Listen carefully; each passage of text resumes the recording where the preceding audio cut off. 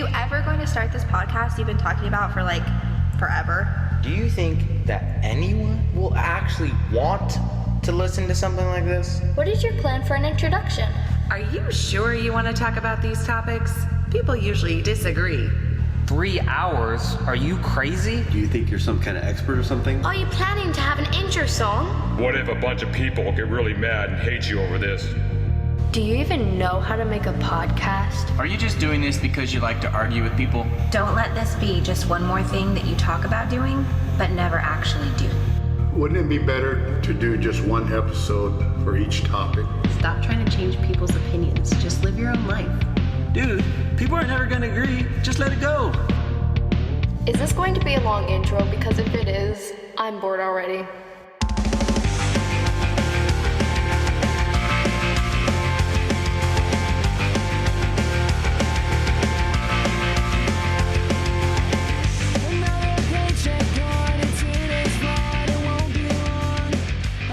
Welcome back. I'm glad you're here. This is episode 13 of the Why Can't We Talk About That podcast. My guest today really doesn't need an introduction, but I'm going to give him one anyway, but not just yet. First, I would like to share a little rant with you. Yes, that's right, a rant. Why? Because the people have spoken yet again and demanded that I bring back these rants. So there's really nothing all you whiners can do about it at this point. I've been getting some flack for using the term conspiracy theorist, and I think this is only because of a misunderstanding of what I mean when I use this term. So, I just wanted to set it straight, so you all know what I mean by this. The basic understanding of what a conspiracy theory is, in my opinion anyway, is a theory that lacks any hard evidence. I am not saying that the American people have never been lied to by the government or anyone else. I am also not saying that we need every single piece of evidence in order to believe something is true. But to me, we need to have a pretty decent amount of evidence, and I mean like real evidence, not hearsay. Even though sometimes hearsay may be right, how can we really know? Oftentimes, we do not have all the facts needed to really make an informed decision. This is where conspiracy theories come into play. To me, this means when someone comes to a conclusion that isn't really based on any solid factual evidence. Usually someone might say something like, "I know that the government is behind XYZ." When asked how they know this, or pressed for any kind of evidence, it's usually something like, "Oh, well, we don't have any evidence because the government is hiding it from us, and every time that somebody finds it, the government has them killed." Another popular response when asked how they know this theory is true is something like, "I know this because my friend's brother's girlfriend's gardener's pet chihuahua's groomer's aunt said that she has a cousin who has a coworker who once dated a guy who worked at a grocery store, and one day this guy came into that grocery store and he had a story about a government cover-up that he heard from his friend's mechanic," and on and on and on.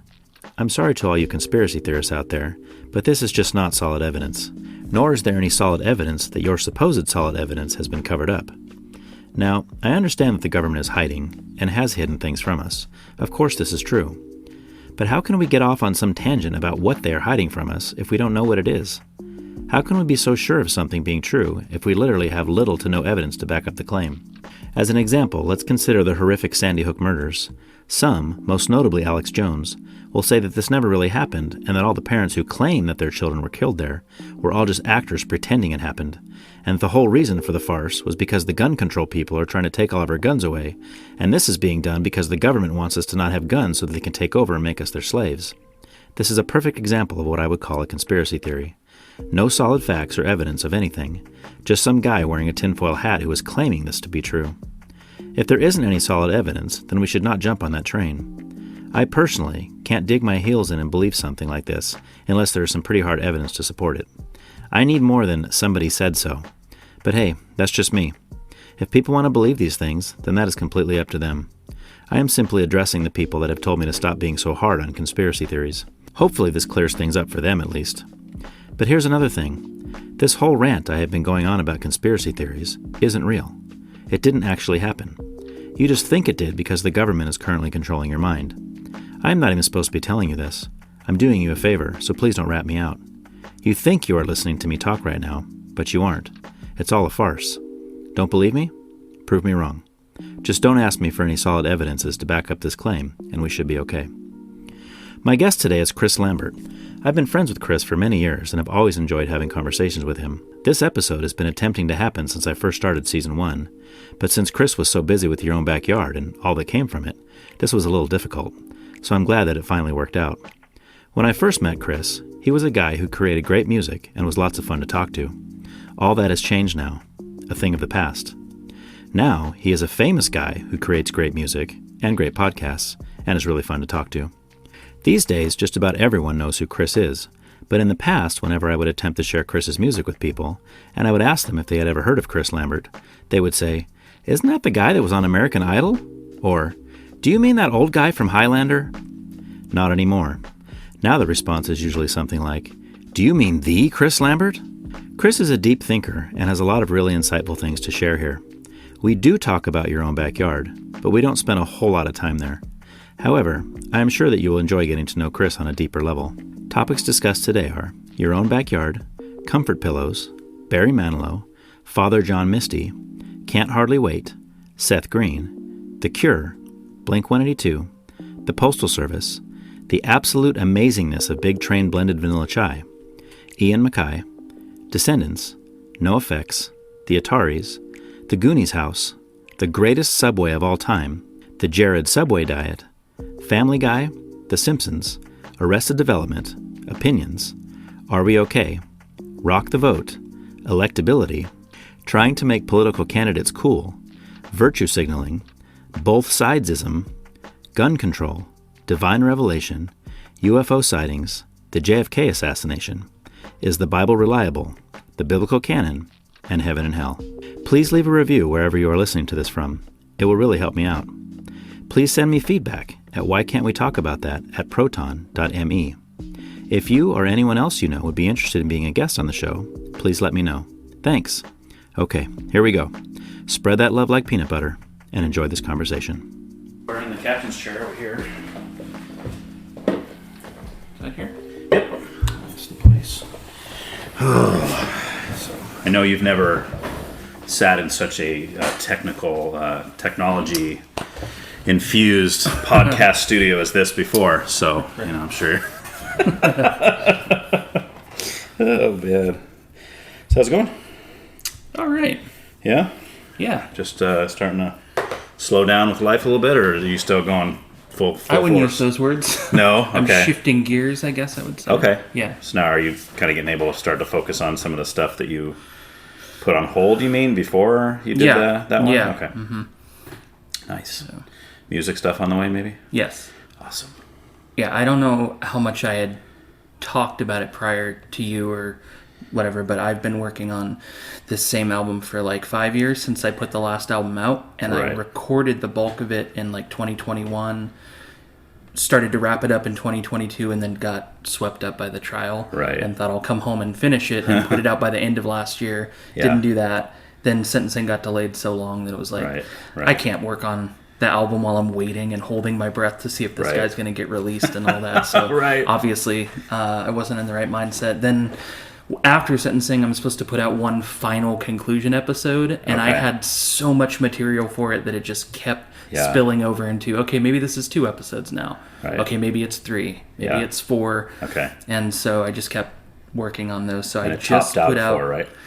Well, I've got the 4 that are out now, but I've still got more material that's going to come out after this. So I'm officially like finished with telling the story, but I've still got supplemental things I want to release. And so, but right now, like it's been about 1 week of not having to do that. So it's about 1 week into trying to remember what life is like. I assumed that since the end of the last one, you didn't say next time. Yeah. That was the end. Yeah. Like I was expecting. I didn't think there was going to be more after that. Yeah, I worked for a long time on how to like end it, and the music cue, because I do all the music for the podcast. The music cue that plays at the very end of that conclusion episode, I had for like a couple months been working on getting pieces together and hiring a cellist to play the parts and stuff like that, and working on these little things. So I knew I wanted it to end on that, and so that was my way of making it pretty clear that I'm done. I didn't say next time, and I left a long trail on the end. And if you listen close, you can actually hear me get up from my piano bench before the final outro music starts playing. So I thought that's a good conclusion. Was that on purpose? I'm done. Yeah. Okay. Yeah, I left it in there as like a kind of, Okay. Yeah, because the third and the fourth one came out like within 2 days, right? Didn't they come out back to back? No, it was within 6 hours. Oh, it was the same day. Put one out in the morning, put one out in the afternoon. Okay. Yeah. Yeah, it was kind of surprising. Yeah. Because there had been such a long gap. I had done that one time before, like summer of 2021. I was going to put out one episode, and it got so long that I thought, okay, I'll split it down the middle here, built both sides, and then I thought it'd be pretty cool if I put one out in the morning.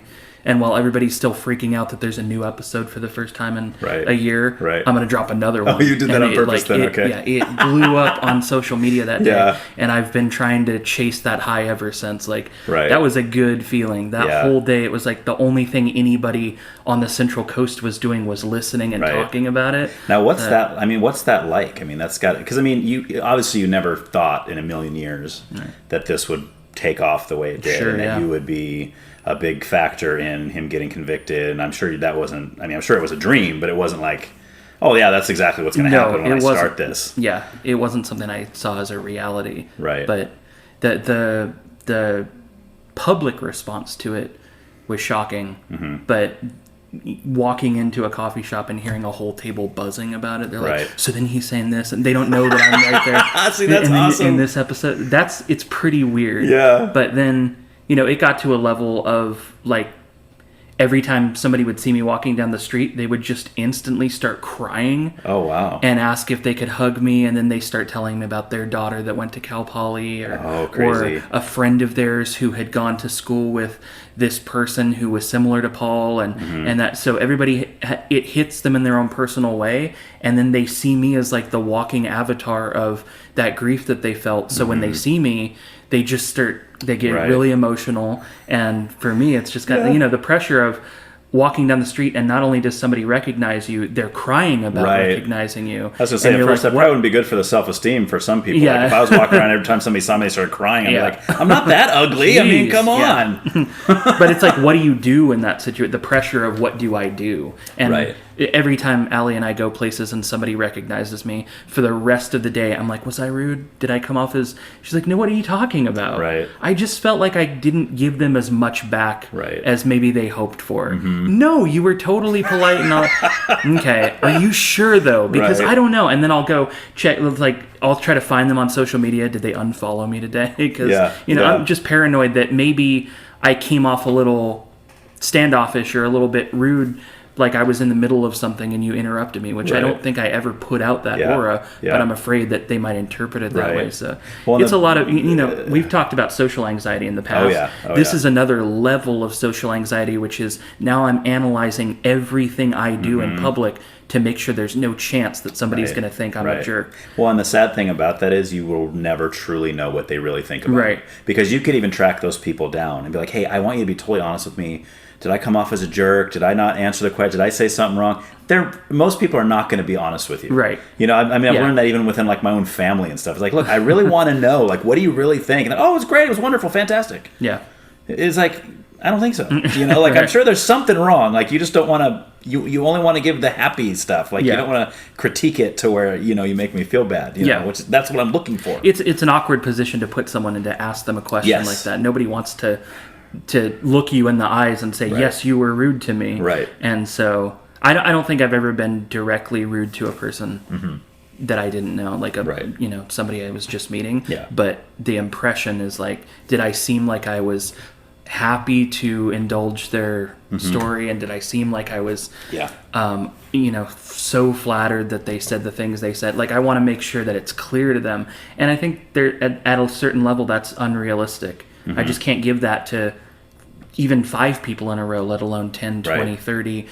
Some of the events that I've gone to where people stand in a line to meet me, and it's like they're here for a meet and greet, but they're not here because they love my music and they want to tell me. They're here because they're like, I also have been through a murder or something very dark and heavy, and it's like, wow, that's a lot of weight for me to carry around, being like responsible for everybody's trauma and grief and stuff when I've got my own. And so, but at the same time, I know how much it means to them. I know when I approach somebody that I appreciate something they've done or like their work, it makes me feel weird if I feel like they really didn't want to be talking to me. Right. So right. I've never really been annoyed that they're talking to me, but right. still, it's probably uncomfortable for you because, I mean, we've talked before about, like you said, social anxiety, and you're not exactly the most outgoing social person anyway. Like, right. you don't exactly thrive in big groups of people. Right. So to have all of that, and even we talked before, like with your music, like you even said sometimes performing live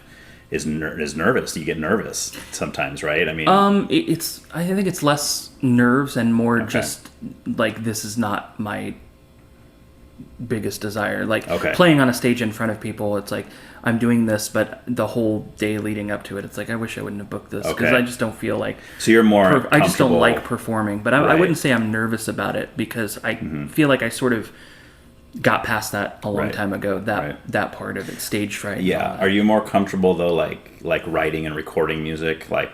Oh yeah, as opposed to playing it live for people. The creative side of things is always my preference. Right. Like the performance side, the entertainment side feels sometimes like a little bit of a burden, or maybe just not my right area. Right. So I don't know if you remember, and this was I remember why you came over one time. I think we were just coming over to chat, and you had brought you had like a big folder, and it had a bunch of paperwork in it. And I was like, what is that? Because we had made a joke before you were coming over about bringing a photo album or something. Like, it was a joke. I was like, did you really bring a photo album over?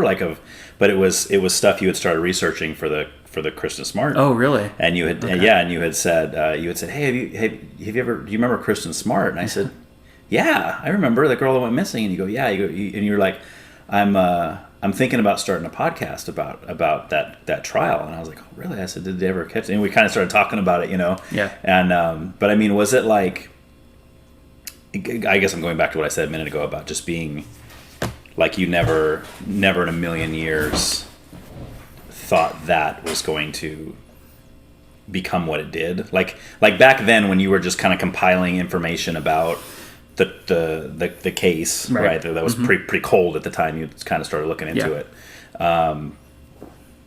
What was your hope back then? Like what would you think would even come of this? Initially it was just, can I make a decent documentary about this? Like, do I have the skills and tools to make a documentary that actually holds up and tells this story? Because I was trying to chronicle 22, 23 years of investigation that had stalled, and what's going on, and the public talks about this, but it doesn't seem like there's progress being made. We all kind of seem to know what happened and where it happened and who was responsible, but so it was like, well, I want to make a good documentary about this, and that was my only thought. So I probably at the time I let you in on it was trying to sketch out, can I make 5 or 6 episodes that are like a mini series about this? Because I've listened to other podcast documentaries and thought this is really well done, and I've listened to some and thought this is awful. This is, how are they not? You try harder. So I just thought, let's see how good I can do. Just like the way I make albums. I listened to music growing up, and then got to a certain point where I thought, can I do this as well as the people I like? And you start from the very bottom. And so I thought, well, I've been making podcasts for years. Like, I know how to use the equipment, I know how to edit audio and get it on the internet, but do I know how to put together a good story documentary? Right. So that was really my only goal, is can I put together a documentary? But obviously once I started delving in and interviewing people and asking them, realized this is an open wound for her family for one, but also the community, like people who went to school with either one of them, and they're just like, what is happening here? Like, why is nothing being done? Why are we not being listened to or taken seriously? And I thought, something needs to get done. And I'm not much of an activist. That's not in my personality, but this is a case where I found myself being like, hello, what are you guys doing on this? And so reaching out to the sheriff's department, trying to get answers, very outside of my comfort zone, obviously, but I felt a certain responsibility once I got in so deep to try to end the story. I'm going to tell this story in a documentary, but it leaves off in this very abstract way, like, and now we're here, the end? What is this? And so obviously, like, trying to track down leads, trying to figure out where her body is buried. That's the ultimate goal, is trying to bring her home to her parents and let the police worry about who they convict or who's responsible and all that. But the goal being, can we find out where she is? So that was, when I set out, just can I tell this story and have it be a document for her parents? Yeah. Like, just to be able to reference or to refer people to, go listen to this documentary if you want to hear our story. Which you were kind of concerned in the beginning, right? Before you had made contact with her parents. Yeah. You were, I think you even told me, and correct me if I'm wrong, but I remember you saying something along the lines of, if I talk to them about what I'm doing and they say we don't want you to do that, you said I would just throw it in the trash. I wouldn't continue any longer. Yeah. And I remember when you did talk to them and they were favorable to it and they were like, oh, this is a good idea, it was like a huge kind of weight off your shoulders. Yeah, because okay, good. By the time I did meet her mom, I'd been working on it for 9 months. So I had all these episodes sketched out. I had people I'd interviewed and tape recorded their interviews, phone calls I'd recorded, and music I'd written. So I already had the presentation getting close to put together. And by the time I reached out to, or coincidentally met her mom, I met her accidentally. Right. But there's no accidents, Chris. Yeah. But if she had said I'm not interested, or they didn't really seem into the idea, I wouldn't have pushed it, and I would have let it go, and I would have set it aside and had it just be this weird moment in my life where for a while I was obsessed with trying to tell this story, and then I never got to do it. Right. That would have been weird. Probably ate at you for a while too. Yeah. But I was just remembering, I don't know if I dug up a screenshot or something that I was talking to Allie about, and I said I had written this whole letter to Kristen's mom that I sent her on Instagram, like as a direct message, and I sent it, and my heart was racing, and I thought, oh no, I hope. Right. And she got on and off Instagram several times that day, so it would give me little notifications like she was on 6 hours ago, she was on 3 hours ago. Oh no, you're killing yourself. She never opened it. Oh. So by the end of the night, I just unsent it. So she never got to see it. And I was like, I couldn't do it. It just scared me. And so I'm kind of glad, because we might have had a different outcome had she read it and been like, I don't know if that's a good idea. Okay. I think a lot of the people that I got to know through doing the podcast said that the moment they really believed that I was in this and that they could trust me was when they saw me in person. Okay. Like when we connected face to face, we sat down and got to talking, as opposed to a message on Facebook or Instagram, which can be intimidating. Exactly. Well, because you can't, and that's the problem even like texting people, right? Like even me and my wife have had problems with this. Like you text something and I mean something and she'll take it, and vice versa, take it a different way. It's like, no, that's not what I meant. Yeah. But that's the problem without like the tone and seeing the facial expressions when you're talking to somebody is totally different than a message, Yeah.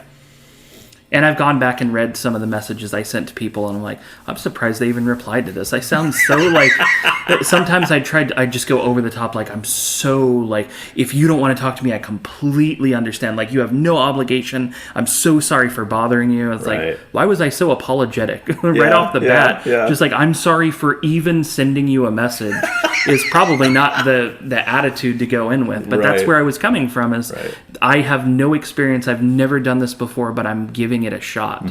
And so bothering somebody after 20-something years of, you told the police this story back then, but nobody's spoken to you since, and now this guy is going to call you, has got to be uncomfortable. So I tried to go so far in the opposite direction of, I'm not here to bug you, and if I'm bugging you at all, please let me know, and I'll just disappear. I'll never talk to you again. And so that was a little cringy going back on that, and I would have approached it differently, knowing what I know now. Right.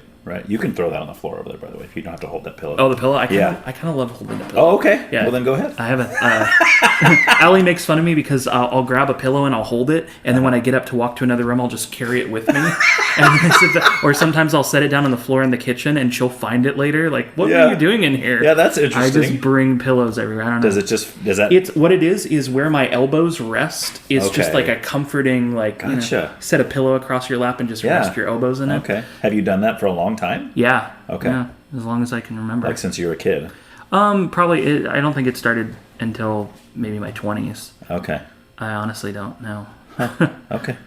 or maybe it was just the first time it was pointed out to me that Right. somebody noticed. I was Right. like, oh, what am I doing? Yeah, I've never seen it. I assumed because it was behind you, it was bugging you behind you, and you're like, Oh. I don't want this behind me, and you just didn't know where to put it. That's why you're holding it. Like when I go to my mom's house, she usually tosses a pillow to me. She knows she just knows. She knows I'm going to grab one. So Okay. it's like, Wow. yeah, when I'm sitting, I like to like have my elbows resting on a soft surface. Okay. All right. I don't know why. Well, there's something new I didn't know about you. Okay. Because I always doing these with people that I know pretty well already are always kind of like, well, I mean, like we kind of already know each other pretty well, Right. you know. So what are we gonna, you know?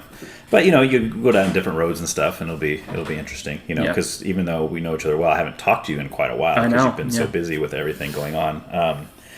But yeah, when I read your email and you said you wanted to go 3 hours, having done podcasts like this in the past, I thought that's pretty like bold Right. to go in because when I would have people over to interview, there were times where I thought this person and I don't have anything to talk about for Right. more than an hour and a half. Right. And sometimes you're tired that day and they just got off work and you're like, whew, and then you get an hour and a half in and you feel like you're pulling teeth. Right. Or they feel that way or something. You Right. can kind of read the vibe. But 3 hours is intense. It's ambitious. So, yeah. Yeah. Well, I mean, when you did Are We Okay, though, there was some that were like 5 hours. Some of them broke, Some of them broke that if we had good chemistry. But yeah. Almost all the ones I've done for this podcast, I won't say all, but almost all the ones, we get to the end and I feel like we probably could. We're only stopping because I'm like, okay, it's been however long, right? And I'll let it go 3.5, sometimes 4, if depending on what's happening, depending on how many breaks we take and that kind of thing.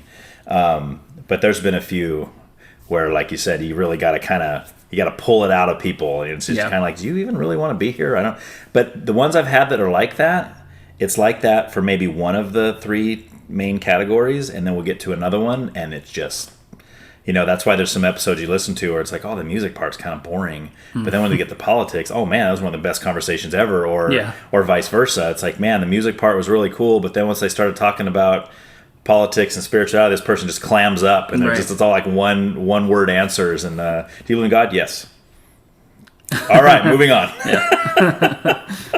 So, yeah. But, so we'll just go and then it's supposed to be free form. I mean, you know about this. I mean, this is very similar to Are We Okay? Other than I have specifics that we're talking about. That's kind of like the only. And I don't have a whole lot of questions. I just kind of throw stuff out there and I just go off of whatever you say and we'll just bounce back and forth. All right, man. Cool. Let's dive in. We'll start out with music. Obviously, you're musical. You play music. You write it. You sing it. And you also enjoy listening to it, as I know. So I like to go back to the first time you remember ever thinking to yourself, "I like that song. I like that band. I like that whatever that is for you." Yeah, that's gosh. I remember a lot of my parents' music. I remember cassette tapes that they had in the car, and things that we would listen to a lot. But if we're talking about personally, my own sort of discovery of music, when I was a little kid, 5 or 6 years old, we lived on South Bradley Road in Orchid, and we had a spare bedroom in our house that we called the office, and it had an office desk, and it just sort of became a storage space. There was just junk in there that was collecting that nobody was using that room, so it became my sanctuary. I hung out in there all day. Nice. And my mom had a stereo in there that had an 8-track player and a stack of 8-track tapes. Nice. And she had Barry Manilow's Greatest Hits. Okay. And I just became obsessed with that tape. I would put it in. And do you remember 8-track tapes? Oh, yeah. So they had the programs on them, so you'd have to listen to a whole program of songs. You couldn't fast forward through. You could only skip to the next set of songs. Right. So there were a couple stacks of songs on that Greatest Hits album that I would just listen to over and over and over again. And my mom was, I think, a little bemused by that it was. Right. It's pretty strange for a little kid to get obsessed with Barry Manilow in the early '90s, but Totally. I think she loves Barry Manilow too, and so.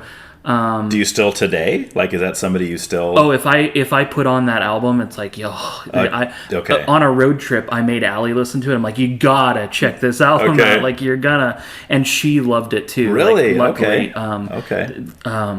wow, Mandy, Ready to Take a Chance Again.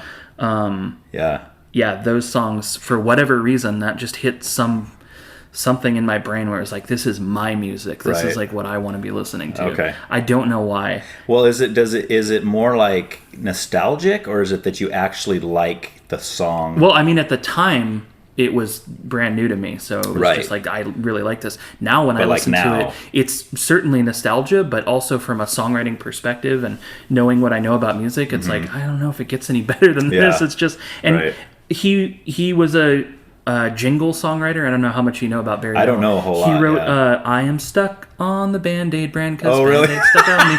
He wrote jingles like that, and so he went into songwriting, and so he's a crafty songwriter, and he worked with other songwriters who gave him really great songs.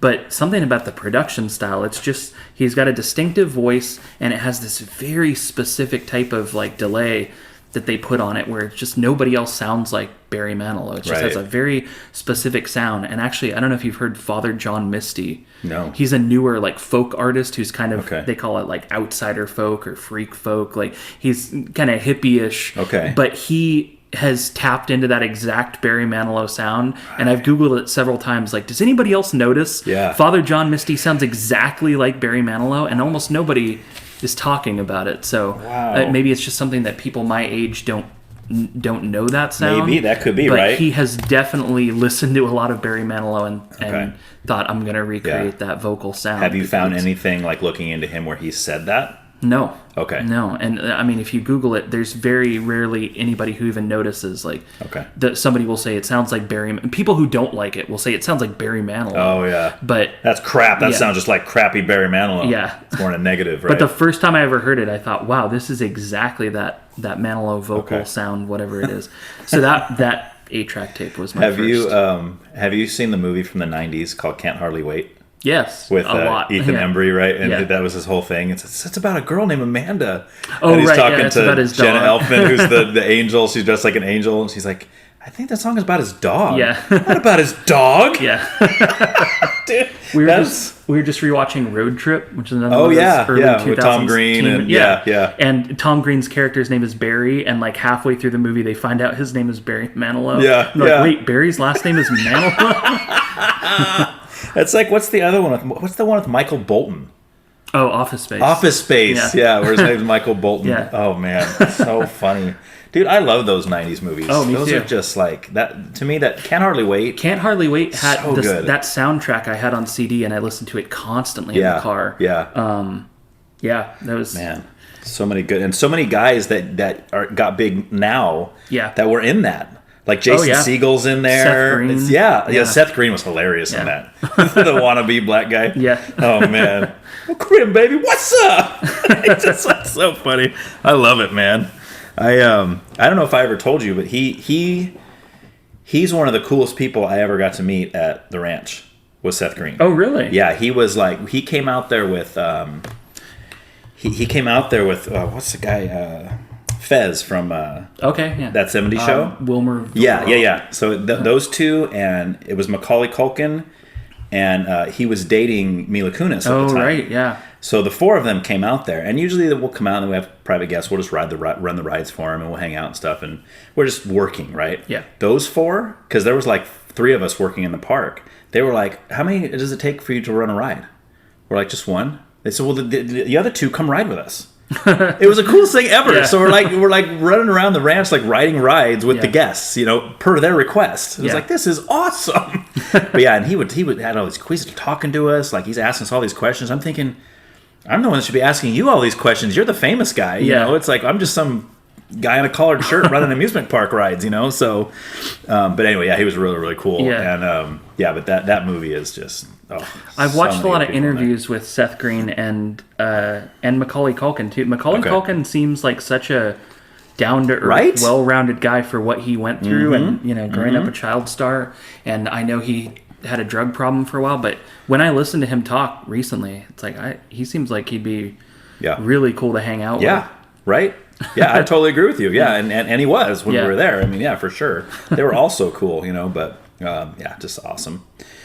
All right, so that was the earliest memory. How about genre? That's a hard one. Earliest or Well, just do you have a favorite? Can you pick a favorite genre of music? I know you like everything. Yeah, I do. I go through cycles of Okay. I just want to listen to this right now, and even things I used to love kind of make me sick. It's like I don't want to listen to that anymore.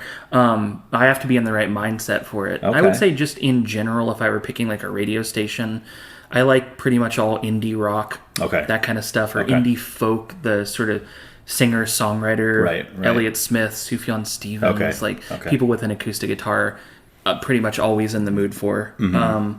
In high school, it was punk rock. Okay. Definitely punk rock and pop punk and right. what pop punk used to be like in the late 90s. Blink-182 and that kind of stuff. Green Day and all yeah. that. The original pop punk bands. Right. And yeah, but I will listen to pretty much anything. And then I went through a huge 80s pop phase where all I wanted to listen to was like pop from the mid 1980s, like the Wedding Singer soundtrack. Yeah. Like I had like new wave kind of stuff. Yeah, I love new wave.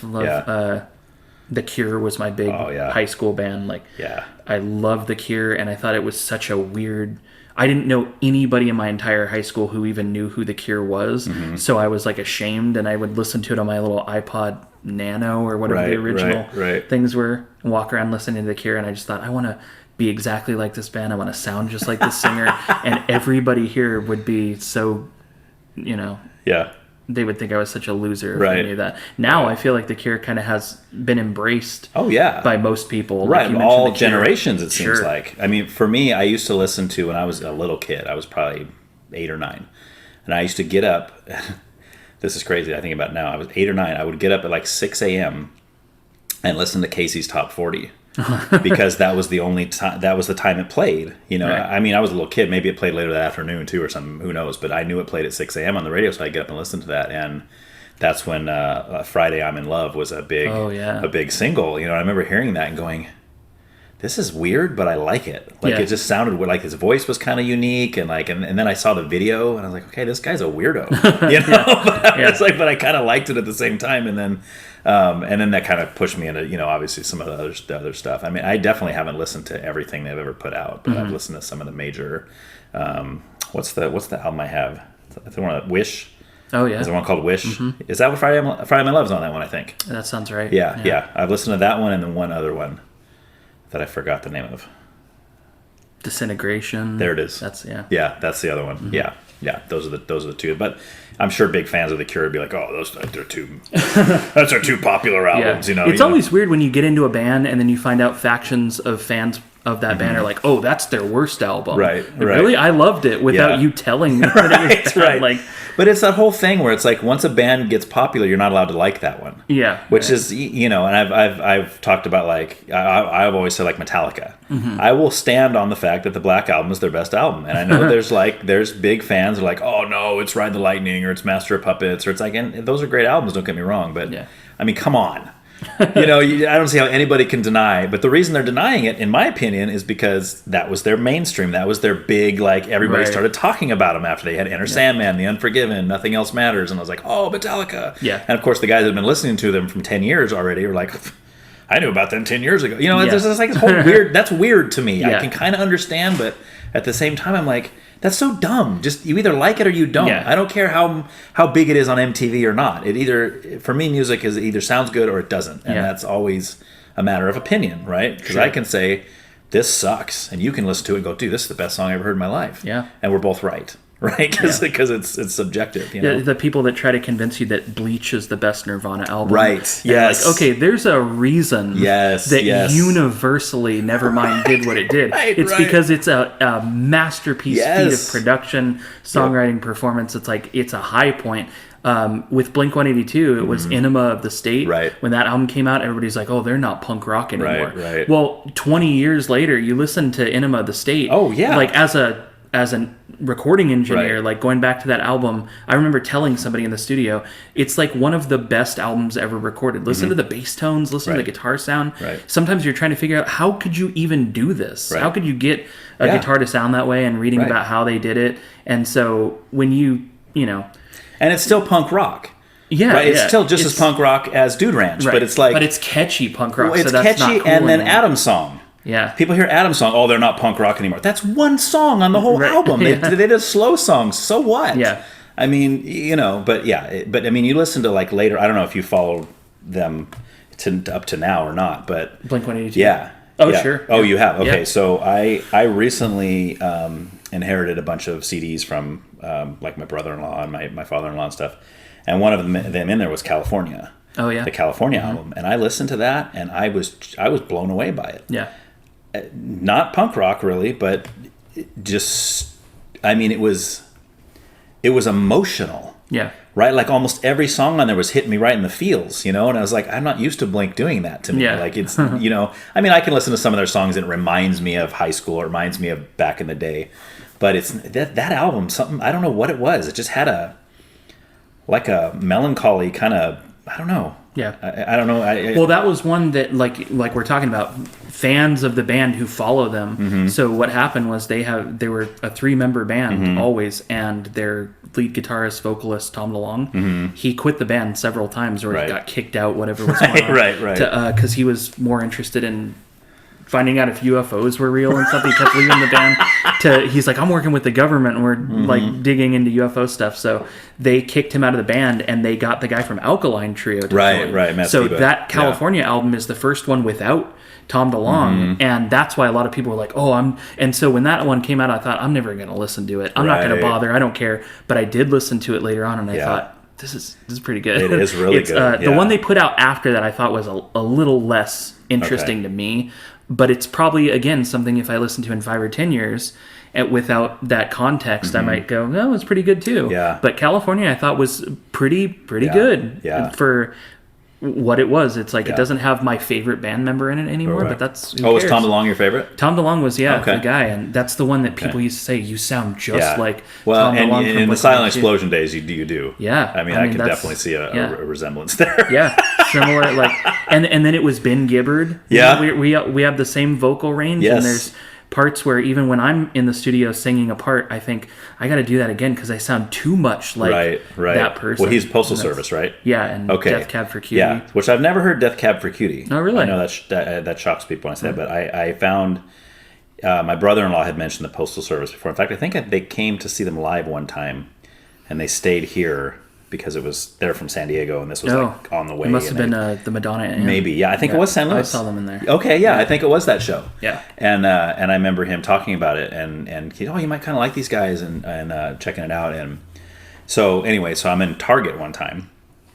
I'd never heard the band before, and I'm in Target, and there's a song playing over the speakers, and I go, kind of like this, So I pull out the Shazam, who is this? And it was Postal Service. Oh man, what was the song? Air? No. Oh. Recycled Air? Nope. No. Oh man, what's it called? Up, above, high, sky. Oh man, it's gonna kill me. Anyway, Such Great Heights. Yeah. There it is. Yes. I was like, I knew something to do with being up. Yeah. So that one was on. I was like, I'm really digging this. So and then it did a week later. I'm in the thrift store because I always go to thrift stores and look at their used CDs. And it was in there. Yeah. That one album they had, and I came home and I popped it in, and I was listening to it, and I told Bethany, I said, hey, who's this sound like to you? Like, who's this vocalist? What is this? She goes, is that Chris? Is that one of Chris's new albums?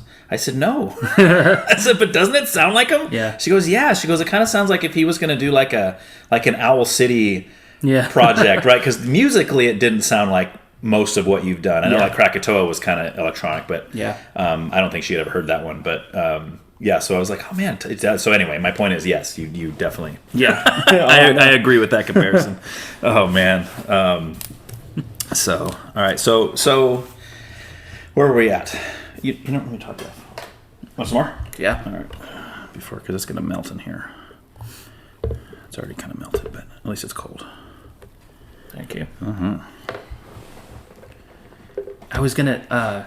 I saw in your email you said we're gonna be drinking vanilla chai. Do you send that to everybody? Yes. Do you always do that? Yes. Does anybody not like it? I have yet to have anybody not like it. I didn't think so. Although I've had people turn it down. And I always try to tell them, I said, if you've ever had chai, don't assume this is, because it's not. It's just not. Like people that are like the hippies and stuff, that I just love chai. Yeah. I'm like, no, this isn't really that, But yeah, I've had guys say, oh, no thanks, I had one guy, try it and said it's really good, but I brought my own coffee. And I'm like, dude, I told you I was going to have, but yeah, almost everybody, because usually, since I know you and I know you like it, but there's most of the time I'll just put like that much in there and I'll say just try it, and if you like it I'll top it off. If not, no hard feelings. I've never had anybody try it and say don't top it off. I had one guy come over that was on some kind of diet where he wasn't having any sugar. He's like, is there a lot of sugar in this? Yeah just a smidge. But yeah, so anyway. I was thinking about on the topic of chai. Have I told you how I was introduced to chai? The first time I had a chai? If you do, I don't remember. So do you remember Coffee DM when it was in the parking lot of the library? Coffee DM. When did you start working at the library? Yes, I do. I started in 2008. Okay. So yes, I do remember, because now it's like a law office or something, right? So I think it was an empty law office building for years when my mom worked at like the original library. Right. And then at a certain point, this woman bought it and turned it into just a small local coffee shop. Right. And so when my parents separated, my dad's schedule was like, my dad would work 12-hour day shifts, and then he'd have one day off, and then he'd work a 12-hour night shift 2 days in a row, and then he'd have 2 days off, and then he'd work 3 12-hour day shifts, and it never made sense to anybody but him. We'd always try to like he's like, look, it's easy. I do Wednesday, I do Thursday. My dad's from Louisiana. Nice. So, but he thought it was easy, but for the rest of us, it was like, I don't understand your schedule at all, because it doesn't repeat. But he's like, it does. It repeats every like 14 or 15 days. Like, that doesn't make any sense, Dad. That's like not mathematically correct, but to him it made sense. So anyway, when he was working a 12-hour night shift, 7 at night to 7 in the morning, he would drop us off at the library, and my mom would take us home, and we'd stay at her house, and he'd pick us up in the morning to drop us off at school. Oh, okay. That was like their arrangement. Right. And so he always liked to get to work like an hour early just in case anybody needed him. So he would insist on waiting in the parking lot for my mom to come out. And the moment she'd walk into the parking lot, he's like, I gotta go. And so he was always in a rush. So it started getting pushed back to where he'd get there early and early. We'd get there at like 5:30. And we're like, Dad, what are we doing here? She doesn't even get out till 6, but she won't be in the parking lot till like 6:15. And if she was a minute late, he'd be like, I gotta go, I'm gonna be late. So anyway, when she opened the coffee shop, it became like, well, we're here for half an hour just sitting in the car with nothing to do. Can we just go in the coffee shop? And so we went in there, and we're like, I was 12 or 13, and we're looking at the menu, and the owner said, have you ever tried a spiced chai before? Okay. No, I don't even know what that is. And she's like, oh, let me make you one. So she made a spiced chai. She topped it off with whipped cream and cinnamon. Was it a blended and tried one? it. It was blended, yeah. And it was like the greatest thing I'd ever tasted in my life. And it became like, every single day that we come here, I need to get another one of those things. Until you tried vanilla. And then that became even better. It was like, but to this day, I have never tasted a chai that matches that first one I had. Oh, interesting. It was like the first moment I tasted it was like the greatest thing I've ever had. You lost and your I chai still virginity. I still love chai, but that I'm like chasing the dragon of that first chai. Right. So anyway, it was but then Coffee DM, it was just a very small, little, tiny, unassuming coffee shop until the Michael Jackson trial happened. Yep. And then because she offered that they had private back rooms, and he and his legal team started coming in there during court breaks, which is right across the street. And so she got she ended up getting very, very rich, and very well known, and I think it kind of imploded after that. I think it wasn't. She wasn't great at managing the success of it. Right. But they shut down. She opened one in the mall. They moved into the mall, and then that one closed down too. And, so that was a bummer. Yeah. And then Corey and I, when we were teenagers, we used to volunteer to like do their yard work and stuff. And at the coffee shop? At the coffee shop, and they'd like pay us under the table for trimming their hedges or something. And so that's cool. The first thing I ever did for money. Yeah, so obviously the whole purpose and reason for that coffee shop being there was to introduce you to Big Train Chai. Right. Some time traveler went back in time and was like, we got to put this right here where he can't miss it. Yeah. Yeah. So for me, it was in the library. Oh, the cafe. The cafe there with Bobby. Yep. That he had the ones that were for years. You couldn't find the chai that they had at Coffee DM, and Bobby's was the first one I tasted. That was like, that's it. That's the one. That's the one. So when we found out it was Big Train, it's like, well, that's what we need to buy for home. Right. Do you go to Smart and Final and buy? I used to. Now I've graduated to Emperor Junkie now, so I actually get it delivered to my door. Every 2 weeks. Okay. Bethany's got it on a rotation where every other Friday I'll get one of those 3.5 pound bags, and she's like, "Well, this is all you get. I mean, you have to make this last 2 weeks," which I've been doing. Even when I have podcasts, I've been doing a lot of these podcasts, and I'll always make a whole full blender for us and stuff. But so far, I've done, and I'll bring them to work with me. I'll usually drink a hot one in the morning, and But it seems to be the right ratio so far. So. Right. But yeah, and I got to use some of my tips from delivering pizzas. That's how I pay for that. Yeah, yeah, it comes out of that budget. So, which is cool. I get it. It's like when we're tight with money. It's like, okay, we got to cut corners on certain things, and you start bringing up cutting out the chai. I was like, okay, I guess I'm gonna have to get a second job. We could let one of the kids go. Right, exactly. It's like, yeah, we're not getting rid of the chai. Sorry, it's just not gonna happen. Yeah, but it's funny because there's you and there's one other female friend that our family has that are only other people I know that are like all on your about level. like all about the Big Train. Like I know a lot of people say, "Oh, I like chai. Chai's okay," but it's like, no, you don't understand. Yeah. This is like, it's got to be Big Train vanilla, and it's got to be blended. I mean, blended is the best way. I mean, the hot's okay, and then iced is, my daughter likes to drink the iced, but it's just. Yeah, so there's just three of us against the world.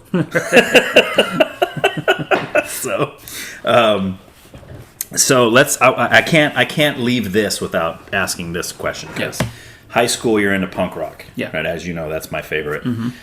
So you're in high school in what, in the mid 2000s? 2002 to 2006. Okay. So that was probably more of the pop punk kind of era then, or like well, that's Charlotte, what was Blink-182. That's what was popular, sure. Okay. But I was digging back into like the influences of the newer bands. So what were some of your favorites during that time? So in 8th grade, I remember very vividly going to a friend's house who had a book about Blink-182. It was like a book that they had written about when the band formed. Okay. That was the first time I'd heard of Blink-182. Like, I knew their songs from the radio and all that. Right. But he let me borrow this book, and it was all about their early days of like pressing cassette tapes at home and then going on the road in their van and trying to sell a box of cassette tapes.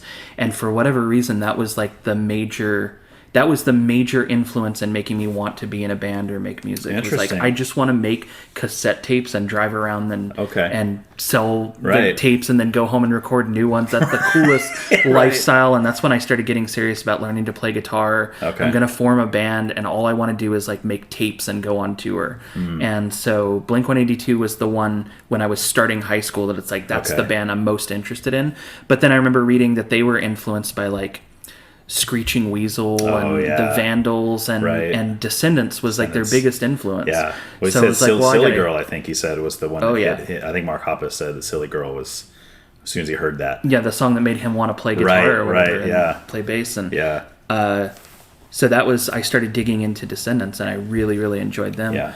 And I tried a little bit of all the punk rock stuff, and there were certain bands I just never really understood. Like, I never could get into the Clash. Me neither. Like their radio hits, it's like, that's catchy, but I never understood the sort of reverence for the Clash. And maybe just because it was early. They're seen as like some of the pioneers. I but like Sex Pistols. I kind of liked a little bit Buzzcocks, and the Ramones I really liked though. So there were. I think I tended towards the more like cartoonish punk rock bands like Ramones and Descendents. So Descendents was the big one that when I heard Milo Goes to College, I was like, okay, that's what I'm looking for. That's what I want to do. Greatest album of all time. Yeah. Man. So that's one that kind of opened that up to me. Yeah. And then, but what was getting popular when I was in high school was like, at least punk rock wise, was the more, I think Green Day put out American Idiot in like my freshman or sophomore year, and that was, you've heard that one, I'm sure. Oh yeah, right? I have It's that like their one. rock opera. Yeah, I have their. And then catalog. all of the punk rock bands started doing that the next year, so they all put out like their rock opera. Right. And I started getting less interested around that time. It was like,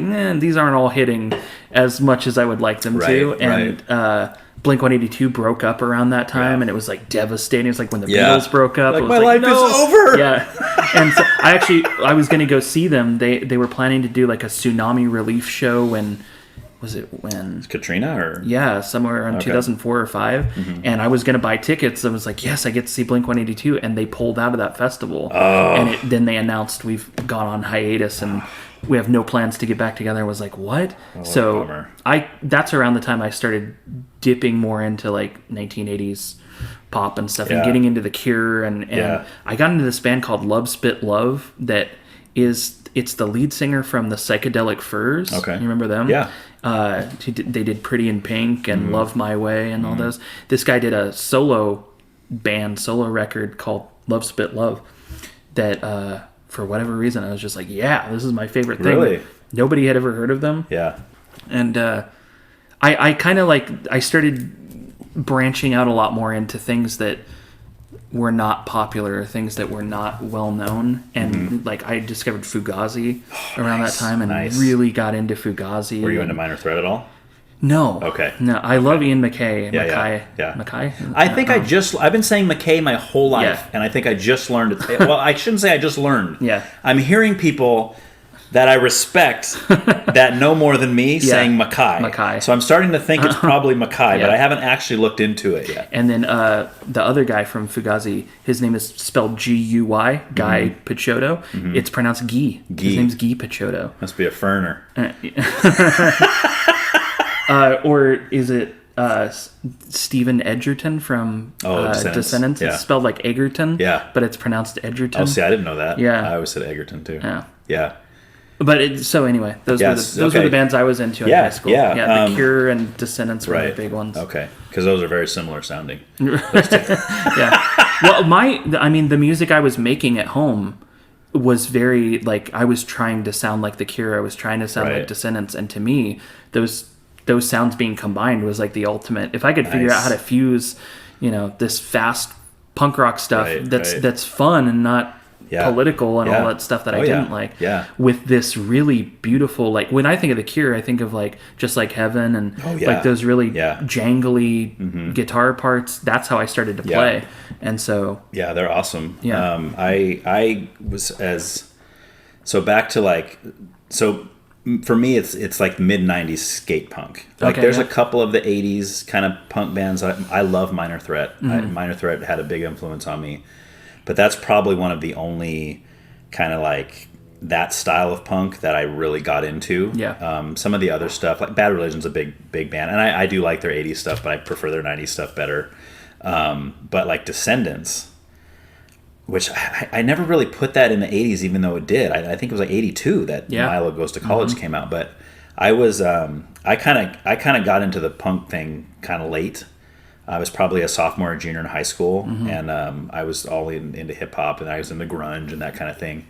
But I had started getting into hip hop or punk, and then I had one of the Epitaph comps. I'd never heard of the Descendants, and it had Coffee Mug. So Coffee Mug is the very first ever Descendants song I ever heard. It's like 30 seconds long, and I was like, it's kind of cool. It's kind of cool once you learn the words to sing along to it, because it's like it's fast, right? And you're like da da da da da, And I had never really gone beyond that. Well, then I moved to San Diego. Because that's where Bethany moved when we were kids, and we had just met, and I followed her there, thankfully.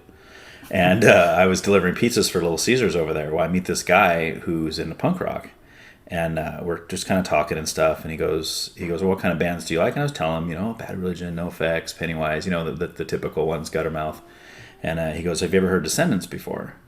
And I said, oh yeah, I've heard the song Coffee Mug, right? Which is like, that was like their 90s comeback album. Everything Sucks, right? And I was like, yeah, that's pretty cool. He goes, check this out. And he hands me Milo Goes to College to listen to on my next delivery.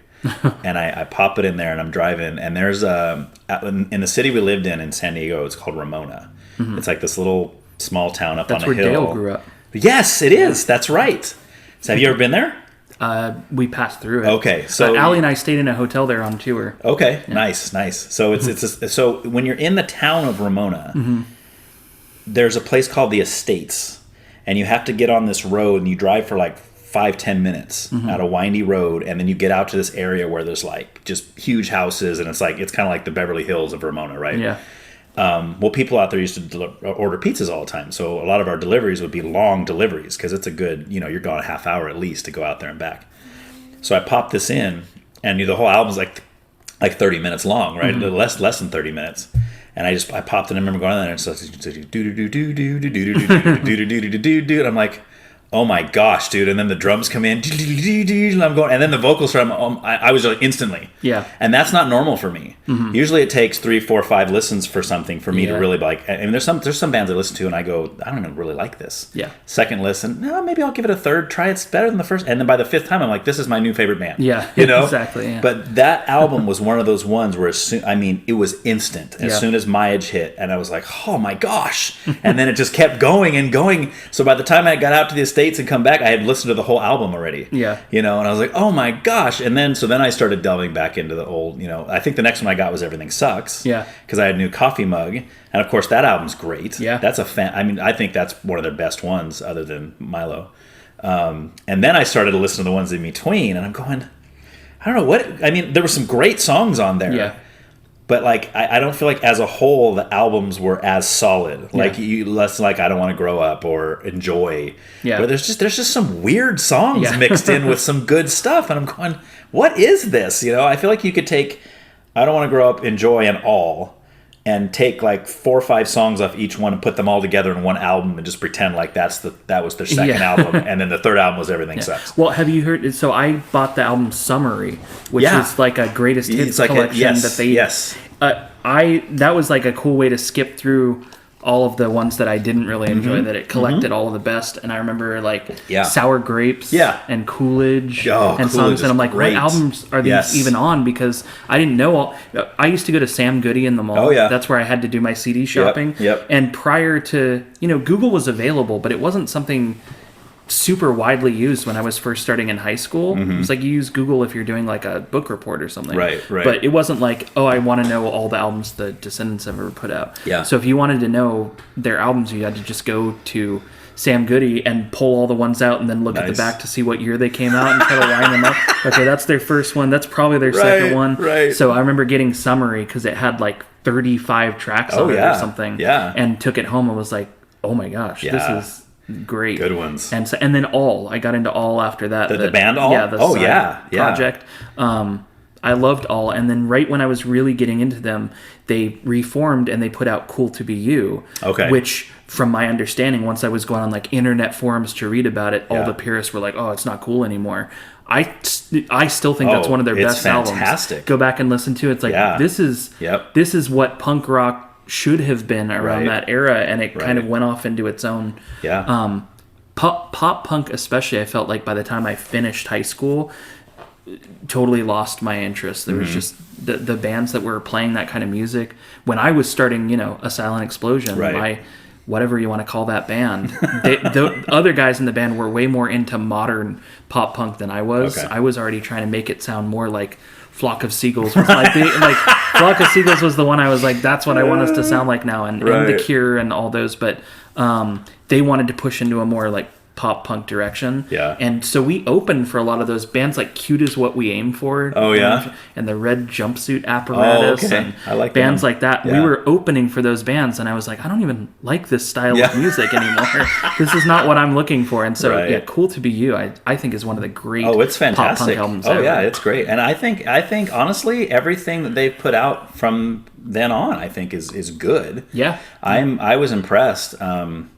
Even what was that new one they just Ninth and Walnut? Yeah. Have you listened to that one? Yeah. Where it's like songs they wrote way back in the 80s, but they're recording now. I was like, this is great. Yeah. This is you can tell it's not the same Milo from the 80s as far as his vocals, but he sounds good, man. And my brother-in-law just saw them play, I think it was down in Ventura somewhere. And NOFX was there because NOFX is on their final tour right now. Oh, right. Yeah, they broke up, or they're quitting, I guess you should say. Which it's time. It's time. Oh man, I remember in high school when I bought Heavy Petting Zoo and my mom saw the cover and was like, "What is this? Yeah. Why?" And that was the cool thing about when I started to get into those bands was that at first my parents I would play some songs really quiet, or I would memorize when it cursed and I would turn the volume down and turn it back up. Nice. And I was really nervous for what they would think, but at a certain point I remember playing my mom Cheshire Cat by Blink-182. Oh, okay, yeah. Which has a bunch of songs about like diarrhea. Right. And Was it Benoit Balls? Benoit Balls is on there. And I played them for her, and she was like half like head in her hands, like, what have I done? Why am I letting you listen to this? But the other half like laughing. And so I remember playing her certain things and her starting to appreciate the dynamic of the band and getting to know how they joke on stage. And then we listened to the Mark, Tom, and Travis show, which was their live album, which is like the dirtiest live album of all time. There's like some really raunchy things. Right. And I think I was really testing the boundaries of what was okay. And I wasn't allowed to say those words. Right. But listening to them, I was like, okay, if this is what you're into. That's awesome. You mentioned Heavy Petting Zoo. That one, I came into NOFX at the live album. Okay. So that was about 96. I heard They Suck Live. I heard They Suck Live, which to this day is one of my all-time favorite live albums. I think it's fantastic. It's funny. They hit most of their awesome songs from that time. Yeah. So, I mean, I look at NOFX from, I don't know how familiar you are with their catalog, but so like The Longest Line. I think when they put out Ribbed, there's a song on Ribbed called L.A., Okay. Get out of my way, can't you see I'm from LA? So I think when hearing that song, I think that was the sound. Yeah. They did that song, and then you listen to The Longest Line, and then White Trash, and then Punk and Drublick. And to me, so from like Longest Line to the live album, which came out after Punk and Drublick, that's the best NOFX era right there. Yeah. And then when Heavy Petting Zoo came out, I was excited at first because it leads off with Homophobic or whatever, and it's real fast, kind of a song, and then I appreciate it now. Yeah. But I remember coming off of Punk and Drublick, this just total awesome punk album, and then going into that where they had just some weird kind of like just not them, right? It just sounded so different, and it used to be like when El Jefe would sing, they'd be funny songs, and then now he was like singing like these ballads and stuff. Yeah. What the heck is this? Like, what is this? And then it's all sandwiched in with some of these just awesome punk riffs and really good fast songs, So, and I feel like after that, every album was like that for them. Yeah. To where back to the Descendents again, right? It was like every album has some fantastic punk rock songs on it. Yeah. But then also some stuff you're like, I could never listen to that song again, and I'd be totally okay with that. It's just funny enough, the one that I really thought struck the best balance that was War on Errorism. Yeah. So that came out of my freshman year too, and it was like every one of my friends bought that album, and so it's like I have to buy that album now. And it had this like clowny picture of George W. Bush on the front, and I was like, I don't like political music, and like I don't want to listen to this. But you put it on, and it's like, whoa, like it's really good. But then it has a couple of those ballady songs, but they're super catchy. Right. Do you remember the song She's Nubs? Yeah. It's a song about a woman that used to come to all their concerts that didn't have arms or legs. She's in a band now too. Is she really? Yeah, I forgot her name. She's got what does she play? She's a singer. She's in a punk. Like, how does she hold the instruments? Oh man. Oh, but yeah, that album was hugely influential when I was first getting into that style of music. Was like that's what, and then going back. But I want to say it's Heavy Petting Zoo has Whatever Dee Dee Wants on it. So we had a next door neighbor when I was growing up that was like 4 or 5 years older than me and Corey, that was like a latchkey kid. He was always home alone, and he ended up spending a lot of time at our house because my mom was like, you can't just be home alone. Like, your mom's working all day. Just come over and we'll feed you and stuff. And he was a huge pain. Like, my dad, he drove my dad crazy, but I think my dad kind of liked him too. Right. My mom used to tease him all the time, and she wouldn't let him curse in our house. So when he would, she'd like chase him around with a wooden spoon. Like, you have to learn. And he was a big influence on my brother and I growing up, because it was like, he's cool and he's older than us, but he was also kind of a jerk, right? And he was a troubled kid for sure. But I remember him bringing over a cassette tape of that album and playing us Whatever Dee Dee Wants, and I was like, this is a pretty good song. Like, I don't know what kind of music this is, but I really enjoyed that, and I was probably only just 10. So that was your first NOFX song? Yeah. Okay. Yeah. And I didn't know it was them for years until I heard that album. I was like, that's that song. You're like, hey, I've heard this before. Yeah. I love when that happens. Yeah. Because there's like songs that just kind of fade away, and you're like, and you just kind of forget about it. Yeah. And then you're listening to something, and like you said, a whole album, and then it's in there. It's like, oh, wait. Yeah, I've heard this before. And then it all floods back. I love when that happens. That's so cool. But, but I mean, I think I'm sure a lot of people disagree with me, but it's time for them. I mean, they've been a band for 40 plus years. I mean, they've been around since like the 80s and gone through the whole, you know what I mean? Like it's like when a TV show announces they're going to do their last season, everybody's like, no, keep going. You're going to hate it. You're going to hate it if they keep going. Nobody ever likes it when it goes past a certain point. Yes. That's why. So I always appreciate with a TV show where the creators decide to end it. Yeah. That's the best because then they're going to end it the way they want to. They're going to write in an ending the way it's other than just getting canceled. And you're like, and they try to throw something together in the last 2 episodes. Oh, everybody. It was a dream the whole time. Yeah, exactly. Right. It's like, what? Yeah, I hate that. But yeah, so. Oh, I love talking about punk rock with people who know what they're talking about. It's awesome. Doesn't happen very often, but. And then, okay, wait, before we move off. Yeah, go for it. Hitler Bad, Vandals Good. Huge album that I listened to all the time. And then I got into Blue Skies something next. Ataris? The Ataris album. Okay. And I started listening to that a lot. I think I traded one of my friends at school. Like, we would trade CDs. Like, I'm tired of this one. You have this. I'll take this one. And one of them gave me a couple Ataris albums. Listened to them and loved them. Got obsessed with them. And my dad at one point picked one up and he goes, "Is that Mike Davenport?" And I'm like, the bassist of the Ataris? And he's like, "I worked with that guy. Like, he's stupid. He's stupid." And he started telling me these stories. So he had worked with the bassist of the Ataris up on Orchid Hill when Unical was up there. Right. And he was probably in his early 20s, and my dad was in his early 30s at that point. And he had long hair down to his back. And at some point, he got his hair like caught in one of these machines that's like pulling him in, and it's going to crush his skull. And so all the guys had to rush in and try to like cut his hair before it pulled him in. And he's like, the whole time he's doing that, he's going, "Oh man, this is awesome. This is cool. This is awesome." And he said, "That guy's stupid."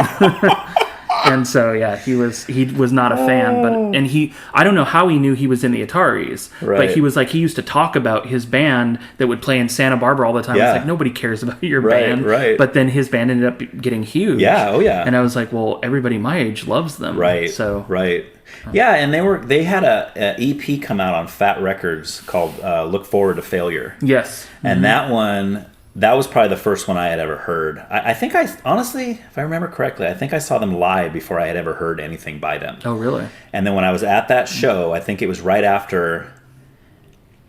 I don't think Blue Skies had come out yet, because that "Look Forward to Failure" came out right before Blue Skies, if I remember correctly. Right. But they had "Anywhere But Here," which was the full length album they had before that EP. And I remember buying those 2 albums at the show, because back then you go to a punk show, the album's like $5. Yeah, it was awesome. It was like, dude, I bring $20, I get 4 albums. But so I used to do that, and then I loved that EP. Yeah, me too. Because it has that song most people haven't seen. So the song that most people haven't heard, this song about Claire Danes. I don't know. What's the name of it? Oh shoot, I have that other one in my head now. I can't get it out. I had "You're better off without him." Yeah. Don't call him. Yeah. He's breaking your heart. Exactly. That's not that one. San Dimas High School Football Rules. That's Your Boyfriend Sucks. No, Your Boyfriend. Those are great songs too. I think Your Boyfriend Sucks is the one we just started singing. I think that could be. Yeah. It's gonna kill me. The one that has that cool bridge with the guy, and he's like, "Listen, if you put her in the car and then you walk around. Yeah. If she doesn't undo that lock, like that's from what's that movie? It's Bronx Tale. De Niro, right? Yeah. Mm-hmm. No, he's talking about ever since I saw you on my so-called life. That's what it's called. Oh, yes. I've been writing you these letters asking you to be my wife. Yeah, because she's on that show, My So-Called Life. Okay. Yeah. And then he even says in the one part, "Today I hijacked a plane and wrote your name across the sky, Miss Claire Danes. But they were waiting on the ground to take me straight to jail." Yeah, so that's one of my all-time favorite. Yeah, I love that song. Anyway, but San Dimas High School Football Rules was on that album also, even though it was re-released on Blue Skies. Yeah. And I think probably Blue Skies is their best album. Yeah. I mean, I think later on, So Long Astoria has some really moving, like... I just heard that for the first time because Allie and I went to Astoria, Oregon. And on the drive up, I was like, I haven't heard this album before. Let's just put it on. It was pretty good. Yeah. It's so feely. Yeah. Like, it's one of those... And the Ataris have always been this way for me, but I think that album especially is very... makes you remember being a kid. Yeah. Even though... what he's talking about isn't necessarily my childhood, but there's just something about the way he's writing, like So Long Astoria, like it's like like you're becoming an adult, you're leaving childhood behind, you're growing up, it's just it hits me. And all the little references to the Goonies, which is one of my favorite movies growing up. Yes. So when you guys drove through Astoria, did you drive through some of the parts where they filmed that? So we went to the Goonies house. Oh, you did? Okay. Which I guess has been a controversial, they've had a lot of foot traffic through there, so the neighbors hate people. Yes. And so we weren't going to go, and we went to a coffee shop and said, like, what is there to do around here? And the barista was like, oh, the Goonies house. And we said, we just read about it online, and it says nobody's allowed there. And she said, actually, a new owner just bought it last year, and they're like welcoming guests. Oh, nice. So we parked and walked up. We took pictures, and you just see it from the outside. Okay. But yeah, I mean, it's so recognizable. Where he does the truffle shuffle, outside the fence and stuff, and you see the view. It's like we were looking from. Like anywhere in that town, you just have this amazing view of the bay and that bridge that goes over it. It spans to Washington State, I think. Okay. And Short Circuit was also filmed there. Oh, really? So we found the house from Short Circuit. I didn't was know like that. Very recognizable too. Oh, wow. And so we got to see a couple of those. That's so cool. It's such a pretty area. It is. It's just all trees everywhere. We actually went camping near there. Because as you know, my cousin lives in Camas, Washington, which is just north of the Oregon border. Yeah. Like when I go visit by plane, I fly into Portland. Yeah. And then we drive 20 minutes to his house, right? He's like right there. He's barely into Washington, but his church was having a camp out one of the first times I went up there to visit and it was in Oregon, and it wasn't in Astoria, but it was right by there. Yeah. So we drove through there. And there's a big, huge bridge. Yeah, that's you drive in. Yeah. So we drive into there. We cross that, and there's when you get into Washington, there's like a World War II fortress. Yeah, I don't know if you know what I'm talking about. Yeah, I've been there too. We went there. Okay. And didn't realize until we were coming back. Oh, I guess we technically crossed into Washington while we were there. Right. Yeah. Halfway through that bridge. Yeah. I've been to that fort. Okay. Yeah. We've toured that too. Yeah. That's one of the cool things we've done up there too. I love that area. But yeah, so we went and you drive through Astoria, and in Astoria was the best Subway I've ever been to. Like Subway sandwiches? Subway sandwiches. Okay. It was fantastic. Really? I was still a vegetarian at the time. And this is I'm so glad I'm getting an opportunity to talk about this because this is so important. All the other Subways used to charge you like $1 for avocado. Yeah. Right? So this one, if you got a veggie, because you don't get any meat. It's just all the so you're getting a meat sandwich without the meat. Yeah. All the same vegetables that they would put on a meat sandwich, and they're still charging you the full price. Yeah. So this Subway, when you got a veggie, the avocado was free.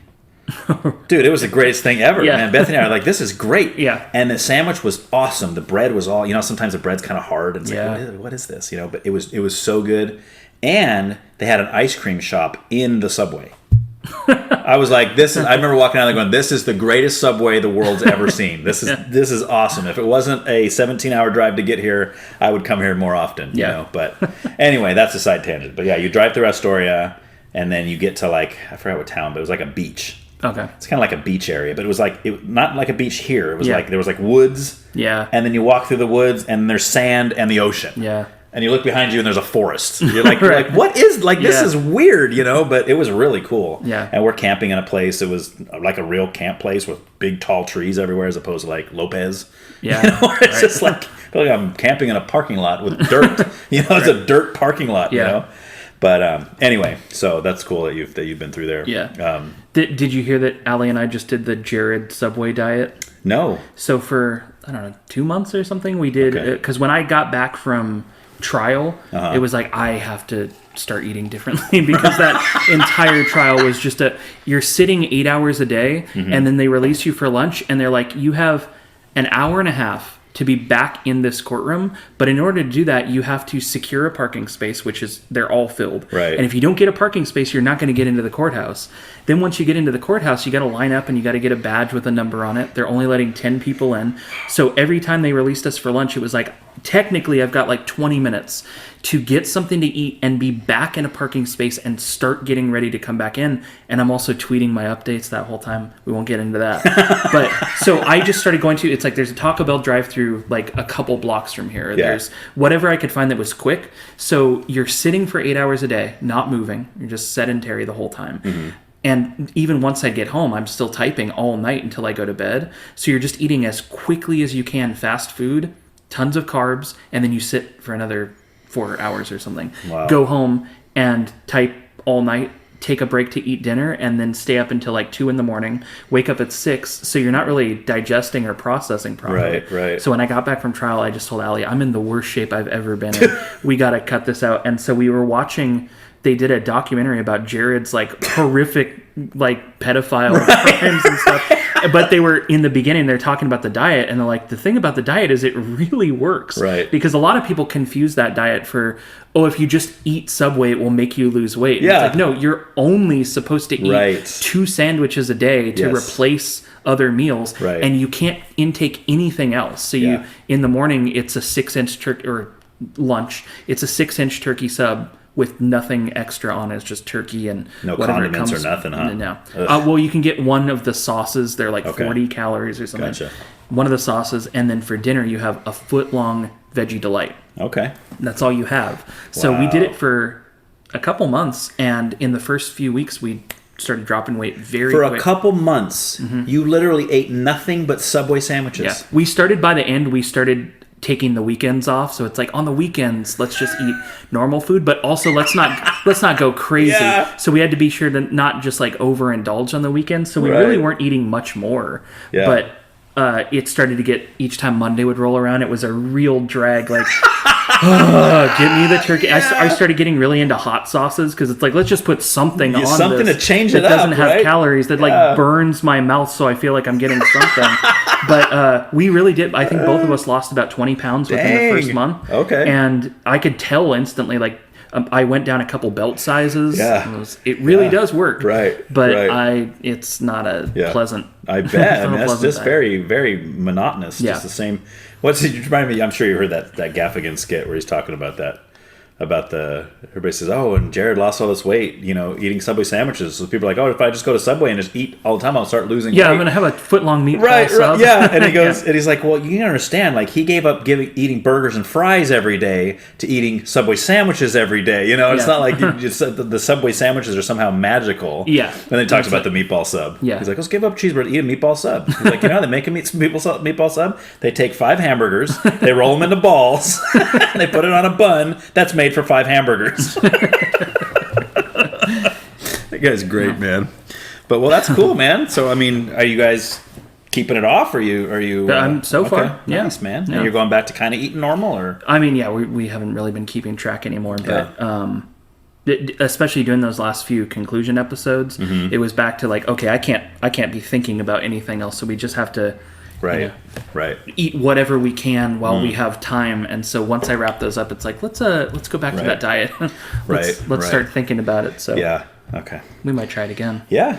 Whenever you're getting the hankering for a turkey sub. But avocado is I think avocado might be my favorite food in general. Good. Yeah. So that's been so good. Huge. I liked it way before the hipsters started liking the avocado toast. We grew like, up with like my mom would cut open an avocado and sprinkle a little salt on it and eat it with a spoon. Yep. That's one of my favorite foods. There you go, man. It's good for you. It's what they call a healthy fat. Yes. Right? I've heard that. Yeah. Donuts aren't. Donuts are I saw one of those. Fat. I don't know if it's a Far Side comic or like one of those little comic strips, and it's a husband and wife, and she's like crying, and he's like, "I said you're the good kind of fat." Yeah. Oh man. All right. So before we leave the music, could you name top 5 favorite bands of all time or artists? Ooh. I mean, it would be right now. It'd be like this mindset, and I'm going to hear this when it comes out and go, "That's not why." Right. You'd be like, I hate 3 of those now. What are you talking about? Yeah. In general, I would say my number one is always the Beach Boys. Okay. Just Brian Wilson in general and everything he wrote for the Beach Boys. Wilco is one that when I got into, it was just everything they've ever put out, I think is fantastic. And Blink-182, I would probably have to put on there because they've been just consistent throughout my life. Well, and plus the big influence that it had on you in your own musical, pivotal at the time that I discovered them. And then, man, it really is tough after that because I listen to so many different things all the time. Yeah. I would, like, if we're going in terms of, like, pivotal or, like, the impact it had on me, Elliott Smith, when I discovered Elliott Smith, I think changed my life again in that way, where I was just starting to think about leaving my pop-punk band, and how am I going to do this alone? Like, you can't be in a band by yourself. And then I discovered Elliott Smith. And it was like he came out of a grunge band, essentially, and just started playing very gentle acoustic guitar and singing. And he did it. And I was like, okay, so there is a path. So it made you think you could do that too. It was the inspiration for me to leave a band and just try to do it by myself. And so definitely Elliott Smith and everything he ever did. What band was he in before? Heat Miser. I never heard of So that. they weren't huge, but they had a couple small hits in the early 90s. And then he left the band in like 94. Okay. And put out like a little cassette tape that was just him and acoustic guitar, and then he got a record deal. And so he's been mostly a solo act. Yeah. There's one song by him that was on a Lookout Records compilation called A Slice of Lemon. Have you ever heard of that? No, that doesn't sound familiar. It came out in the 90s. Are you familiar with Lookout? You obviously I know you know Screeching Weasel and the Queers and that kind of thing, but there was a and it was released by released by Lookout Records, but it wasn't all Lookout bands. Okay. Yeah. If that makes sense. Like, he was on Kill Rock Stars. Yeah. If you remember that label. label. I remember that one. Yeah. And I wish I could remember the name of that song. I'll look it up when we're done. And I'll tell you. I'm sure you've heard it if you're a big Elliott Smith fan, but I want to say it's when he first started. It was probably mid 90s maybe that this compilation came out. And there was some weird stuff on there, like stuff that I've there's been like a song that I'm like, oh, I love this song, really, and trying to find anything else by that group or band or whatever, nothing. Yeah. Like, literally the only song they ever made was that one that's on that compilation. and then they broke up or something, because you can't find anything else by him. I'm like, oh, what a bummer, because that was a really cool song. But anyway, so that was 4. Gosh, it's really, I'm just going to grab, like, the first one that popped into my head was Bon Iver. So okay. Another. You mean Bon Iver? Yeah, if you uncultured.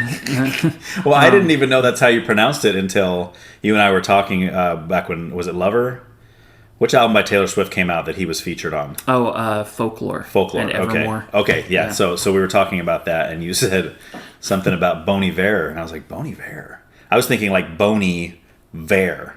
Yeah. Like, I've never heard of this guy, and you said, oh, he's on the new Taylor Swift album, or whatever. And I was like, well, I've heard the new Taylor Swift album. Who is he talking about? And then you said, well, it looks like Bon Iver. I was like, oh, yeah. I know Bon Iver. Okay. Yeah. I remember he won a Grammy in like 2011 or 12.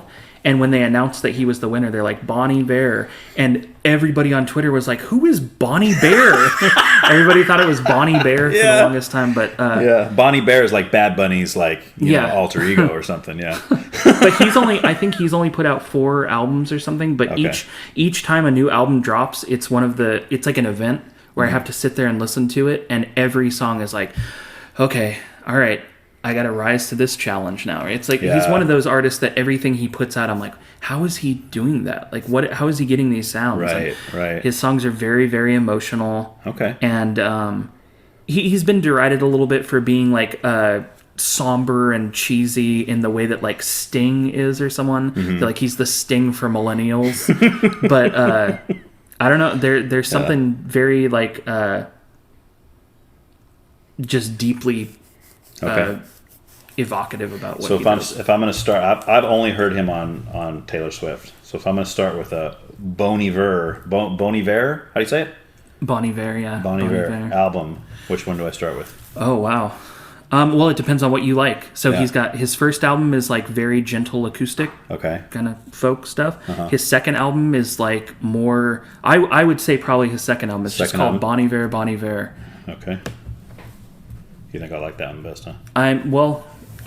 We'll see. Yeah, we'll see. I mean, you know my musical taste pretty well, so. And then after that, he sort of went a little more in the electronic direction, and lost a lot of his earlier fans because they're like looking for more of that gentle stuff. But he's one of those artists where you gotta kind of go on the journey. Like, all of his albums are good, but for their own mood. It's like, this is a good fall album, this is a good winter album. Which shows talent. Yeah. Right? When somebody doesn't, I mean, anybody can do the same kind of music over and over and over. Right. I mean, not anybody. I mean, I can't. But I mean, someone who, you hear a lot of these bands and like every album is just like, okay, it's more of the same. Yeah. Different lyrics, a little bit of different sound, but it sounds the same. Right. And then there's bands that just totally change the style. And it's like, whoa, this is like a whole new band, you know? Which of course ticks off a lot of the fans of the original stuff, because like, what is this? Yeah. You know, but I'm kind of with you where I like, well, I guess I'm both. I appreciate that. Like I said, I think that shows talent.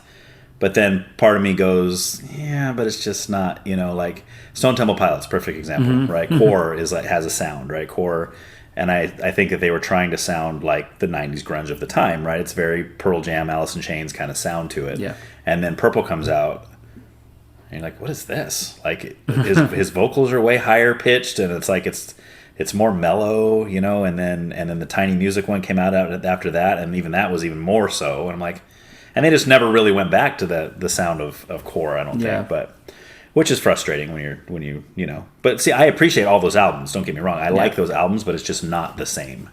And part of me is like, oh, what would it have been like if they would have done like another album like Core? That had some classic songs on there. That early 90s grunge thing that happened and the impact of Nevermind when it came out. What's really interesting, like as a just almost like a music anthropologist, if you study the way that happened, it was like every band got labeled the next Nirvana, but it's super interesting how it splintered into all these different directions. And so you had like Smashing Pumpkins came out of that, which their first couple albums, you can hear how they would be that follow-up to Nirvana, but then they put out Melancholy. It was like, what is this? And then one of my favorites, Sunny Day Real Estate, that came out of that, where like they put out their first album. It was like, you can see how it's an offshoot of that sound, but it's completely its own thing. And it's almost like the Nevermind, Nevermind was like a sledgehammer in music at that time that just broke off into all these different directions. And for like 10, 15 years after that album, bands were still trying to sound like that in their own way. Bands like Puddle of Mud and Creed and all of them. It was like, this is a very Nirvana sound. Oh yeah, for sure. Here's just while it's off the top of my head, here's a controversial thought that I shared with Allie not long ago that I thought I would stand by this. Is that the song All Star by Smash Mouth is our generation Smells Like Teen Spirit. Oh, wow. And I'll stand by that. That is pretty controversial. It is, but, it was a super cheesy, catchy song. But listen back to it now, I think I mean what I say when I say, you know what I mean? Where it was like, Smells Like Teen Spirit wasn't the best Nirvana song, but it was just an undeniable hit. And it's like from the moment it starts, you're like, this is catchy to anybody who listens to music in a way that Stone Temple Pilots, Pearl Jam, they didn't have like that universal of a hit. But Smash Mouth, and this like kind of silly, cheesy late 90s band, they put out this song, and if you listen to it with a discerning ear, it's like, it's not that different from something like Smells Like Teen Spirit. It's got a similar, it's the kind of the sing-along verse that builds into a heavier chorus that drops back down for the verse again. It's that Pixies formula, if you got into Pixies. A little bit. That soft, loud, soft dynamic, they sort of... Is that Where's My Mind? That's Pixies, right? Anyway, I just wanted to get that out in public for people to know that that's I don't know. You might want to cut that out, because... That might be the one thing I ask you to remove. That might be the thing that gets you canceled. Blame it on the chai. Well, I'll tell you. I had a lot of chai that day. I don't know what I was thinking. This is the chai talking. No, but it's like, I'll tell you this. Smell Like Teen Spirit comes on anywhere that I have control of the volume, it's getting cranked. Like, no matter what. I mean, I put it in my iPod on, I have a block rocker, and I'll play it when I'm in the shower. And I've put on shuffle, and that song will come on while I'm in the shower, and I will get out of the shower to turn it up and then get back in the shower, because it's got to be cranked. But I tell you what, whenever All Star comes on, that doesn't happen. Well, that's not your generation. That's why. Oh, okay. See, I think somebody my age, if they're being honest with themselves, turns that song up too. But a lot of people are ashamed to associate that song with that. But I'm coming at this from a purely like scientific perspective. That's what I'm saying. This is all like I'm You're not saying the one song is as good as the other song. No, not at all. You're just saying this song means to this generation what this one did to that generation. I think it fills the same space, I'll say. Because I think people my age, that was one of the first songs we learned every word to. And when it would come on the radio, you sing every word. But within a year or two of it being out, it was like, no, this is cheesy now. We're not allowed to sing this.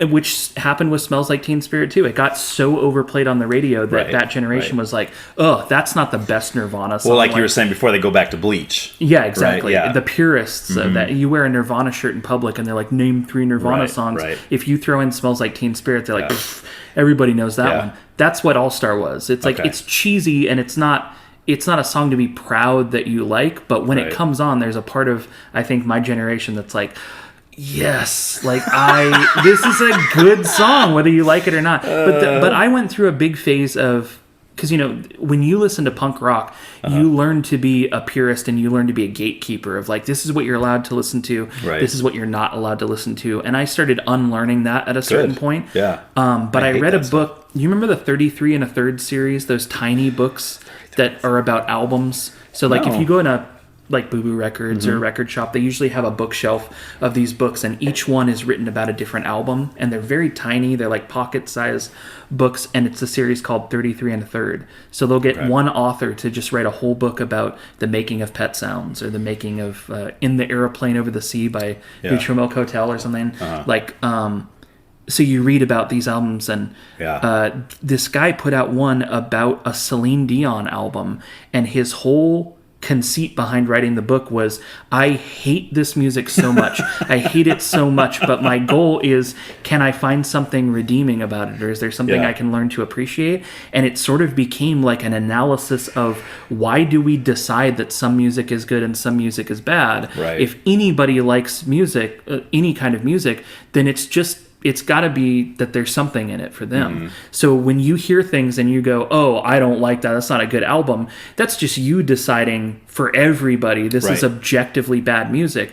But there are people who don't agree with you. So maybe when you hear an album that doesn't hit you the right way, learn to at least say, well, it's not for me. Yes. But it's still, somebody likes it. So with that mindset, I started getting a lot less precious about, you're not allowed to like that song or something. And that's why, like, something like All Star is like, you're not supposed to say that's a great song, but it is a great song. If you sit down and you learn it on guitar or piano or whatever, and you're like, oh, that's interesting how they do this chromatic walk down in the chorus that's not quite what you would expect for a song of that time. And they have, the DJ scratches that was very of the late 90s, early 2000s. But somehow it just holds up. And it became a meme recently. I don't know if you like scroll through social media stuff, but you see where they'll play it and it's like, here's All Star, but if it was like a ballad in a minor key. And the lyrics are so cheesy. It's like, somebody once told me the world is going to roll me.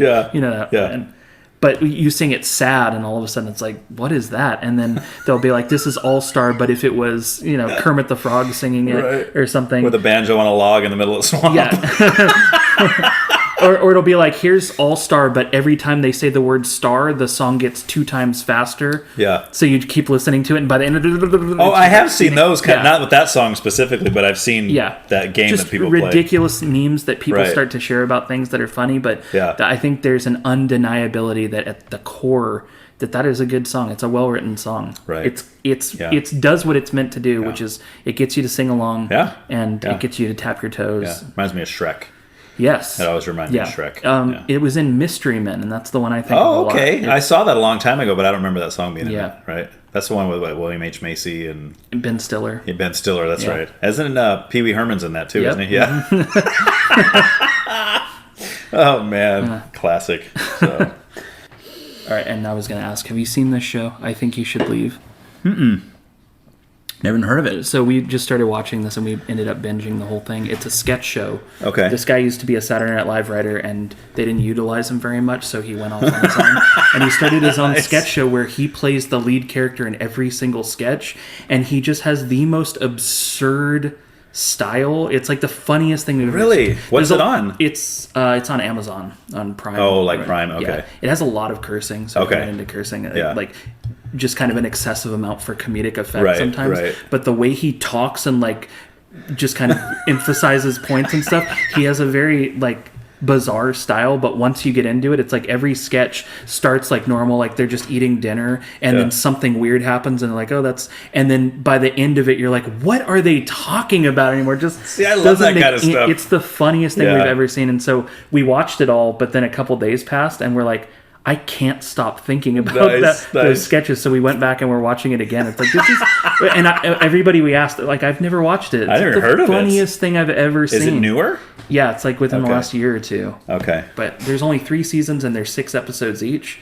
So we watched them really quick, but it wasn't till pretty far in where we're like, okay, this is really funny, right? It's very, very funny. It's like clever in a way that no one's ever really done it before. Yeah, it's that level. I really like absurd humor. Like, I like when people take things to like a Looney Tunes cartoon level of like Family Guy. Where Family Guy will just take things so far where you're like, what are we even talking about? You ever watch like the one where he falls and hits his knee and he's like, ah, and he just does it for a minute straight. And he just keeps doing it, so then like it gets not funny, and then it circles back around to being funny again because he's still going.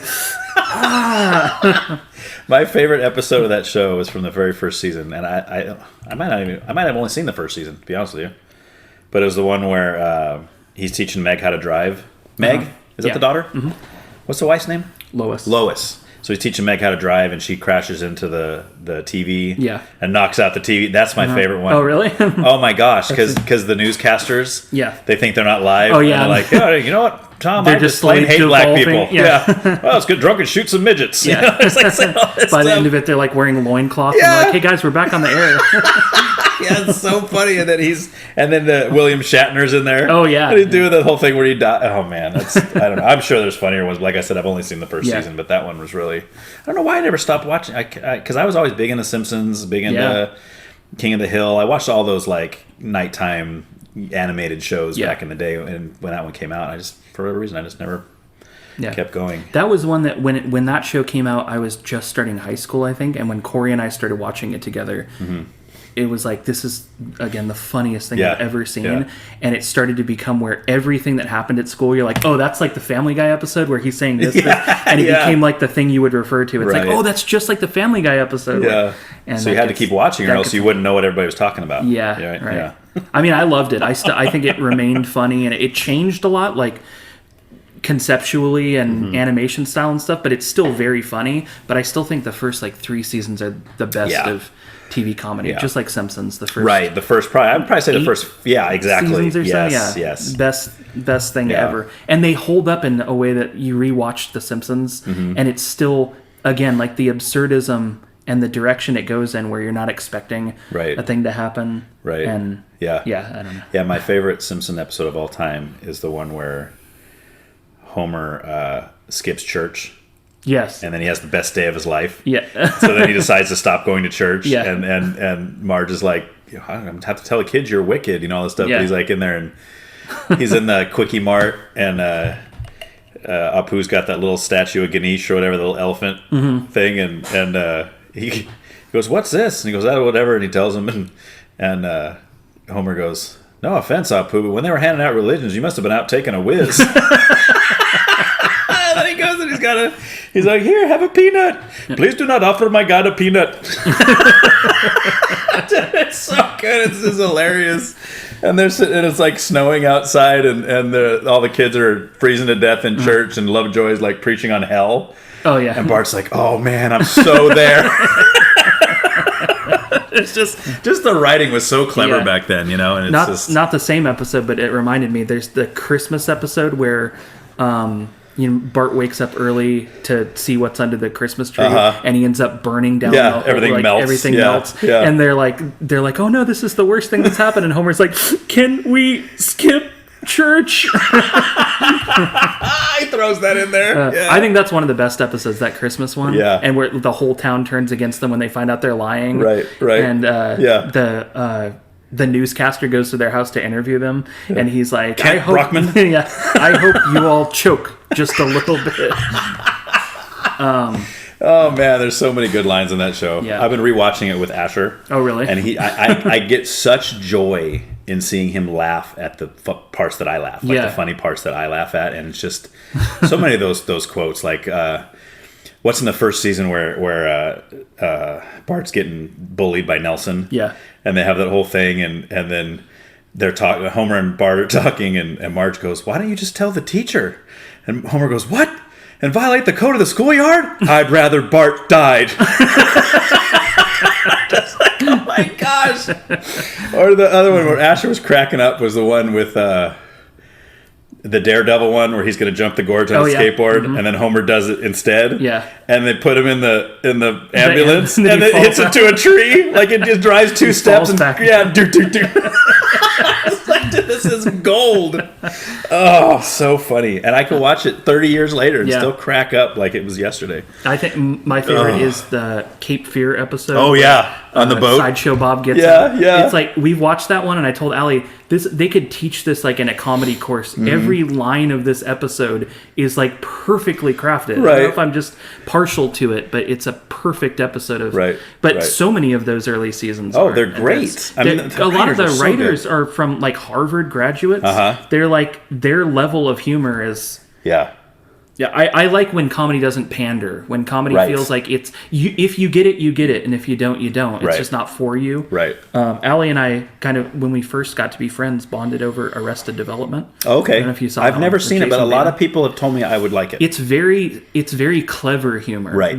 And it's very layered and it's fast paced, but it's not formulaic in like the sitcom sense. Right. So it hits on a level where if you're not paying attention, you're probably going to miss 4 or 5 jokes, and there's probably something written in the background that's going to be a reference to a later episode. Right. That if you're paying attention, you're like, oh, that he ends up losing his hand later on, and that's why. Like everything kind of lines up. But we connected on that early on. Like, am I the only one that thinks this is a really, really funny show? Why is nobody talking about this? Well, I know a lot of people that watched it. Yeah, I think it had a renaissance later on where people started to discover it. Okay. But when it was on the air, apparently it got canceled because not enough people were watching it. Interesting. So we had to buy the box sets on DVD and watch them, and it's like, this is the funniest thing ever. How were people not watching? And then it came back after that? Like, yeah, they rebooted it and did like a 4th and 5th season. Okay. Yeah. Okay. And now when that first came out, that was kind of like Jason Bateman's like comeback, right? Yeah. Because he was gone forever. He was like an 80s teen he was star, all Teen over Wolf. the 80s. Yeah, he was Teen the Wolf second 2, Teen right? Wolf movie, yep. And he was in, there was a TV show about a family, and he was like the oldest brother, and he was like a hockey player. Oh, man. I forgot the name of the show. Oh, I don't know if I saw it. I can picture all the people, but I can't remember any of the actors' names except for him. But that was like the first thing I ever saw him in. Yeah. You know, because his sister was the one on Family Ties. That's right, yeah. Yeah. Justine Bateman, yeah, exactly. So, all right, well, that was a cool little a little detour. All right, so politics, man, where you at? You have any thoughts there? You following along? I mean, there's 2 types of politics, right? There's like government stuff. Yeah. Then there's just like world stuff and country stuff, like what's going on that you think needs to change, what's going on that you wish was different, kind of thing. Yeah, I'm always following along. I always give Allie a hard time because she's like a master of just burying her head in something, and I'm like, you didn't hear about the thing? Like, you didn't hear about that thing happening? She has no idea what I'm talking about sometimes. Right. But then on the other side of the coin, sometimes I keep up so much that I'm just frustrated all the time. Yeah. And it's like, I need to stop reading. Yeah, because it makes you get your blood boiling. Yeah. I'm pretty disillusioned with how hard it is to get like very like straight, unbiased facts from anywhere now. Yep. It feels like everywhere you get your news from, I read this and I fully believed it, but then I actually went and read the law, and that's not at all what they're saying. Why does it keep... Well, the sad thing is most people don't do that. Yeah. They just listen to it and they go, oh, I'm going to run with this. Yeah. Any big incident that becomes a massive, like, countrywide, like, discussion where, you didn't hear about this thing. It's like, it can never be the way you're describing it. There's just no way it's as basic as you're describing it. And then you go read and think, yeah, this is the exact opposite of what you've been saying. Right. So part of me is just so disillusioned by that that I try as much as I can to remove myself from it. Right. And I always read about the topics just so I sort of know and have a boilerplate understanding. But I'm very disillusioned politically in general. I'm not a political person. I think you know that about me. I'm very nonpartisan in a lot of ways. I don't feel that either side aligns with a lot of the things I believe. I find myself getting frustrated with both sides over things that I think this is such a basic misunderstanding that you're like very intentionally ignoring the facts the other side is. It like you grab onto the most controversial part of what they like or whatever and just destroy it. But then they do it to you too, and it's like I try to stay out of it, but I always keep up on elections. Okay. And I don't think I've voted for president in the last 2 elections. Okay. Because by the time they got down to the end, I was like, I can't in good faith vote for either of these people. You don't like either one of them, yeah. But then people always try to throw that back at you, like, well, if you don't vote for in the last couple elections, it's like if you don't vote, you're basically voting for Trump. And I was like, how? How am I voting for Trump? That's not how it works. Like it's and when with the way the Electoral College works, I feel like the popular vote is pretty pointless. It's mostly for numbers and optics and all that. And sometimes it feels like your vote is a throwaway, and other times it just feels like, well, I just don't want to put my name under either of these. I don't want to put my name on these petitions. If you have to choose one of these people, I choose not to choose one. It's like when somebody asks you, like, you want a red cookie or a blue cookie, and you're like, I'm just not in a cookie mood today. So they're like, well, you're basically picking the red cookie. And like, no, I'm not hungry. I'm just going to have a piece of pie instead, But I found myself very like, one of the things that I really enjoy is that since Allie and I have been together, the 3 presidential elections we've been together through, is we make an event out of the debates. So like going back to the first Democratic convention and the Republican convention, we will watch every televised debate and we'll order tacos. Nice. And we'll just sit there and we'll like cheer for the ones we like and we'll boo the ones we don't like. That's fun. But we always, the part that sucks is you always end up finding people that it's like, okay, I would vote for that guy. That's somebody I would definitely put my vote behind. And they never get the primary. They never even get a few percentage points. So when you see when things shake out and you're like, how is this guy the one they ended up picking? He was like 6th when it came to the caucuses, and then by the time the caucuses were over, the other 6 ahead of him just stepped aside and were like, vote for that guy. Like, I don't like that guy, and neither does most of the country. But that's when you're left with those choices. It's like, I don't have to put my name on either of these people because I'm going to feel gross about myself having voted for either one. I cannot get behind the lesser of two evils argument. I feel like there is no strong argument for voting for the lesser of two evils or ever choosing the lesser of two evils. That when you're in a position where your two options make you feel bad about yourself, like, why are you going to try to bully me into picking one anyway? I don't have to. Well, that's why. Let the rest of the country pick them, and I'm not going to be happy about it one way or another. But I'm also not going to throw a fit and burn down buildings over it. That's just not like it will just be something that's like, great, that's who we got stuck with. But I didn't have a better choice, so I wouldn't have been any happier with the other guy. So I haven't left the house to vote in the llast 2 presidential elections.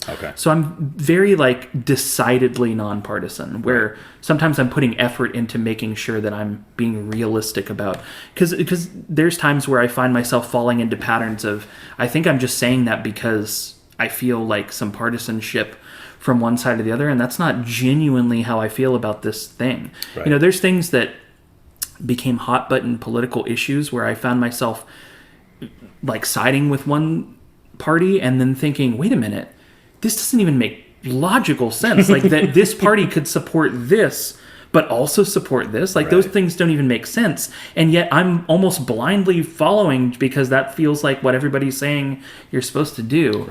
And so a lot of times I find myself just checking myself, making sure that I'm actually thinking and being honest about what I feel about certain topics. So a lot of it, when it comes to discussing it publicly, it's like, I feel like there's a level of decorum that needs to go with it. I don't want to tell the world how I feel about abortion. It's like it's a very personal thing that I have my opinions on, but sometimes I feel like they're very hard to verbalize in a way that doesn't come off with missing a lot of points. It's like, well, I don't mean it like that, but it's very easy to put it that way if you just pull a little sound bite out of what I said. So I've been more careful, especially since I became locally recognized when people notice me. You can say famous. I feel like, I don't want to say famous, but I was going to say locally, a public figure in our town at least. A little more self-conscious about expressing things that are going to forever represent my mindset, and particularly about recording it. When we're talking and we're recording something, it's like, I don't want to say anything that I'm not going to stand behind 10 years from now. And even with my own podcast, when I did Are We Okay? We did off-the-cuff conversations where I said how I felt about something, and then I get a negative review, like, how could you say that about this thing? Yeah. And I think this stuff doesn't age well. Right. You know, sometimes you express how you're feeling in the moment, and then somebody will pull that out and use it to get you fired 10 or 15 years later. And you're like, I don't feel that way anymore. Yeah. Well, it doesn't matter because you said it then. Well, how do you feel about that, though? I mean, do you think that whole concept is something that needs to be like done? Like, in other words, do you think that people should be able to have whatever opinion they want, and they should be able to share that opinion in whatever forum they want to share it, without having to worry about losing your job, without having to worry about getting death threats or people hate? I mean, like, it's just an opinion. Yeah. Like, it's not like you're doing something to physically harm another person. Right. You know what I'm saying? Like if my opinion is, I don't like that guy's face, that's an opinion. But if I take that opinion and I go punch that guy in the face because I don't like his face,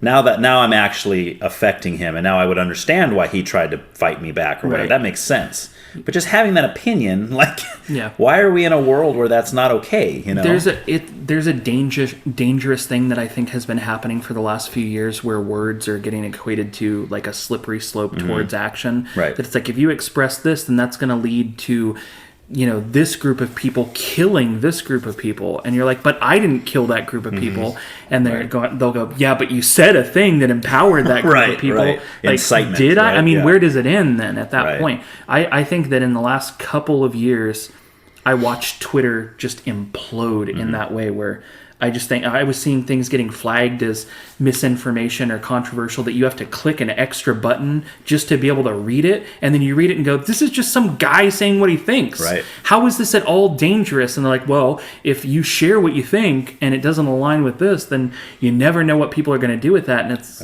I just think, well, that's always been a risk. That's just the risk that if somebody takes somebody's information and goes and shoots up a school, then the person that shut up the school already had some I mean, that person was going to do something eventually. Right.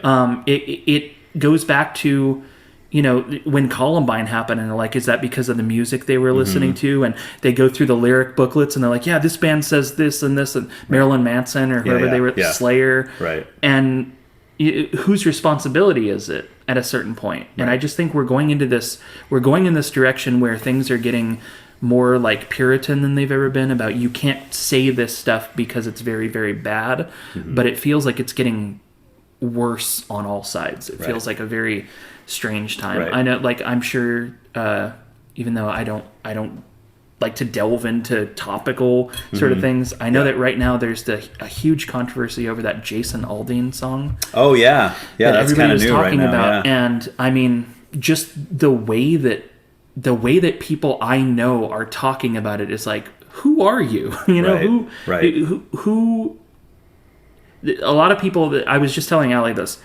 I use Twitter, Instagram, and Facebook. Those are the three social media sites that I like frequent. Right. And you have such different demographics on those three sites that are interpreting this particular controversy in polar opposite ways. Like, just could not be more different from each other. So there's people I like and respect that will say something about it on Twitter, and then I'll go on Facebook, and people I like and respect are saying the exact opposite. Right. And they're both so mad about it. They're so fired up. And I just think, that's the times that I appreciate how not attached I am. That being not attached, not hitching my cart to either one of those, is that I don't have to get drug into that. Right. And you don't find yourself respecting either one of those people any less because of that view.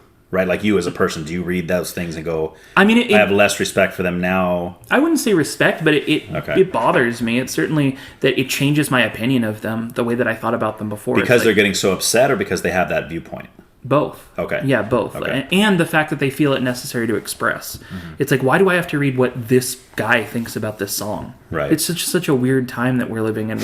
And now I know how everybody I have ever hung out with feels about this song. Right. And so, yeah, I don't... I come away from it feeling like, wow, I'm sort of disappointed in all of you. Yeah. I'm just, you know, like when your parents say, I'm not mad, I'm just disappointed. Right. Like that's the worst thing. Right. I'd rather you be mad. Yeah. But I mean, do you think that it's like,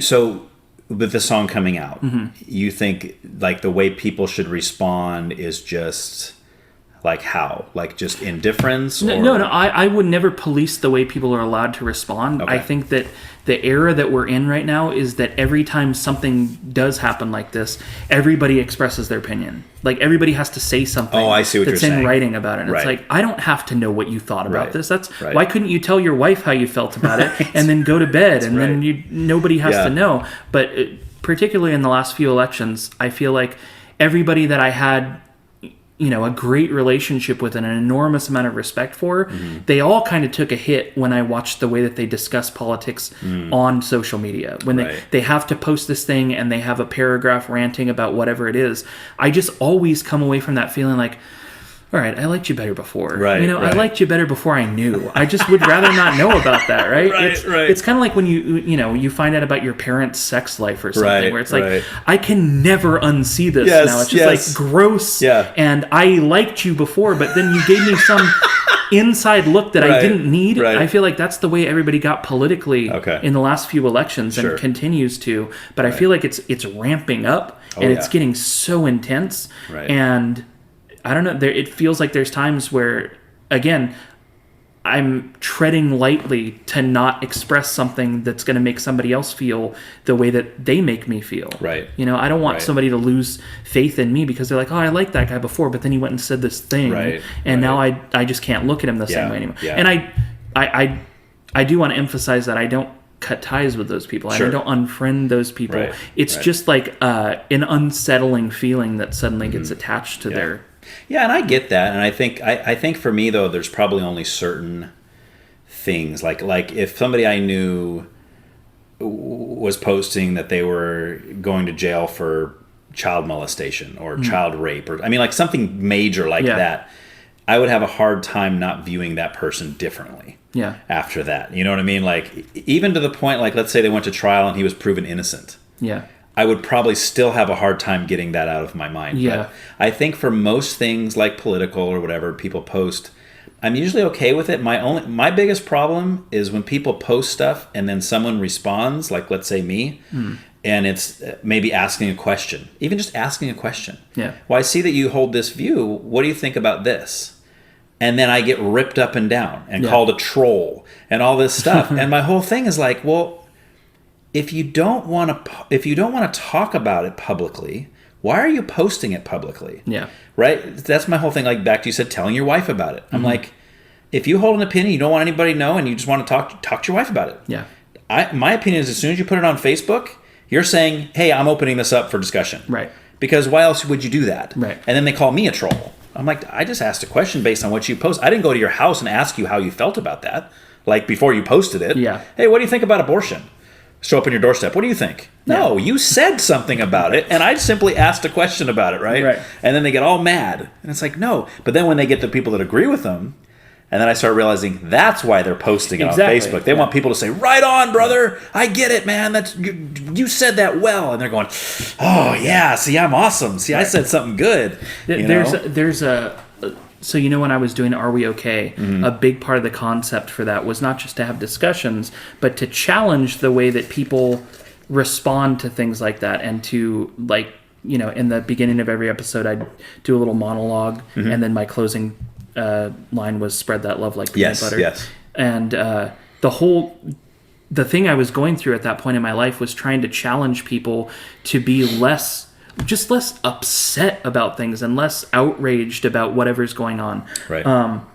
But one of those being this compulsion to express your anger in a way that gets you applause or whatever it is. I think the phrase that I used is righteous indignation. Yeah. People, it's like a drug to feel like I'm so angry for a good reason. Right. So I feel good about being angry because I don't care what you say. Nazis never deserve my respect, or child molesters never deserve. And for me, that line is always like, yeah, but it's not for them. It's for you. Because you're walking around carrying that anger. You're feeling these feelings.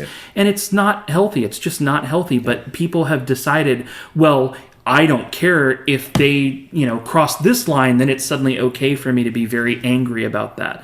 But the place that I've come from and the way that I've tried to live my life is like any anger that you're feeling or bitterness or whatever is a problem. It's a problem that's coming from you that you need to deal with and you need to take care of. Right.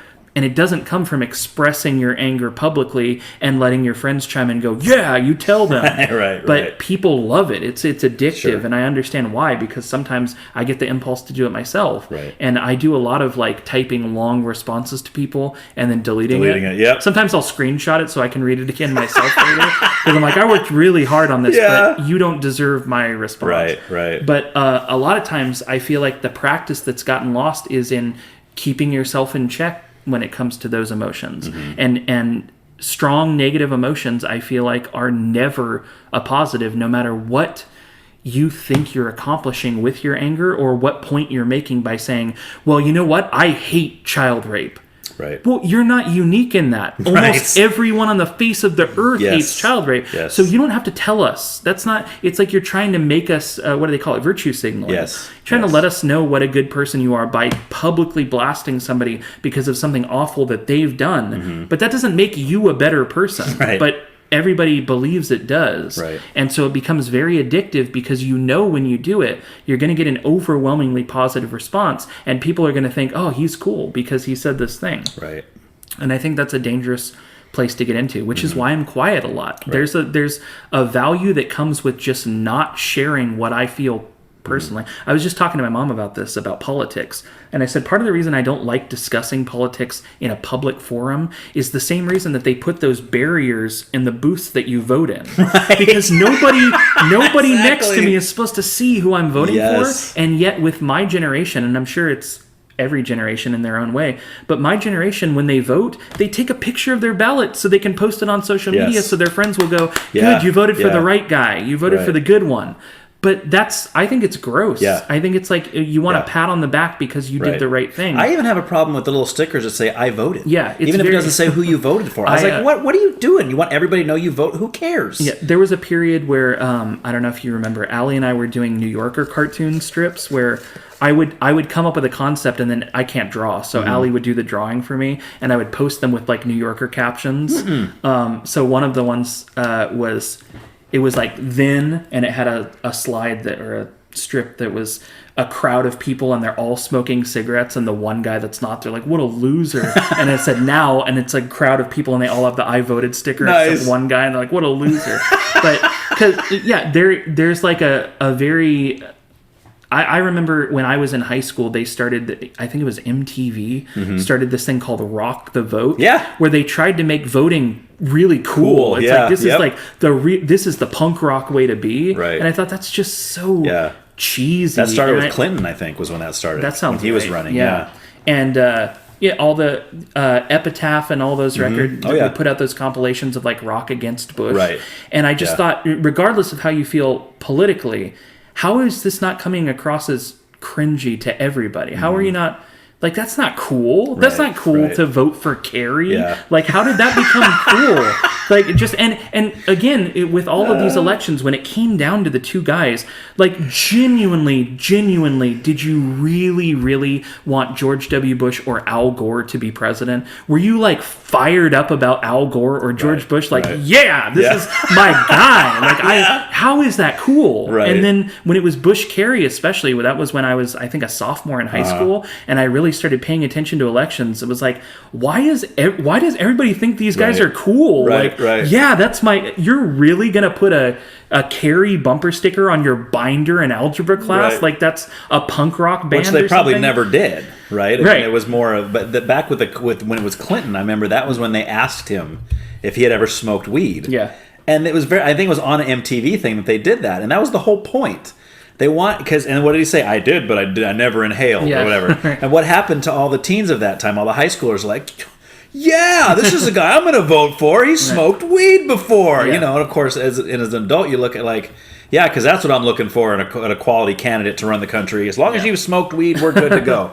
And then he went on the Arsenio Hall show and he played saxophone. Yes. And it was like, this is very transparent pandering. Right. In all of those are some of my favorite part. Like I said, when Ali and I make an event out of watching the debates, it's not because we're excited for politics. Right. It's because it's like, okay, this is pageantry. Yes. This is pure theatrics. Right. And it's entertaining. And we know that. Yeah. But the majority of people we know will actually start to believe that some of these guys care about them personally. And they're like, this guy, oh my, I love Bernie Sanders. Really? Right. You love Bernie Sanders?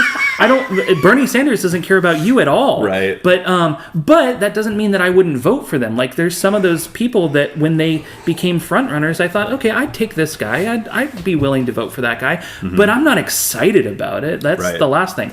But another thing that I really enjoy about the theatrics of it is the cringy pandering that they try to do, where it's so clearly transparent that they're trying to create a viral moment or something that will show up on TikTok or YouTube, and you can see through it because a bunch of 20-year-olds are running their campaigns and saying, here's what's cool and here's what people will respond to. So then they do it, and it's like, but this person's in their 70s and they would never. Like, a good example is when Hillary Clinton was running against Trump, it's when that summer that Pokemon Go became huge. Yeah. And she was like, I hear that all these kids are playing Pokemon Go, but we need to figure out how to get them to Pokemon Go to the polls. Everyone cheered and everyone loved it. And I thought, how is anybody walking away from this with a straight face going, that's my person? Yeah. It's crazy. And then, do you remember when Trump got accused of being racist? He posted on his Instagram or whatever a picture of him eating a taco bowl, and he's like, I love Hispanics. And it's just like, it's so transparent when their campaign wrote something for them, because they're like, this is what we'll go over. And it's so funny to watch that I just think, by the end, I don't take either of these people seriously. Hillary Clinton did I can't get over that. Hillary Clinton did one of those podcasts where it was all black guys interview. I think one of them was a rapper, and they're asking her questions, and they said, what's something that you always keep in your purse? And she said, hot sauce. And you just think, there's no chance on earth that a 70-year-old woman carries hot sauce with her in her purse, but that's going to go over very well with that demographic. Yeah, so that was people a that listen to that question, show. probably, right? Possibly, or an answer that she was ready to give. It's like, that's the cool answer. And then another one that every time they put a new one out, I can't believe the amount of people I know and like and respect who fall for it, hook, line, and sinker every time.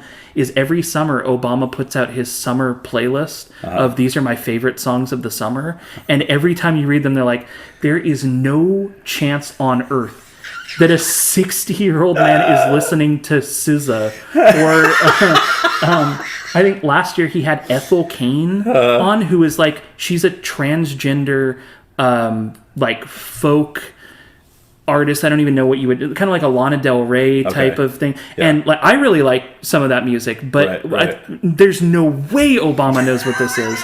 And this year he had Boy Genius on his list, which is one of my favorite groups. It's a girl group, and there's just no way Obama has heard of this. And I thought, either there's two possibilities here.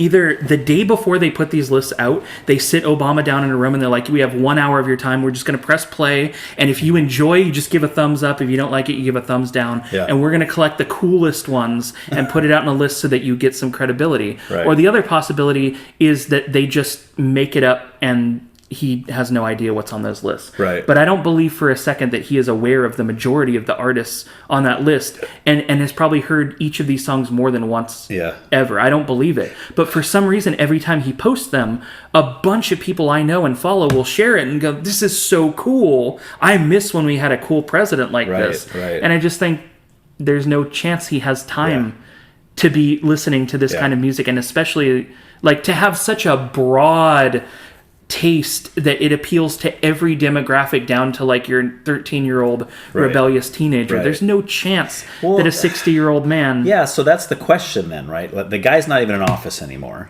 Right. So what's the purpose behind that? Why are they trying to push this playlist that's supposed to make him look like he's still cool and hip with the youngsters and still with, all the age groups? Yeah. I mean, it's a For good what? question. He's not campaigning anymore. Right. So what is he trying to do? I mean, he comes out of the woodwork every once in a while and makes statements. Maybe that's why they're trying to keep him relevant, so that when he says stuff, people or so still his listen. endorsements are more powerful. Yeah. So whoever he endorses for president Maybe. has more weight to it because they're like, yeah, that's our guy. Right. But again, the people that when it shakes out, you have 20 people on the stage to begin with, and when it shakes out and you have those final 2 people you're going to vote for, I haven't been excited about a candidate in my lifetime. Right. There's not been a person who got to the final stages where I'm like, I really, really hope this person becomes our president. It's always like, are you kidding me? But it's been, I mean, I think most people would agree it's been getting worse. It's like the choices have been getting worse. Yes. And a lot of the people that I know who voted in the last election, they don't feel good about Biden being president. No, it was just, he wasn't Trump. Right. The whole vote blue no matter who movement that came out of that is, again, when you attach your cart to one of those wagons and you say, this is my party no matter what, you have to throw your ethics and morality out the window with that, because you're like, well, whatever they say, I go with. And so it makes me uncomfortable watching people say, well, my team likes this guy, so I have to vote for that guy. Right. And I think, I don't know, I wouldn't, there's most of these people I would not want on my consciousness. Yeah, and I think there was such a hate for Trump that I think when the second time around came, and I've said this before, but I honestly believe that if the Democratic candidate was a sack of dog crap running against Trump, there is plenty of people that would have voted for the sack of dog crap just because it wasn't Trump. Like it became anybody but Trump. Satan could have been running for the Democratic Party, and they would have said, all right, we're taking Satan because he's better than Trump. Right. And I'm not saying some of that's not validated, right? Like, I mean, Trump did a lot of things, said a lot of things that I could see why a lot of people would be very upset with him. Right. I think going back to what you were saying about all the kind of the promo things trying to make people cool, did you ever see the one with Elizabeth Warren where she cracks a beer with her husband and it was like the most phony, like she looked so, and she was trying to, I guess, appeal to the common person, like the common American. She gets off work or whatever, she comes in the house and her husband's there, and they go, oh, let's have a beer, and they sit on the couch, put their feet up, ooh yeah, I'm drinking the blah blah blah. It's like, oh my gosh, really? This is like, and that was back when she was, I think that was the 2020 election where she was running, where she was in the primary originally. But I wanted to say too, so what you were saying earlier, I think, is good, because you keep talking about how it seems like when we get to the actual election, like we have since we have a two-party system, we have one Republican, one Democrat running against each other, and I agree with you that it seems like in the last 20 years, whenever we have those two people, we're like, most of us don't really like either one of these people, right? Like, I mean, we end up doing what you said, picking the lesser of two evils, or we pick the guy who we think holds more of our values than the other, but even then we're not like, oh, this guy's 100% awesome. Everything he says is awesome. I love this guy. I mean, I'm not that way. I think most people aren't that way. But I think when you watch the primaries, there's been plenty of people in the primaries that I thought, man, that guy, I really like that guy. Yeah. Or that girl, or whatever. Like she's awesome. Yeah. I wish she would get the nomination. That's the thing about the primaries too, is often on the stage, there's a lot of women that I think they would be an incredible president. And then you get down to Hillary Clinton versus Trump, and I'm like, and they're like, if you don't vote for Hillary, it's because you don't like women, you're misogynistic. Right. I'm sorry, but that's not the woman I want to break that barrier and be the first woman president. There are many women who have been on that stage that I'm like, that would be a great president. Yes.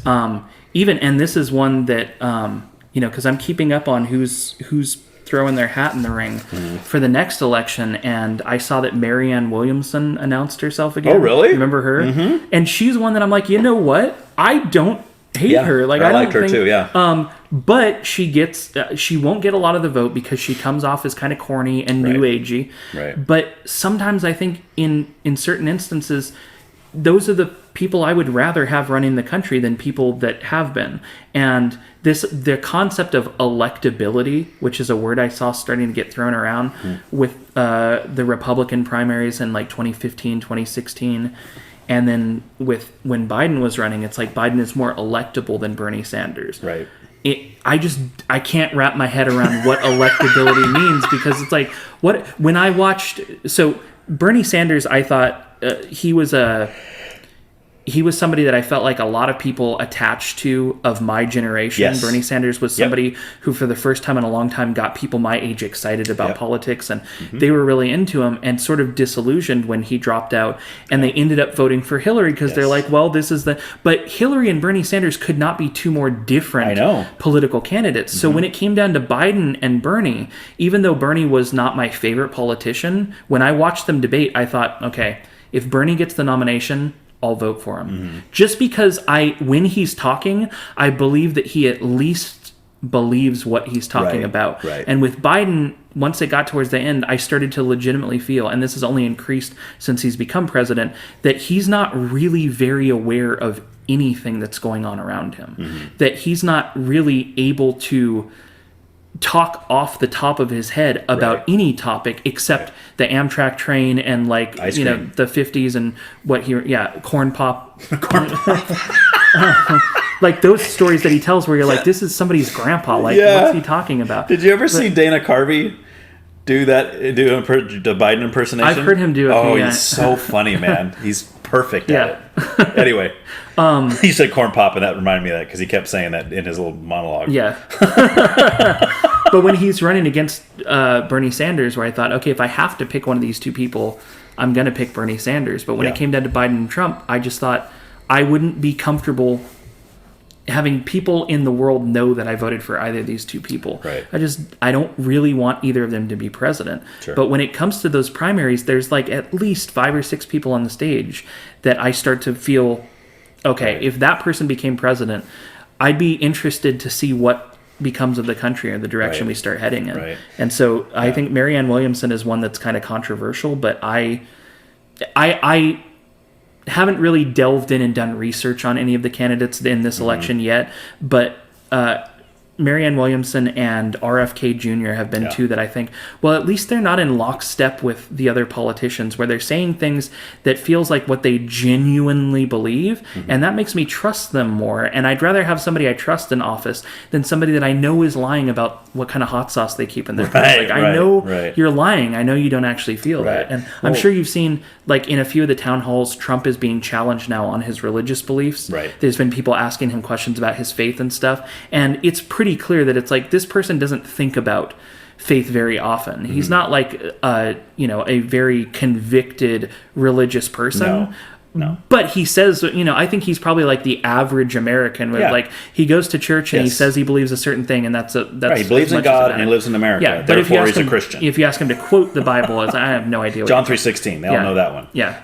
Was it? He said 2 Corinthians in one of his speeches or something. He brought up 2 Corinthians, and everybody made fun of him for that. But it's just we have a bunch of politicians who are saying what they have to say to get voted, and I'd rather people who said things that were not necessarily widely lauded and were kind of controversial, like the way that RFK Jr. He's a Kennedy. He comes from a dynasty of political people, and a lot of the things that he's saying make a lot of sense, but then he says other things that people go, whoa, you can't say that. And then he's made some very valid points about censorship. Like, why can't I say that? What are you talking about? Why can't I say that? And why is this going to get me blocked from even participating in the primaries because I expressed a thing and they're going to pull my Twitter because of it? It's getting weird. And it's like, I kind of agree with him about that stuff. Yeah, sure. Again, I haven't delved into his politics, and you might, somebody's going to email me angrily and say, "Oh, did you know that he stands for this?" No, I didn't. He wants to burn fighting. He wants to burn kittens. Yeah. No, I didn't know that. But I'm not saying I support these people in every word they've ever said across the board.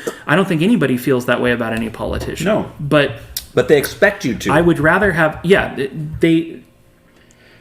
don't know. Like anybody that voted for Trump, there's a certain group of people that thinks that anybody that voted for Trump wants to treat women badly and is racist, right? Like I've said before on here that I have a friend who has a son who's an adult, like young adult, and when in the election, the Biden-Trump election, when it was all said and done and Biden had won, but Trump had a certain number of millions of votes or whatever. Right. And this person posted on Facebook, well, I guess there's such and such million of white supremacists in our country. Yeah. Right. I mean, it just it boggles my mind how people can really associate those two things. Like, even if Trump was a white supremacist, which I don't think he is, I don't believe he is, but even if he was, my voting for him does not make me a white supremacist. Well, it does if your entire thing is identity. If you make the person that you vote for your whole identity, then that is how they feel about you. And a lot of people in the last few elections have made candidates their whole personality. Correct. Where it's like you see their bumper stickers, you see the hoodies that they're wearing, and you're like, really? That's how you feel about? That's your whole thing. That's like your vibe is, and so.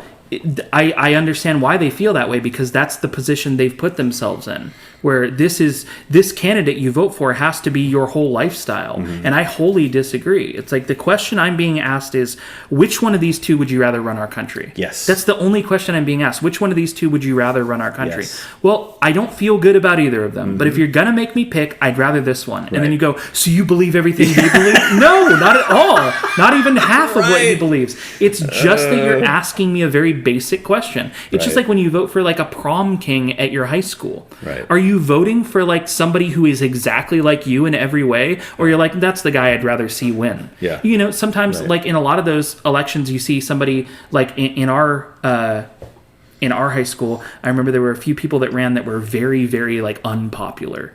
But people wanted to see them win because they knew it would feel good to see that person be crowned. And it's like, oh, they would never. So you vote for that person because you're like, I want to see them win. And then you go, oh, so you're nerdy and unpopular? No, you're asking me which one of these people should have that position. And so when it comes to running the country, it's a very... This is my opinion. This is just where it gets into, I don't know what I'm talking about. But when it comes down to the president, I feel like they're more of a face than anything else. They're not very hands-on when it comes to, they're not the one making the ultimate decisions about things. There's a few things where they get the final say, but how often have we gotten into a nuclear war where one person has to choose whether to push that button or not? And they always use that as a scare tactic. In every election, it's like, if that man gets into office, he's going to push the button the day one. And then 4 years pass and he never pushes it and he runs again, and they go, well, this time he's going to do it. Well, he just had 4 years to do it. Yeah, but he was waiting. He was waiting for the next. Why would he do that? If he really wanted to destroy the country, who waits till their second term to do it, which they might not get? Exactly. So I don't buy that. I don't buy the whole, like, I think most people are generally trying to do the right thing. And most people at that level who want to be president are kind of psychopaths to begin with. They're not regular down-to-earth human beings like you and I, where they'll sit down and have a conversation. The majority of the people who are at that level, I feel like, are so removed from reality. And that's why it's so sort of off-putting to see people attached to them and go, this guy really cares, though. He really cares about the people like me. Yeah, it's delusional. Well, I mean, how much does his house cost? Like, let's talk in general terms of like, what's he living like what's his family life like, what's his day-to-day routine. I genuinely think when it comes to like, this is a troubling thought that I had when Trump was running the first time, is it got down to the end and it shook out that he was going to be the guy, and I thought, well, I'm not going to vote for him. But then it came down to Hillary, and I thought, I'm not going to vote for her either. But I had this thought about Trump where I genuinely can't picture him listening to music or watching a movie. Like, I can't imagine him putting on a song by choice. Yeah. You know what I mean? And that's unless a weird... Kanye West. He's probably bumped some Kanye West. I mean, if somebody put it on his iPod, which he can't turn on, I'm sure. It's just like, so many of these people are so detached from reality in everyday life. But I have the same thought about Biden. Is the only thing I can picture Biden sincerely like putting on and pressing play is like a phonograph, you know? Right. And that's a troubling thought. That it's like, does he know what's going on today? Does he know? But he, oh God, and when you get back to the cringe pandering of election campaigns, when he was speaking at like the Hispanic or Latino something convention, and he walked out on stage with his cell phone and he fumbled with it for a long time before he said anything. He's like, hold on. And he's just pushing buttons, and all of a sudden he started playing Despacito. Do you remember this? Yes. And he held it up to the microphone and he's like kind of dancing around. And like, who told this man this was a good idea? How did he not think this is the cringiest, most obvious pandering thing you could ever Yes. do. And you've never heard this song before. You have no idea what this song is. But somebody told you backstage, Yes. when you walk out, just press the play button. Yeah. And even then, it took him a minute to figure out what he was doing. As if the Hispanic community is going to see this 80-year-old white man walk out and fumble around his phone and play that, and everybody's going to go, yes, he gets us. Right. He totally understands. But somehow it often works, right? It's like it often ends up working just the same way that I said with Obama's playlist. Nobody is reading these and thinking, yeah, he listens to this. No, he doesn't. Right. But it's working. Yeah. And so if it's working, they're going to keep doing it. So I almost can't wait to see the cringy pandering things that are going to come out in this next election. But I'm really worried about who the candidates are going to be, and I'm almost positive that when it gets down to it, I'm not going to be happy with the two options. Right. And I'm not going to be peer pressured or bullied. You know, I'm in my mid-30s. You're not going to make me feel bad or uncool if I don't go out and vote and get a sticker. Yeah. If I don't like the two people that are running, there's no I don't buy into the lesser of two evils thing still.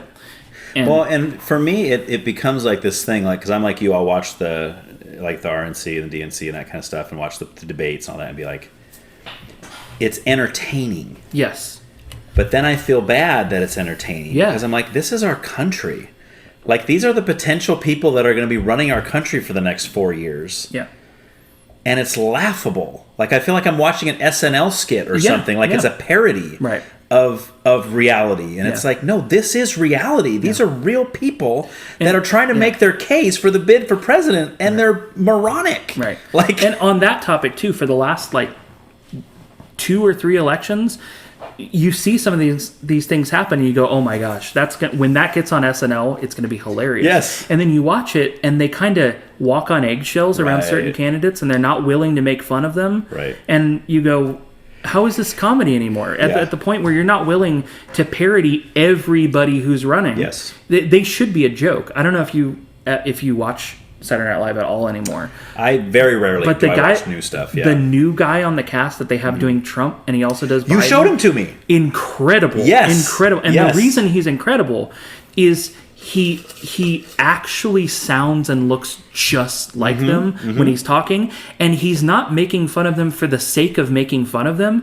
He gets very accurate about what it is that makes this person funny. Right. And it feels like for the first time, like they're being authentic politically. Right. For a long time, it's felt to me like they're treating certain candidates with kid gloves. It's like, why aren't you playing fair to that? Why are you making this candidate look cool or well balanced when they're not? I'm watching them debate, and they're terrible. Which shows you the bias, which is always disheartening, right? And we talk about our votes and what matters and all this, but then there's a part of me that goes, yeah, but there's got to be something going on behind the scenes. Like you were just talking a minute ago about all the women that have ran in the past and have been in the primaries and all this stuff, and you and I both would look at some of them and go, man, she'd be great. Yeah. But they never get up there. Right. It's always somebody that really nobody liked Hillary Clinton, Republican or Democrat. Nobody liked Hillary Clinton. I don't know whose idea that was, or who was pulling strings, or maybe somebody's giving more money to somebody. Something happened back there to get her in there. And then you look at like Biden when he's picking a running vice president, right? And he specifically said, "I'm going to pick a black woman," right? And then he picks Kamala Harris. Every other black woman that was available for that role, in my opinion, was way better than her. Right. Like, he picked the worst possible person. I'm like, there were plenty of black women that would have been great, right? Why did you pick her? Like, what is really going on back there that makes you think, she's the one I want? Right. And that's where I think it comes back to this weird, nebulous idea of electability, what does that even mean? Yes. That she is the most electable of those choices, but which kind of means, well, she's a good middle ground, that everybody's kind of lukewarm to her, but at least they don't passionately hate her, they don't passionately love her, she's just somewhere in the middle. But when you're talking about Hillary Clinton getting the nomination, and people were saying, if you don't vote for her, it's because you hate women or you're a misogynist, and then she didn't win, and she posted some really ridiculous thing on Twitter about like every girl who is watching television today, I want her to know that you can be president and all this stuff. And I thought, yeah, but I don't want to raise a daughter who cries because the girl running against the boy lost. Right. And then she cries because she thinks, you know, that person that has the same genitals as me didn't win. Right. Who cares? Exactly. She wasn't a nice person. She was not a nice person. Yes. And that's what it comes down to. It's just like, you know, I don't think Trump or Hillary Clinton are nice people in real life. No. That if you met them, I don't think either of them would be nice to you. Nope. But you have to vote for one or you hate them. Yes. Or you hate people like them or whatever it is. Mm-hmm. And I think, well, that's not the lesson I would want to teach my child. Yeah. That the person that shares genitals with you has to be voted for. Right. And if they lose, you should feel bad about yourself because you don't see yourself reflected on the screen anymore. Well, that's silly because you're not like that either. Just because you're the same sex as this person doesn't mean that you share anything else with them. Mm-hmm. What if they're a horrible, horrible woman who commits atrocities? Right. You know, what if she strangles puppies or she like holds them underwater till they stop breathing and they're like, yeah, but she's still got breasts. Yes. And that's a weird, like, I don't think that's a reason to vote for anybody. No, well, that's that whole identity politics thing that I can't stand. And you get into that with everything. Like even with the, back when they were talking about the intersectional, they were saying trying to, one of the airlines was, everybody was doing this at one point, but the airlines was one of the big ones. It was United Airlines or American Airlines were saying something like 60% of the people we hire from now on are going to be women or minorities or whatever. Yeah.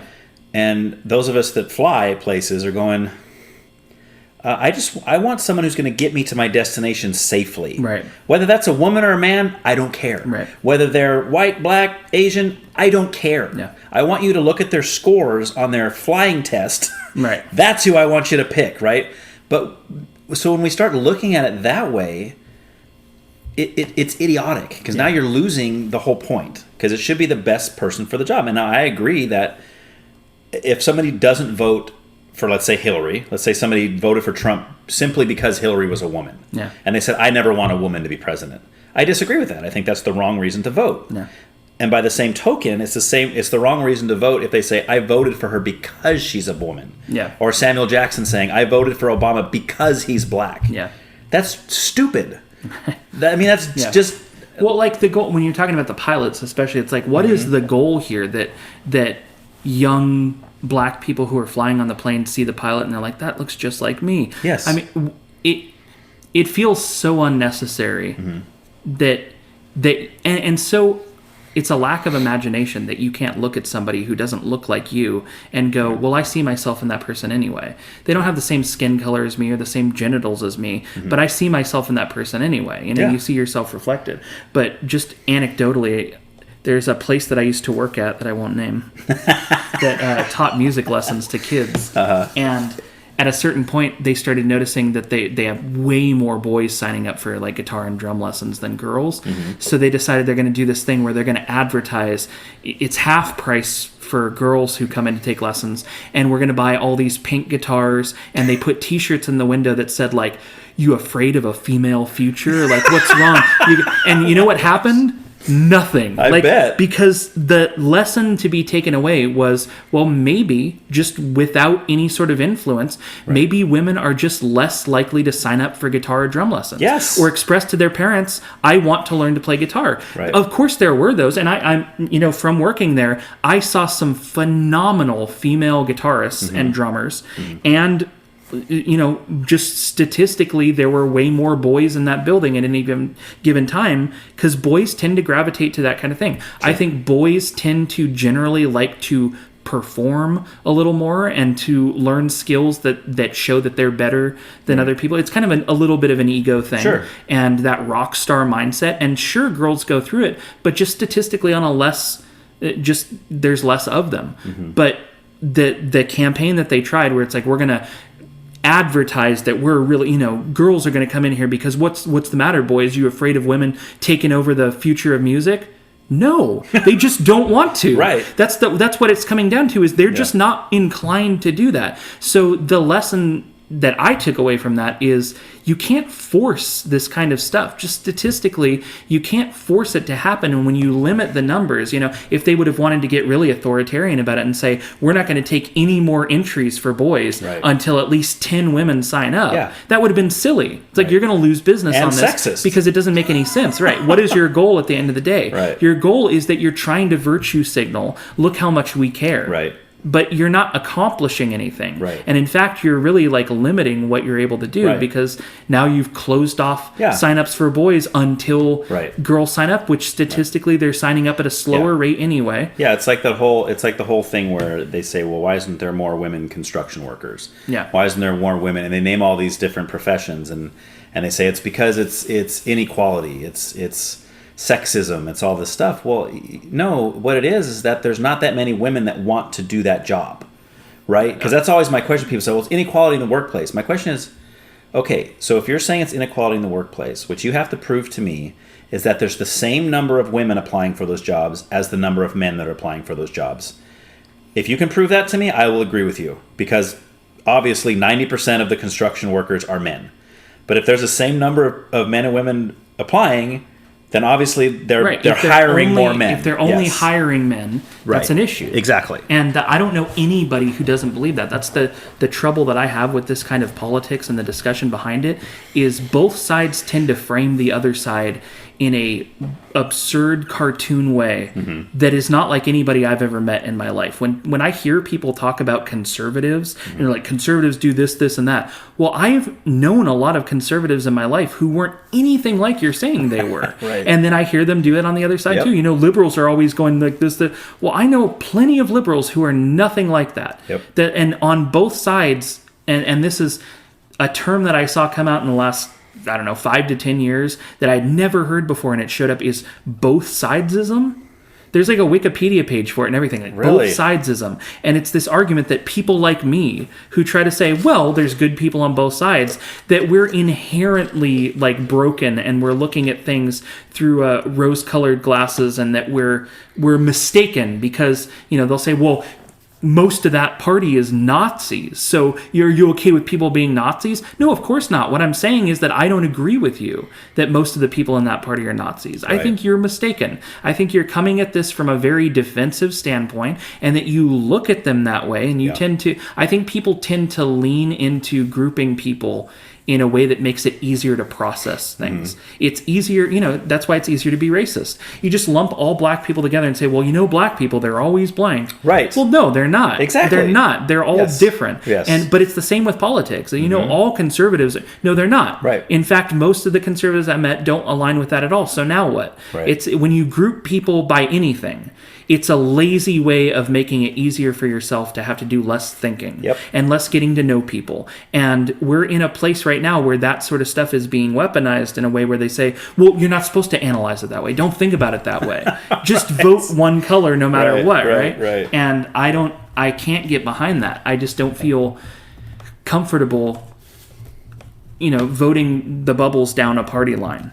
I can't walk away and feel good about that. Right. Yeah, and I think we need to get away from that. Yeah. Completely. But most people I talk to have a really hard time with that. Like, they just cannot. Like, here's an example. There was a I want to say might have been 2016. It was either 2016 or 2020, but I'm pretty sure it was 2016 election, where they had somebody did a bad lip reading. You ever seen these? Yeah. So they did that at their RNC. And did you see that one? It was so funny where, oh my gosh, Ben Carson was hilarious. What they were just so funny. He's like, you got to look it up when you go home. So funny. But I showed it to somebody who's a conservative, very, very outspoken, almost too far to that side, in my opinion. Not really open to any ideas or thoughts that come out. And I lean right, as you know. I lean very conservative. I watched that bad lip reading of the RNC. I thought it was hilarious. Yeah. So I shared it with this person, a family member, who I was like, oh, maybe they'll think this is funny. Stone-faced. And like halfway through, they go, did they make one for the DNC? And it just baffled me. I'm like, you're that far to one side that you are literally forcing yourself not to laugh at this because you feel like, well, they're making fun of my team. Yes. And we have to get rid of this whole like team mentality. You know, everybody's a team. We got to be a team player. No, you don't. Yeah. Be an individual player. Yes, a team player as far as like get along with everybody, share ideas with people, and hash things out. Yeah, absolutely. We all need to gather together in that way. But don't be such a team player that you're not willing to look at the possibility that maybe something your team did was wrong. Right. Or not. You know what I mean? Like, it's becoming ridiculous. So, I mean, and sadly, that seems to be most of the people I talk with are like, oh, you know, like, they're like always Trump all the way, you know? Yeah. And they try to bring up anything that Trump did wrong, and they won't even listen to it. Right. Oh, he didn't really do that. They're just trying to make him look this way and that. I was like, well, here's the video of him saying it. Right. How are you going to deny it? Oh, well, that's all doctored. That's Photoshop. They made it sound like it's not really him saying. Come on. Like, you're going to go so far on the conspiracy side just to protect your boy? Yeah. Come on. Why don't we just admit that Trump has said some stupid things? Right. But he's also done some good things for the country. Can we? But see, the other side would never admit to that. You're not going to get anybody to agree with those things. Exactly. The other side would say, no, he didn't do anything good for the country. Just like how and I agree with all those things. And Trump is not a candidate I got behind. He's not somebody I supported. But undoubtedly, I think he's a funny person. Yes. I think a lot of the things that he said, he doesn't get credit for how funny he can be, and I don't think anybody who dislikes him for his politics or his personality is ever going to concede that. Just say out loud, he's funny. Yeah. I wouldn't vote for him, but he's funny sometimes. Yes. And in the same way, it's troubling to me that you can't get people to admit Joe Biden is not, like, cognitively, he's not all there anymore. Mm-hmm. He's a very elderly person. Mm-hmm. You know, he's older than my grandma was when she died. Right. And my grandma, for like 10 years prior to dying, was going through Alzheimer's and dementia and all those things. And I see a lot of the same traits in Biden that I saw in her when she was on that path, where it's like, I don't think when he gets off stage, he kind of walks around and he looks around, he never knows where to go. Right. Somebody's always got him. They cut his mic when he goes off on a tangent about something. And I just think, okay, like, I'm fully willing to admit that I think Joe Biden is probably a more likable person than Trump is, but he's also not fully there. So why can't you say both of those things? Right. Like, vote for him or don't vote for him, but at least be willing to admit what's obvious on its face about these people. But they feel like they're betraying their team, right? When they do that. To admit that, yes, maybe Biden is not fully cognizant of where he's at all times, would somehow be giving points to the other side and, giving them an upper hand or giving them a chance to squeak by and win, which they can't do by any... The other party winning is the end-all, be-all for the last few elections. It didn't feel that way when I was younger. Like, I felt like it's gotten worse with each election, where it feels like the other party winning is literally the end of the world. Is it? Is it really the end of the world? It's the worst thing you can imagine. And then these people get elected, and it's like, okay, on the whole, they didn't destroy us. No. And it wasn't that bad. It's like there have been some negatives with each president. It's like, I didn't like that part. That part I could live with. That's fine. But there's not been a candidate yet where it's like, wow, we really, like, he destroyed everything. Because it's always little things. Like, even Biden's in now. And we say all these people are like, hate Biden and all this stuff. But I think, really, how much of your life has really changed so much? Like, okay, so gas prices went up. We got some supply issues. I go to Coffee Time. They didn't have chai for a while. That kind of sucked. Yeah, but, supply chain. Supply chain stuff. But I mean, it's not like there's flaming balls raining from the sky and we're all running for our lives and everything's destroyed. And like you said, it's not the apocalypse. I said this during the Are We Okay podcast, and there were a lot of people that didn't agree with me because they're like, well, what about... They always have to bring up the ultimate worst case scenario. But what I said was, generally, if I'm sitting here in my apartment and I close my eyes, it doesn't matter who's president. Everything feels exactly the same. And you walk outside, you go to the park, you do whatever, and the planet and everything that's going on feels exactly the same if you didn't tell me who the president was right now. But if any time you see something scary or negative going on, you attribute it to that person or that party, it's probably you that's actually projecting those things. It has a lot less to do with who's in office than it does, with many other factors. Right. But if you close your eyes and just sit there and meditate, it doesn't matter who's president. Right. There's nothing. I think. Yes. In terms of Jim Gaffigan bits, when there's bacon in your mouth, it doesn't matter who the president is. Bacon. It's just generally, I feel like not a lot changes, but you will never get anybody on either side to admit that. Right. Because for them, it's like, well, did you know how many people died yesterday because of this war? Right.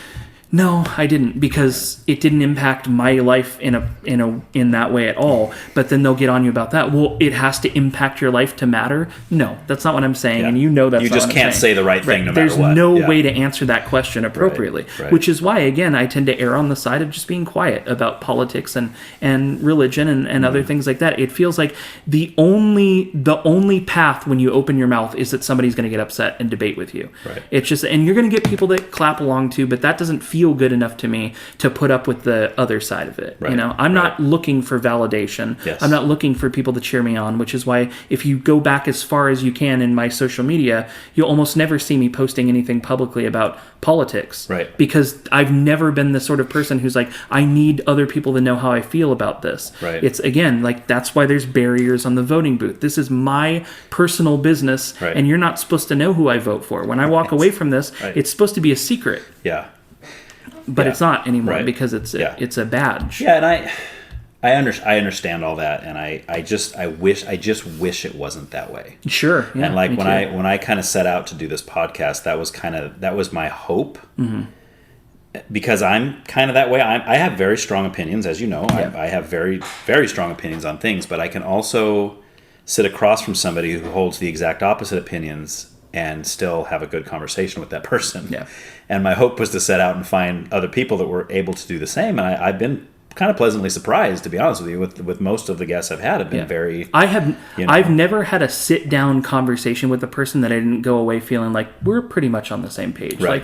Like, when you talk to people face-to-face, it doesn't matter where they come from. Right. But there's a lot of people that I have wonderful relationships with that I go home and I see the things they post on Facebook, and I think, wow, if you knew what I felt about that topic, you would never hang out with me again. Right. And that's so upsetting because we get along so well and everything. We're on the same page about almost everything, but then you share how you feel about something going on halfway across the world, and if I don't share that opinion, we can't hang out anymore. It's like, but I get what I mean. I also wish that have you seen the movie Grumpier Old Men with Jack Lemmon and Walter Matthau? It's been a while. One of our favorite movies. Like, we watched it all the time. That's the second one, right? Yeah. Okay.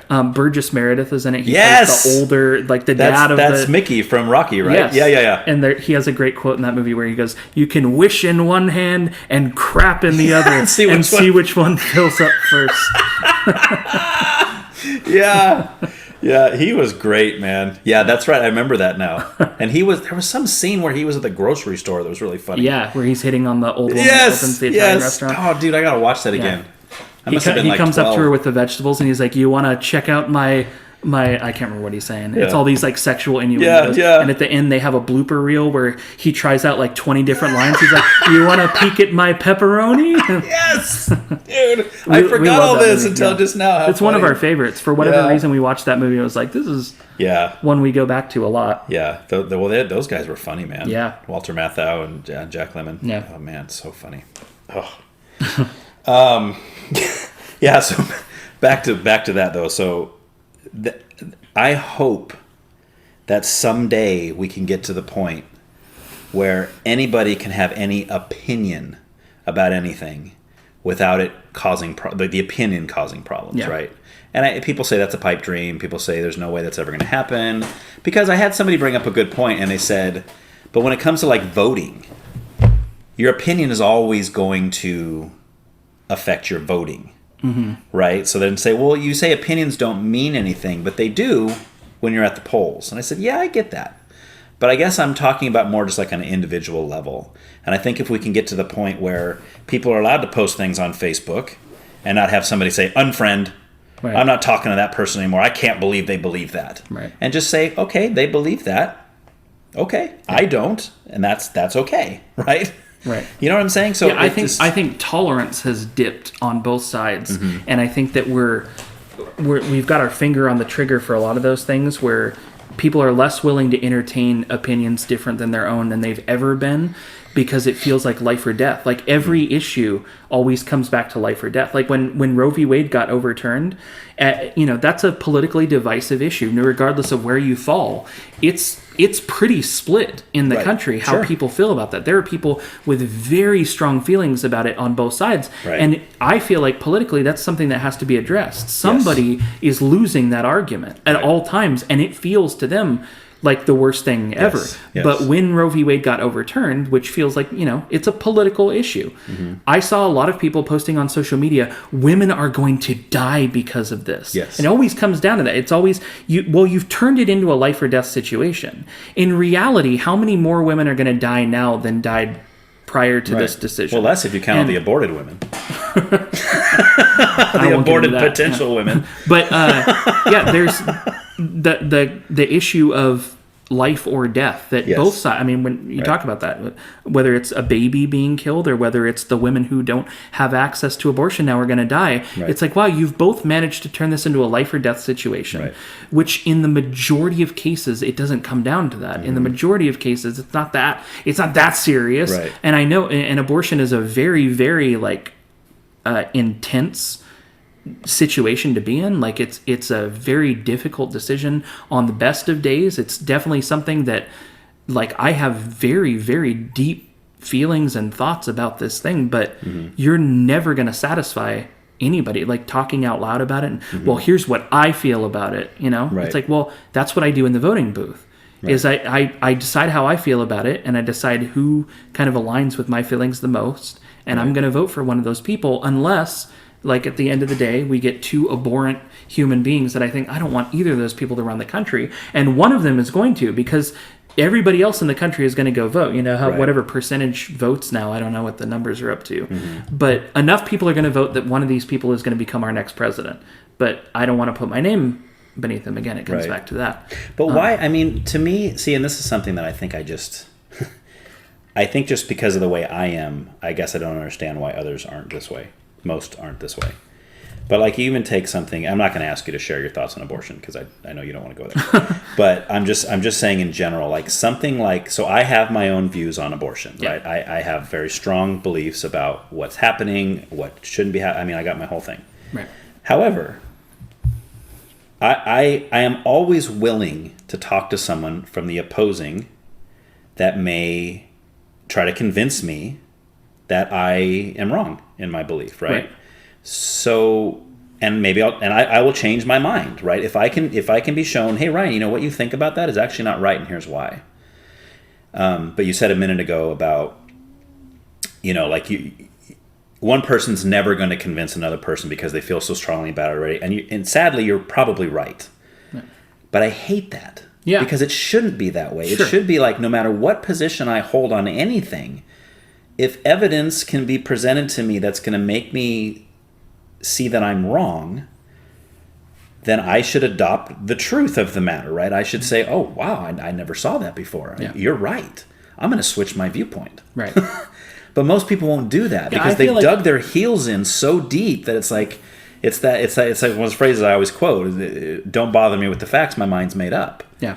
It's that whole thing. It's well, I hate that philosophy, but it seems to be that's what so many people hold, So I don't. Yeah, I feel like people overall tend to, they make their mind up about a thing, and they would rather not reopen that process because it takes effort and it takes energy and it's stressful and all those things, that they'd rather close their mind and, once they feel they made the right decision, they think, well, nothing's ever going to change my mind. If you want to talk about abortion, if you believe that abortion is killing a baby, you don't buy into the whole, this is a bundle of nerve cells and it doesn't have thoughts and feelings, so what does it matter? If you genuinely believe that an abortion is killing a baby, nothing is going to change your mind, where you're going to say, well, now it's okay. Now it's fine to kill a baby. Well, unless you can be convinced it's not a baby. Right, but that's what I'm saying is once you've made up your mind that it is a baby, you're very unlikely to ever reopen that thought process and go, well, maybe it's not then. Maybe it's not a baby. Right. Because you feel pretty passionately about it, and you feel, like I said, righteous indignation. You feel a sentence starts about a sense of outrage and anger over the fact that you know that you're making the right decision, and everybody who doesn't agree is morally wrong. They're a bad person for what they're deciding. And I think that you try to present somebody in that position with facts, they're more likely to interpret those facts through that very small window. That's like, well, I don't want to reopen this whole thought process again. I already thought about that part of it. I already know it's a baby. You're not going to convince me of that. Right. So everything you throw at them is not going to change their mind because the majority of people are not going to objectively look into every fact from that point on. They're going to think, well, I've already done the hard lifting, the heavy lifting of getting to this point. So you got to convince me from here now. Right. And you think, yeah, but I want you to look at all these facts objectively.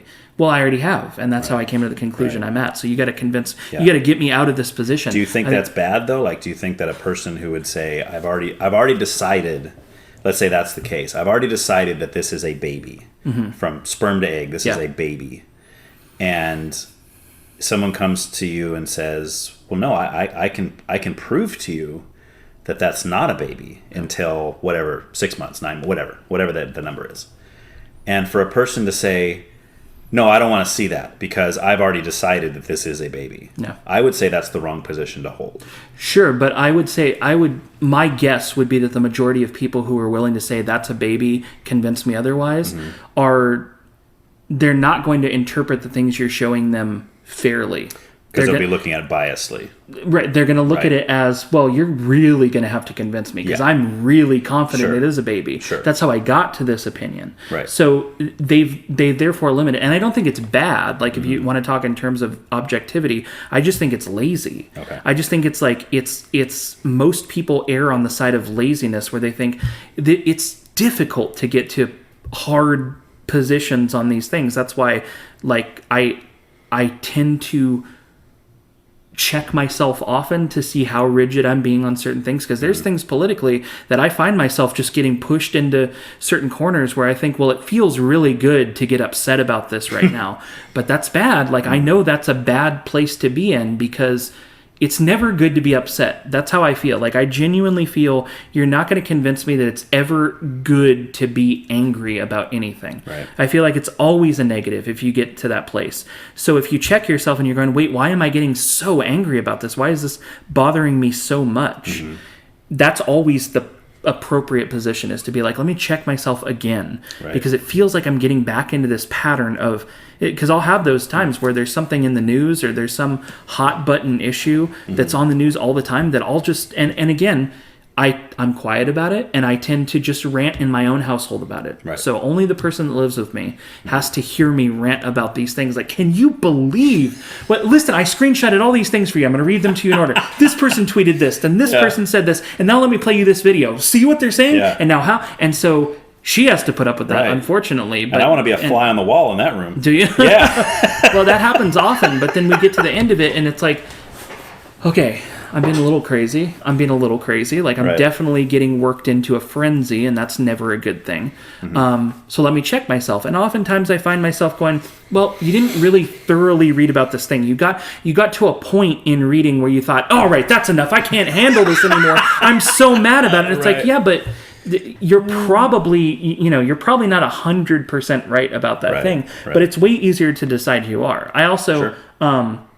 for a while, I was convinced that I was going to do stand-up comedy, and I still harbor that in the back of my head. I think you should, man. But I bought all these comedy books, and I was reading about how to write comedy and how to do stand-up comedy. And there's this thing called the I'm gonna clean it up for language purposes, but it's basically it's called the screw vanilla principle, right? And so they say if you're trying to be funnier, you don't say, I'm not really crazy about vanilla. I prefer chocolate. That's not funny. What's funny is for you to say, screw vanilla. Right. I think vanilla is the worst thing that's ever existed. I think vanilla should die a horrible death. That's way funnier, right? As a principle, screw vanilla is a funnier position than I prefer chocolate. Yes. So I also think that getting in those positions in life where you say something like screw abortion or screw whatever it is, they're way more impactful, and they feel more like they have an oomph to them. They have a weight to them that feels better than going, well, I don't feel strongly about it, but my preference is to blank. Yeah. My preference is to not do this. It's very politicized, and I don't think it should be. But one issue I've done a lot of thinking on is gun stuff, gun rights and gun control, because it's framed differently on both sides. One side is going to tell you we need to limit the number of guns that are out there. The number, how easy it is to purchase a gun. You go into a place, how easy is it for me to get my hands on a gun? And are we keeping guns away from the people who are maybe a little bit off their rocker and likely to walk into a school with it and just spray bullets and kill a bunch of kids? Right. We've got to limit that. And then you hear the other side, and their takeaway from it is, you want my gun? You're going to have to pry it out of my cold dead fingers. And it's like, well, I didn't hear them say they want your guns. That's not what I took away from that. Right. But what happens is the people who originally had a very sane, down-to-earth thought, they hear you got to pry it from my cold dead fingers, and they dig their heels in, and then they start to get crazier and crazier with it. And I've watched both sides say things that I'm like, what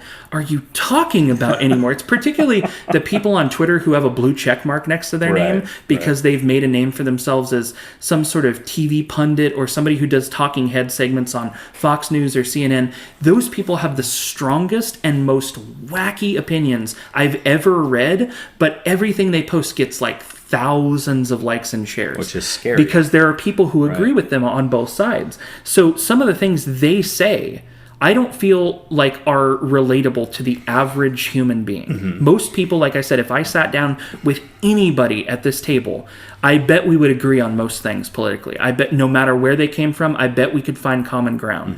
But those people who are posting those things will get normal people so fired up that they stop thinking rationally. They start aligning themselves with the as far left or far right as you can get, because that becomes comforting in some way, because it becomes, well, those guys are the enemies because what they're trying to do is messing up my plans. So it becomes life or death again. It's like it pushes you into a corner where, well, now we're talking about literal life and death. And very often we're not. Statistically, the majority of people who own a gun or buy a gun are never going to kill a person with it. Right. Just statistically, like the odds are astronomically low that they're ever going to kill a person. Yes. But that doesn't discount the fact that there are people, I know I'm related to people who, if they got a gun, I'd be like, what are you thinking? Like, you cannot give this person a gun, right? Right. That's definitely something that needs to be controlled. Yeah. But how far and in what ways? And it scares people who feel very strongly that it's like, if they take my guns away, the country's going to come in, the government's going to come in, they're going to bust the door down, it's going to turn into an authoritarian state, they're going to take over again, I know people very well in my personal life who I am afraid that if somebody from the government knocked on their door, they would blow their house up because they're so afraid of, being taken over by the New World Order or whatever it is. Right. And that's scary. Yeah. But I think both sides are so afraid of the consequences that they're not thinking and acting rationally. And the way they talk about the other side is so far off target from what I'm actually hearing them each say that I've been really bothered by it. Gun control and the debate behind it is something that I've just kind of sat back and watched happen and gone, I don't own a gun. I don't have a gun license. I can't, or a permit or whatever you have to get. I can't even shoot a gun legally. I don't own one in my house.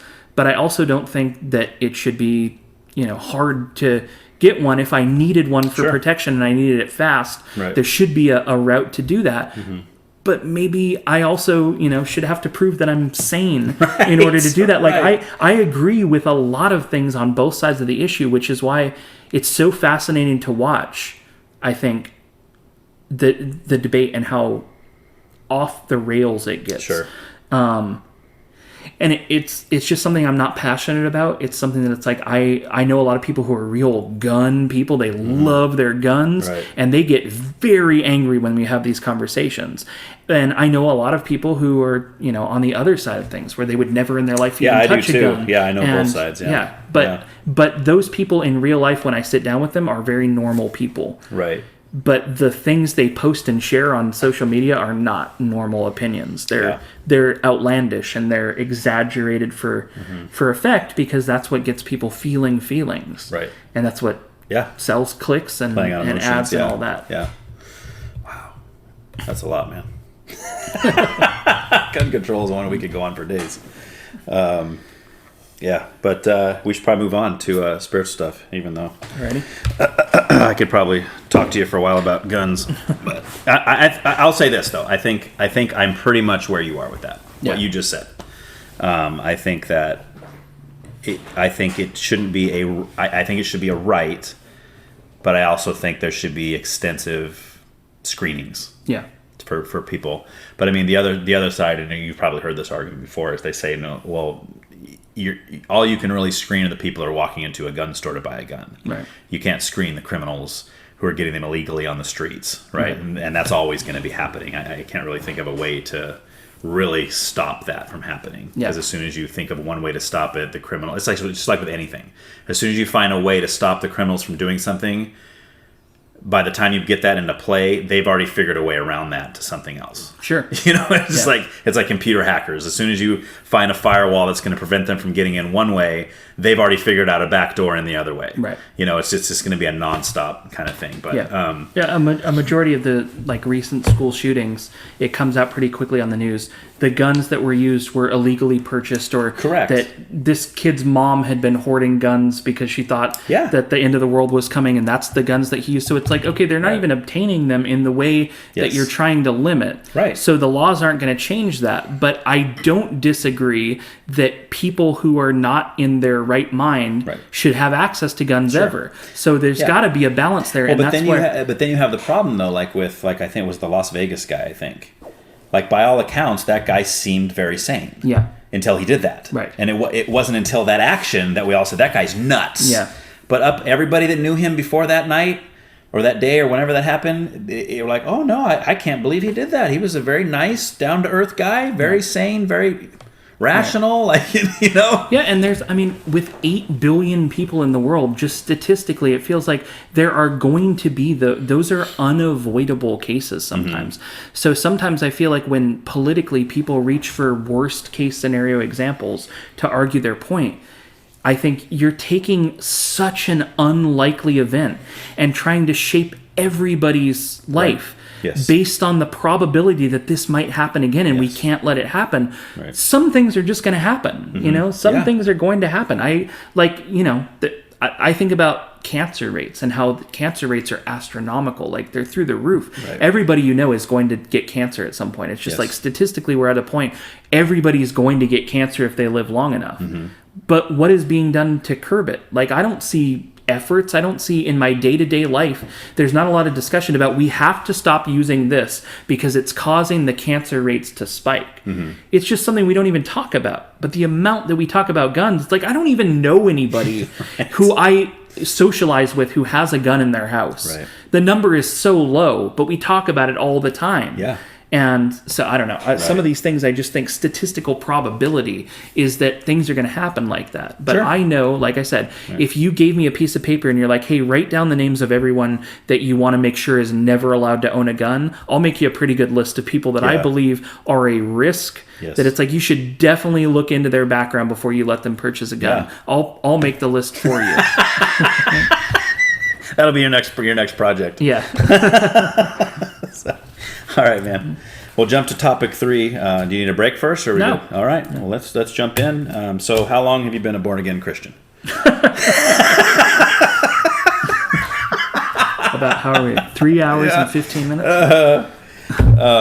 So I mean, obviously, you and I have talked about this many times before. I assume you're probably in the same place as before. I think, we can kind of skip over kind of what I would normally. I usually ask you atheists, whatever, but you. Yeah. So let me just kind of tell you where I remember you being, and you tell me if I'm right or not. So, intelligent design, you're there, right? You're not quite putting a name on the intelligent designer, right? It could be aliens, it could be could be God, could be an energy force or whatever, but it's something with intelligence has created everything. Okay.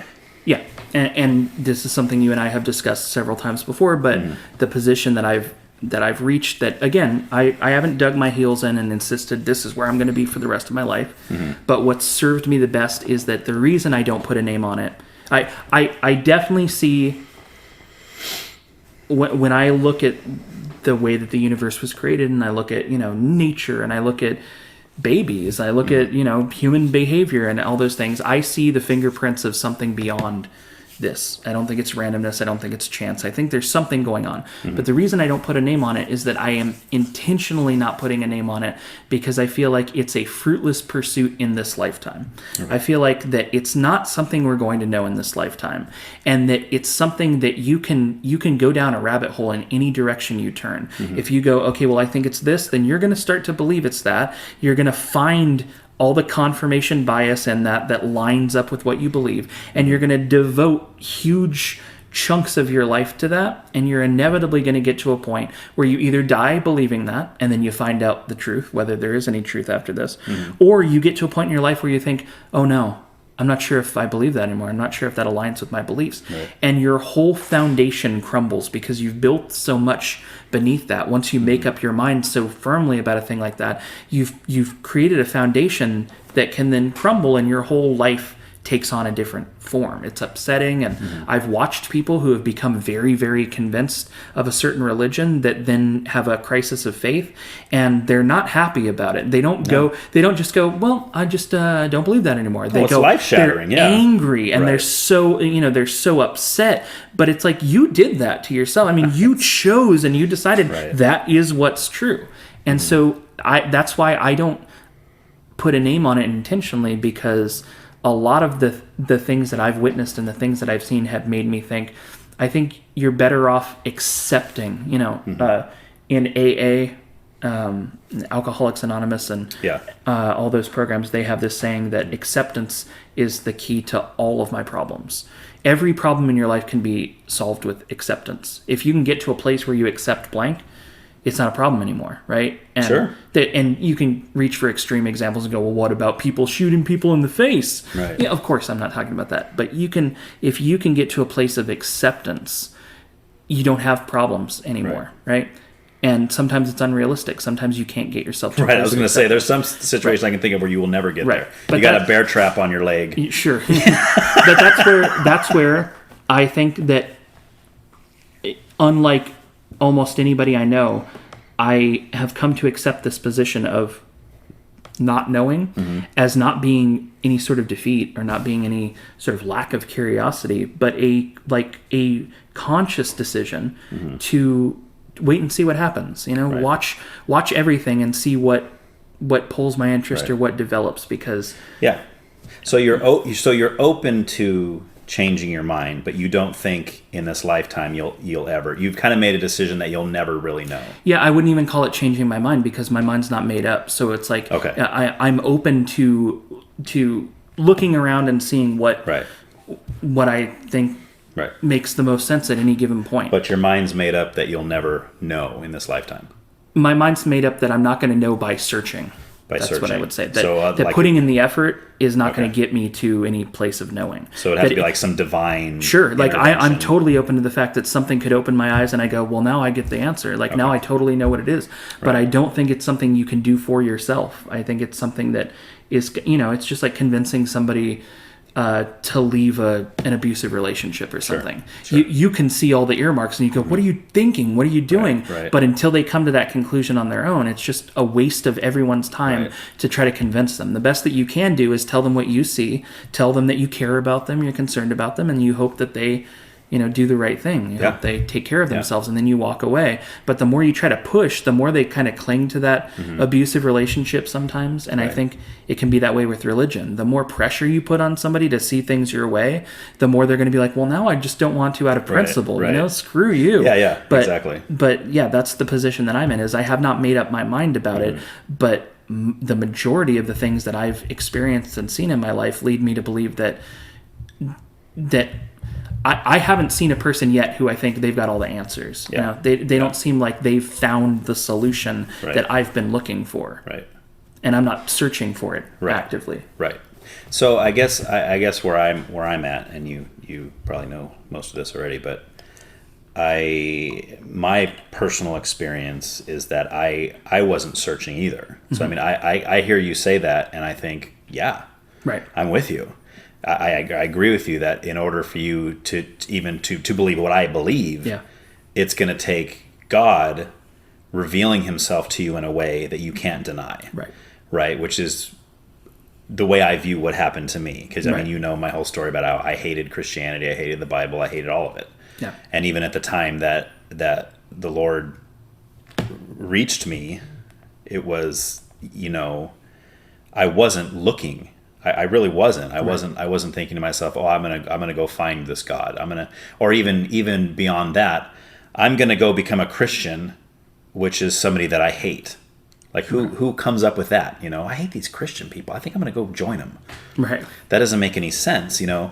So I would agree with that, and I think, but I mean, I guess kind of where I would go with that is like what would that look like to you? And I know you probably can't really answer that because it would have to happen. But I mean, like, let's say you had a vision, right? You're awake and you see Jesus standing in your living room, and he says, "Chris, I'm real. Yeah, Christianity's true. Bible's true. I need you to follow me." Now, most likely, if you're like most people that hold your viewpoint, you're going to probably think maybe you're losing your mind, right? Or that you're having some hallucination that's not real, right? I mean, would you be like, all right, sign me up, I'm a Christian? I think it would be a pure reaction to what was happening in the moment. That if I saw that and I felt it and I fully believed it, I wouldn't question it. I'd be like, I was there, I saw it. You know, you're not going to convince me otherwise. Right. I know for a fact. You know, like I saw a UFO, right? I saw a UFO when I was in high school. Really? Oh, I never heard this. Oh, you haven't? No. I can tell you the story if you want. Yeah, let's hear it. No, I want to hear it. Okay, so in high school, I was hanging out at a friend's house. I needed a ride home. This was before I drove. And so someone's boyfriend was like, oh yeah, I'll give you a ride home. It's on my way. So, and he was going to give another guy a ride too. So he's driving. I'm in the passenger seat. We've got another guy in the back seat. And we start going down the Bradley Dip towards Rice Ranch Road. You know, that's that in Orchid. Like south? Yeah. Okay. And so we're going down the Bradley Dip. And when we get to the Bradley Dip, we see this like orange ball of light. And it's just staying still in the sky. Yeah. And we're all like, what is that? That's like, I've never seen anything like that. And it's not moving. And then it slowly like starts rising, and it's like getting bigger as it gets higher in the sky. And it's like out in the sky, like above the hills? Or At first, it's just over the rooftop of this house it's next to. Okay. And so at first I thought maybe one of those Chinese lanterns that they light on fire. Right. But it was a lot bigger than that. Okay. And then it started going up, and it started getting higher and higher. So by the time we got to the opposite side of the Bradley Dip, we all like pull over. What is going on? So we pull over, and we all get out of the car, and we stand on the street corner right across from Pine Grove Elementary School. Yeah. So we're standing there, we're looking up in the sky, and we just watched it, and all three of us are like, what on earth is this? This is like, we're all trying to, because we're all searching for like, it's got to be something we know. It's either an airplane, it's a lantern, it's got to be something we know. And it got higher and higher and higher till, you know, it's up where it looks like it's the size of other stars, but it's glowing with yellow-orange light, much brighter than any other stars. And when it got high up in the sky, it split into 3 even-sized orbs, and they started rotating around each other. Shut up! Perfect orbit. 3 of these, and then each one at a time shot off in a different direction. No like way. In a straight line, and we were like immediately like. By that point, I had already been reading about UFOs for years. Yeah. I really was interested in like the Roswell crash and things like that. And so as soon as we saw it, it's like that was a UFO, you know, that was whatever UFOs are, whether they're of extraterrestrial origin or there's some kind of military experiment, that was that. Because nothing we have moves like that or does that. And I've read exact like other people's experiences that are just like that. Really? When they talk about it splitting into pieces and moving faster than they've ever seen an object move. I've never seen anything move like that. Okay. So when that happened, all 3 of us were like, that was whatever a UFO is. And that you had other people with you, so you couldn't chalk it up to you being crazy. Yeah. And I would say maybe 10 years ago or something, I was thinking about this, because this happened in 2005. Okay. So probably about 10 years ago, I was thinking about it, and I found one of the guys on Facebook, and I sent him a message, and I said, hey, like, I don't know if you even remember me. Like, I don't know if this is going to sound crazy, but do you have any memory of this? And I told him the thing. He replied right away, and he goes, dude, I remember that so vividly. Oh, wow. And he said it completely changed the way that I thought about what UFOs were and stuff. And he said, I've thought about it many, many times over the years. And I said, so have I. It's absolutely whatever a UFO is, I have now witnessed one. Right. There's no question in my mind that it's like, well, it could have been swamp gas reflecting off of, all the things that people will throw out. Well, there's a perfectly rational explanation. This is one thing that it's like, there is no perfectly rational explanation for this. Right. Whatever they've got going on, and we don't know the depths of it because it hasn't been disclosed, whatever that is, I saw one in real life. Right. And up to that point, like I said, I grew up being interested in aliens, UFOs. I watched alien movies. It wasn't like I fantasized about I'm going to see one day. And it certainly wasn't like I saw a very ordinary thing and I thought, well, I sure wish that was a UFO, so I'm going to... It was what we were witnessing in that moment was it just defied everything we knew. It changed everything we knew about physics and all of these things. Yeah. That's the kind of thing that I'm looking for. So, and again... looking for is almost a misnomer because it implies that I went out there and I thought I'm going to see a UFO tonight. What it was is that a UFO was there and I saw it, and then it demonstrated to me, this is nothing you can explain. It's nothing you've ever seen before. And then it was gone. And so let me say something about that real quick. So at that moment you became a believer in UFOs, but you also don't know for sure what it was. Like you say, UFO, unidentified flying object. It was something that defied physics. It defied everything you knew about what's in the sky. I didn't walk away from that going, oh, there's aliens. I walked away from it going, all those accounts that I've read about, I've now seen the exact same thing. So these people aren't making it up. And a lot of times you read UFO reports and you can sort of tell it's like, I don't believe this one. That just doesn't make sense. But there are ones like, I was just telling Allie about the Betty and Barney Hill case. You know about this one? Oh, yeah. The abduction story. Right. And so I told her, what sticks out about this one is these are the two least likely people on Earth who would make something like this up. Right. Also, when I was growing up, in my family, there was a UFO story. My grandma saw a UFO out when my mom lived on Telephone Road in Orchid. Oh, that's definitely where you're going to see UFOs out there. Especially, in the 60s and 70s when it was less developed. And it's still not that developed over there, but even less then.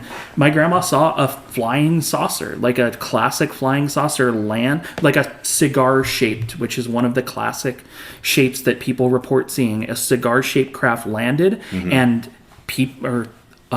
humanoid figures got out of it.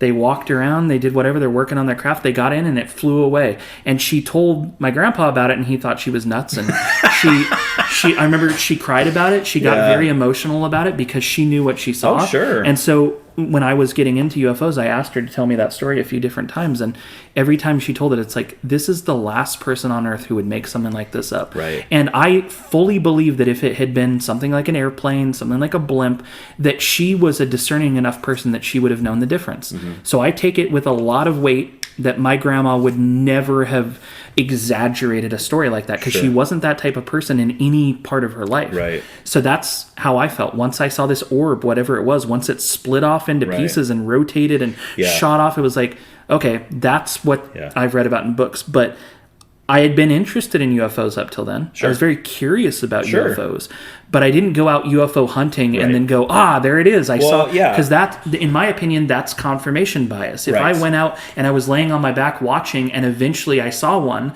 I'd be like, well, that was probably a meteor or something that could be explained, but I was so interested in UFOs that when I saw anything remotely close, I assigned it a name. Sure. But what happened to me instead was I was curious about UFOs and with no plan to see one was there. Right. That was, and the punchline. Go ahead. The punchline of that story is I had been kind of like talking to this girl for a while. We were sort of interested in each other, and she had been there at the house that night. So when we left, I got home and I texted her like, "You're not going to believe." And I told her this UFO story, and she replied and she said, "Are you going to ask me out or not?" She did not care in the slightest that my life had just changed. Yeah. And the sad part is I did ask her out, and then we dated for a little while. Yeah.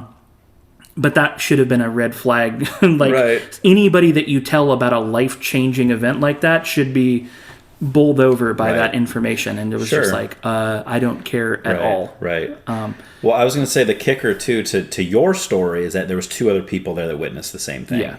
to where something like your grandmother, see, that's the hard thing. It Being doesn't alone mean, in it. yes, it doesn't mean that they're lying. Yeah.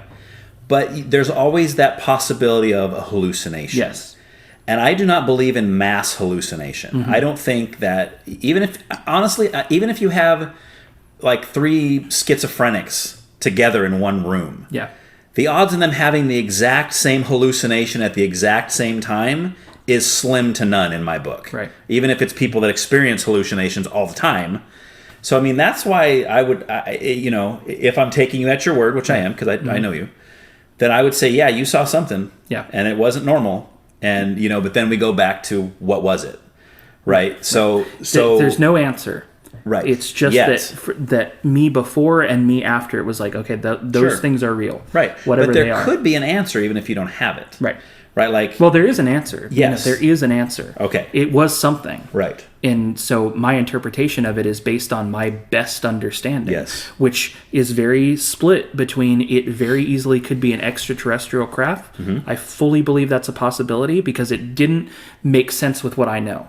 But it also could have easily been some kind of government craft that we don't know about because they don't tell us about everything they have until they declassify it years down the road. I've read a lot about the history of Area 51 and Skunk Works and all these companies that were operating to build like the B-2 bomber. Yeah. They kept that stuff a secret. So a lot of UFO sightings from prior to that where people are like, I swear I saw like this wing and it was flying around by itself that people thought they were crazy. Right. That was an actual craft they developed that flew in a weird way that we'd never seen before. That made people feel crazy because they describe it and it doesn't make sense. Right. So it could be that in 50 years we'll read these records and go, oh yeah, we had crafts like that were flying. So that would be evidence for you. Like if it came out, let's say the government documents were all released or whatever, and it started talking about, let's say, these crafts that the government was testing. Yeah. And let's say that they were doing tests, and it actually says they were doing test runs in 2005. Yeah. Out of Vandenberg Air Force Base. Right. Okay, and it describing this, and we had this vehicle that would fly this way, and it would split, and it was actually 3 parts, but it would go into one sometimes, and so if you heard something like that, that would be the answer to your question, right? And so would you, if let's say hypothetically you heard exactly that, would that put it to rest for you, or would part of you still think, are they lying because they're really covering up what they know about aliens? And they just don't want us to know that truth, so they're putting some story out there about how it was their craft. Yeah, that's a great question because it all comes down to trust. Right. I don't have a lot of trust in the military-industrial complex. That's not somebody that I look up to as like the arbiter of truth. Right. And so I don't know. It would have to be something that I read and I thought, it makes more sense than it doesn't. But I'm very skeptical of anything that I'm sure you and I have discussed at some point. I'm very much a researcher and I don't even know the word to use.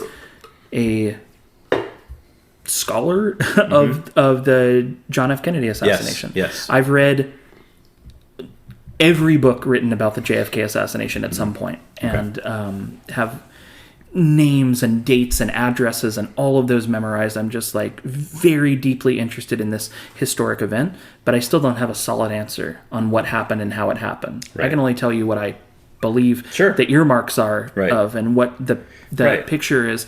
But because of things like that, it's like I've brought up to Allie several times when COVID hit and there was lots of discussion about vaccines and stuff, and everybody was saying that the catchphrase that people started using was "Don't hesitate." Right. Just like I think, don't hesitate, vaccinate. There's an alarm bell that goes off for me when the government says "Don't hesitate," because it's like, how could you feel confident in an authority that I legitimately feel like orchestrated the assassination of its own leader? Like why am I lining up to do that? So that was a thing that right off the bat I thought, this is going to be a challenge. Right. It has to be something I come to on my own, and I look into it and I think, well, I feel pretty comfortable doing this because I feel like, the science is there or whatever it is. Sure. But it has to be your own decision. So the government isn't what convinced me. Right. The government was not the, So then we go back to, this is all awesome because this is really cool to talk about. So then going back to the intelligent design thing and the God theory or whatever we're looking at. Is that kind of why you hold the position that you don't, even though you say there is an answer, you would agree to that, right? There is an answer. You just don't know. You're kind of at the point where you think you're probably never going to know that answer, right? Like in other words, what I'm saying, like, what is it going to take? Like, because again, Jesus appears in your room, and he says, "I'm Jesus," and he even tells you. He uses those words. Right. Christianity's true. The Bible's true. Right? There's still other possibilities there than it actually being Jesus. Right. It could be a vision of. It could be demonic. It could be. I mean, there's so many different things you could say. It could be the government that's manipulating your mind, and we're all in the Matrix, and it's like this big. I mean, that's not necessarily solid. There's no doubt in my mind at this point that this is really Jesus. Right. You see what I'm saying? Yeah. Oh, well, okay, let's do a thought experiment. Okay. If Jesus walked into your bedroom tonight and walked up to you and said, "I am Jesus," do you believe it's Jesus? Yes or no? I mean, you can't. Don't over-explain it. Okay. Do you believe it's Jesus? Yes or no? Oh, so that's hard without over-explaining it. I know. That's your point. But do you believe it is? Yes or no? It's just because one answer is correct. So you just need to decide right now whether it is or not. Right. I gotcha. But is it yes or no? Exactly. Yeah. I can't answer it. And you can't answer it, right? And that's the position I'm in. Is it's like I believe that it would depend on a lot of circumstances, and I believe that if it was, I would know. That's what I believe. If there is a Jesus, and he is the same Jesus that you believe in, the same Jesus that you can read about in the New Testament, and all of that, I overwhelmingly believe I wouldn't have to question it then. Here you and I have also sort of talked in the past about social anxiety and anxiety disorder, and how a lot of times it can mimic symptoms of other things, and you can convince yourself, I know I'm having a heart attack right now. I can feel it. I got a pain in my chest. And a lot of times the comforting thought that I have is, I think if I were actually having a heart attack, I wouldn't be wondering whether I'm having a heart attack or not. Exactly. I think that a real heart attack, even though I haven't experienced one, I think that it would be undeniable, right? Yes. And so much of what I'm experiencing is like, wait, what was that? I don't know. There was something uncomfortable. Oh, yeah, there's something slightly, if I breathe the right way, it's like, I don't think a real heart attack is that convenient, where it's like, well, it hurt for a second a few times, and I wasn't really sure if it was a heart attack or not. It's probably not. Then I burped and it went away. Right, exactly. Or I rotated positions and it completely stopped hurting, and my arm was pinned a weird way. But I think a real heart attack probably, I know there's cases of people who find out they had a heart attack and they don't even know it, but there's also cases of people who find out they were pregnant because it comes out when they're on the toilet and they're like, oh, there was a baby in there. I think those are anomalous stories. I think the majority of the time, when you're having a heart attack, you don't have to question it. And I would hope that any sort of God or being that is beyond us would at least have that power too. If you're going to present yourself to me, don't make it a trivia game where I have to pick whether or not I think it's the right answer. Make me know, like convict me in my heart that I don't have to question it. And I believe that if the real Jesus or any God or being or whatever that created us would have the power to make that known. But I also, I am sort of at a place of acceptance that I don't think any God operates that way. I don't think that a God who created the whole universe is coming into each of our bedrooms individually at night and being like, this is your night where I'm going to wake you up and be like, hey, it's the real me, buddy. Join our team. And then I'll get out of here and go work on the next person. It's like, how petty is that? Like, why does God care if I'm on that team? Each individual person. And so the position I'm in is whatever created us, I think is probably so far beyond the limitations that we put on them based on what we know, the little bit that we know, that, again, going back to this UFO example, we know how things operate. We know how fast it's possible for things to go. You've seen planes your whole life. You've seen some that it's like, whoa, that was really fast. This thing that I saw was beyond really fast. And so it defies what I know that my brain says this is what vehicles that fly are capable of. So that, to me, again, tells me either they're keeping things secret from me that I don't know about yet, or this came from a different planet that defies physics and logic because it doesn't fit here. But see, I'm at the position, I think this is true straight across the board. And if anybody disagrees with this, I just think they're just wrong. Nothing can be 100% certain. like nothing. Like even you talking about your example of the heart attack, when people you're hit by, I can't breathe, and an ambulance comes, takes you. That's pretty undeniable. Right. But how are you really proving that it was a heart attack, right? I mean, I guess you go to the doctor, then they look at you and they see you have plugged arteries. But even then, you're like, well, maybe it was something else that would cause those symptoms that got me to the hospital. Then they saw I was having a heart attack. You see what I'm saying? Like, it's the whole idea, like with gravity. Well, how do we know gravity exists? Because we take this tennis ball and we drop it, and every time we drop it, it goes down. Right. But then you say, but you will never know 100% if every time you drop that, it's going to go down, unless you drop it for the rest of your life. But then you're going to die. Right. So someone else would have to pick up dropping it. You see what I'm saying? So for me, when I think about God and I think about spirituality and these things, I'm not looking for the 100%. I'm not looking for that amount of solidarity. I'm just looking for, where does the evidence lead the most, right? Like, and this is where I'll go back to like what you said about pursuing or searching. Like you said, you're not really searching either. Right. And I mean, that's, I think, where a main area where you and I would differ, where I would think there's really nothing. I understand what you're saying. You say you're not searching because what's the point? Right. Right? Because the only way you're ever going to believe that is if the Lord himself reveals it to you in such a way. It's not, and that's going to happen whether you're searching or not. Right. But the other side of that is more like, well, but what about some of these claims? Like I think there's certain things like that, let's say the Bible says, or the Bible says Jesus said or did. There's certain things you can test, at least if we're talking about whether the Bible's true, if it's a true. So if the Bible says that, certain people existed in a certain place in the world, and then archaeology shows that no, there's no record of that. Right. To me, that's an evidence that would make me question the validity of the Bible, at least in that part. Right. And as you know, for me, it's like if I can find there's one part that I can't trust, that puts it all into question, because now it makes it being me as a human deciding which parts I'm going to believe and which parts I'm not.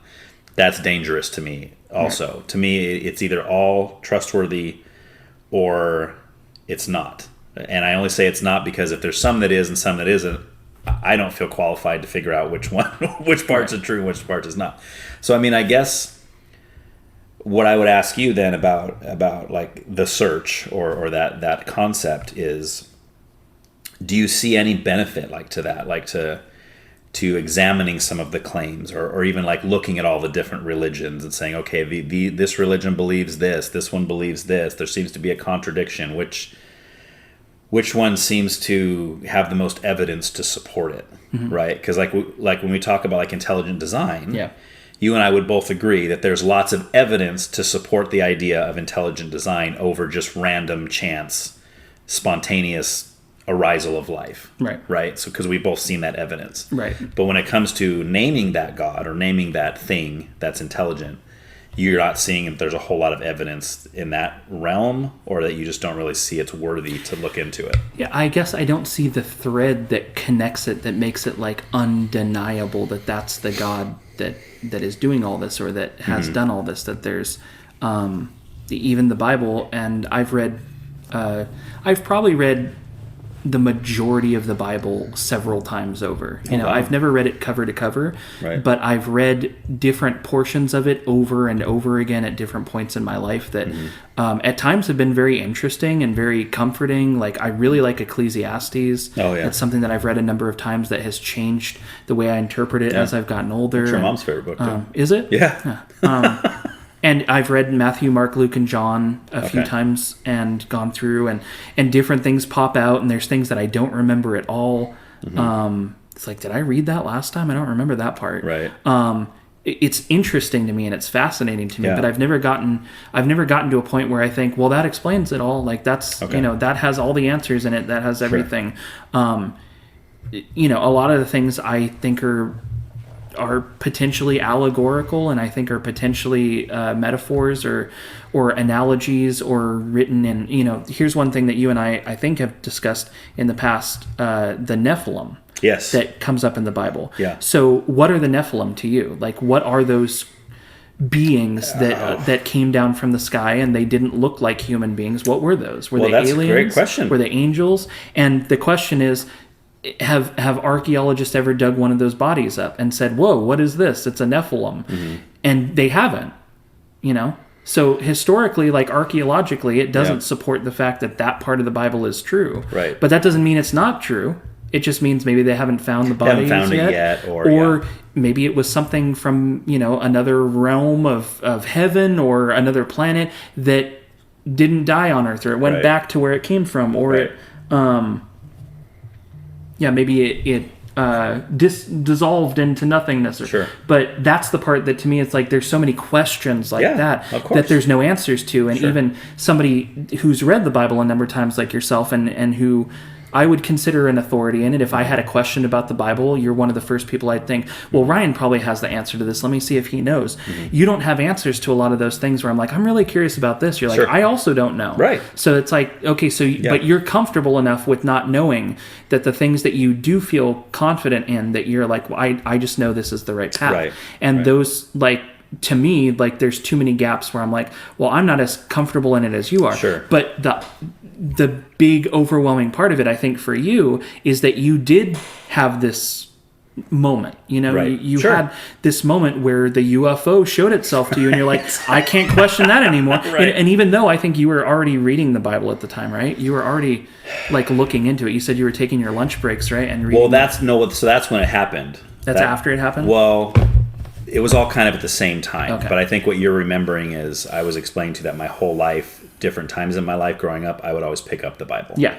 And I would start to read it, and I would get somewhere, maybe all through Genesis. I always start in the beginning because it's a book, so you're supposed to start at the beginning. Right. And I would then maybe sometimes get into Exodus, but I wouldn't get very far, and then I'd put it down and go off for a couple years, and then something would happen in my life, and I'm like, oh, I'm going to pick this up again. And I don't know why I kept picking up that. Right. Maybe because my parents taught me there's a God, or I wasn't raised a Muslim or a Hindu or anything like that. I wasn't raised a Christian either. Right.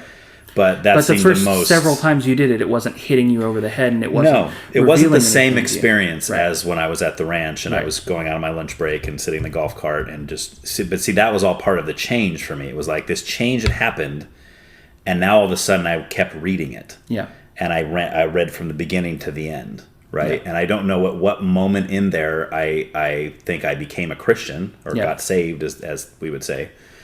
I just remember the first time saying it as Bethany was on the phone with somebody that we knew, somebody that had been trying to talk to me about Christianity forever. And I would always argue with them, tell them how dumb they are.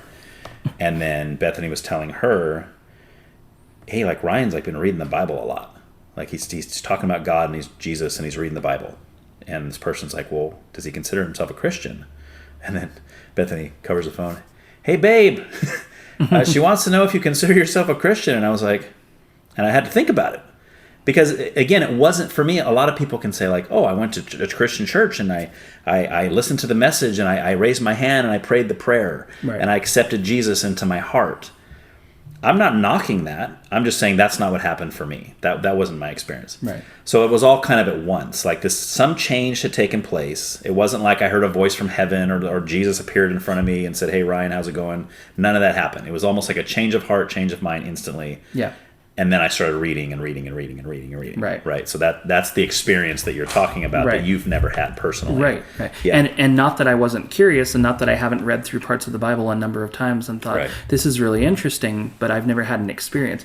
In the same way that I'm positive that around the time I saw that UFO, I had a UFO book in my locker at the time for sure because I was very, very curious and interested. But at no point in reading those did I have an experience like when I saw it in front of me and I was like, what was that? Right. That was the thing. Right. But up to that point, there had only been, and from reading UFO books a lot, sometimes you see a plane that's flying a little weird and you're like, is that one? Is that one of the... No, that's nothing. That's nothing at all. But you start to get a little paranoid. You start to see signs and things and you go, that's a little different. That's, you're looking for stuff. Yeah. But this was, again, just an undeniable event where it happened at a time that I didn't expect it to, that I wasn't looking for it to. Right. And that's what I think a religious experience would be like, where that a religion showing itself to me is completely different than me reading each individual religion's book and going, which one of these speaks to me the most or which one of these makes the most sense. I just don't think I'm a qualified enough person to determine that. Right. And it's so, I think it,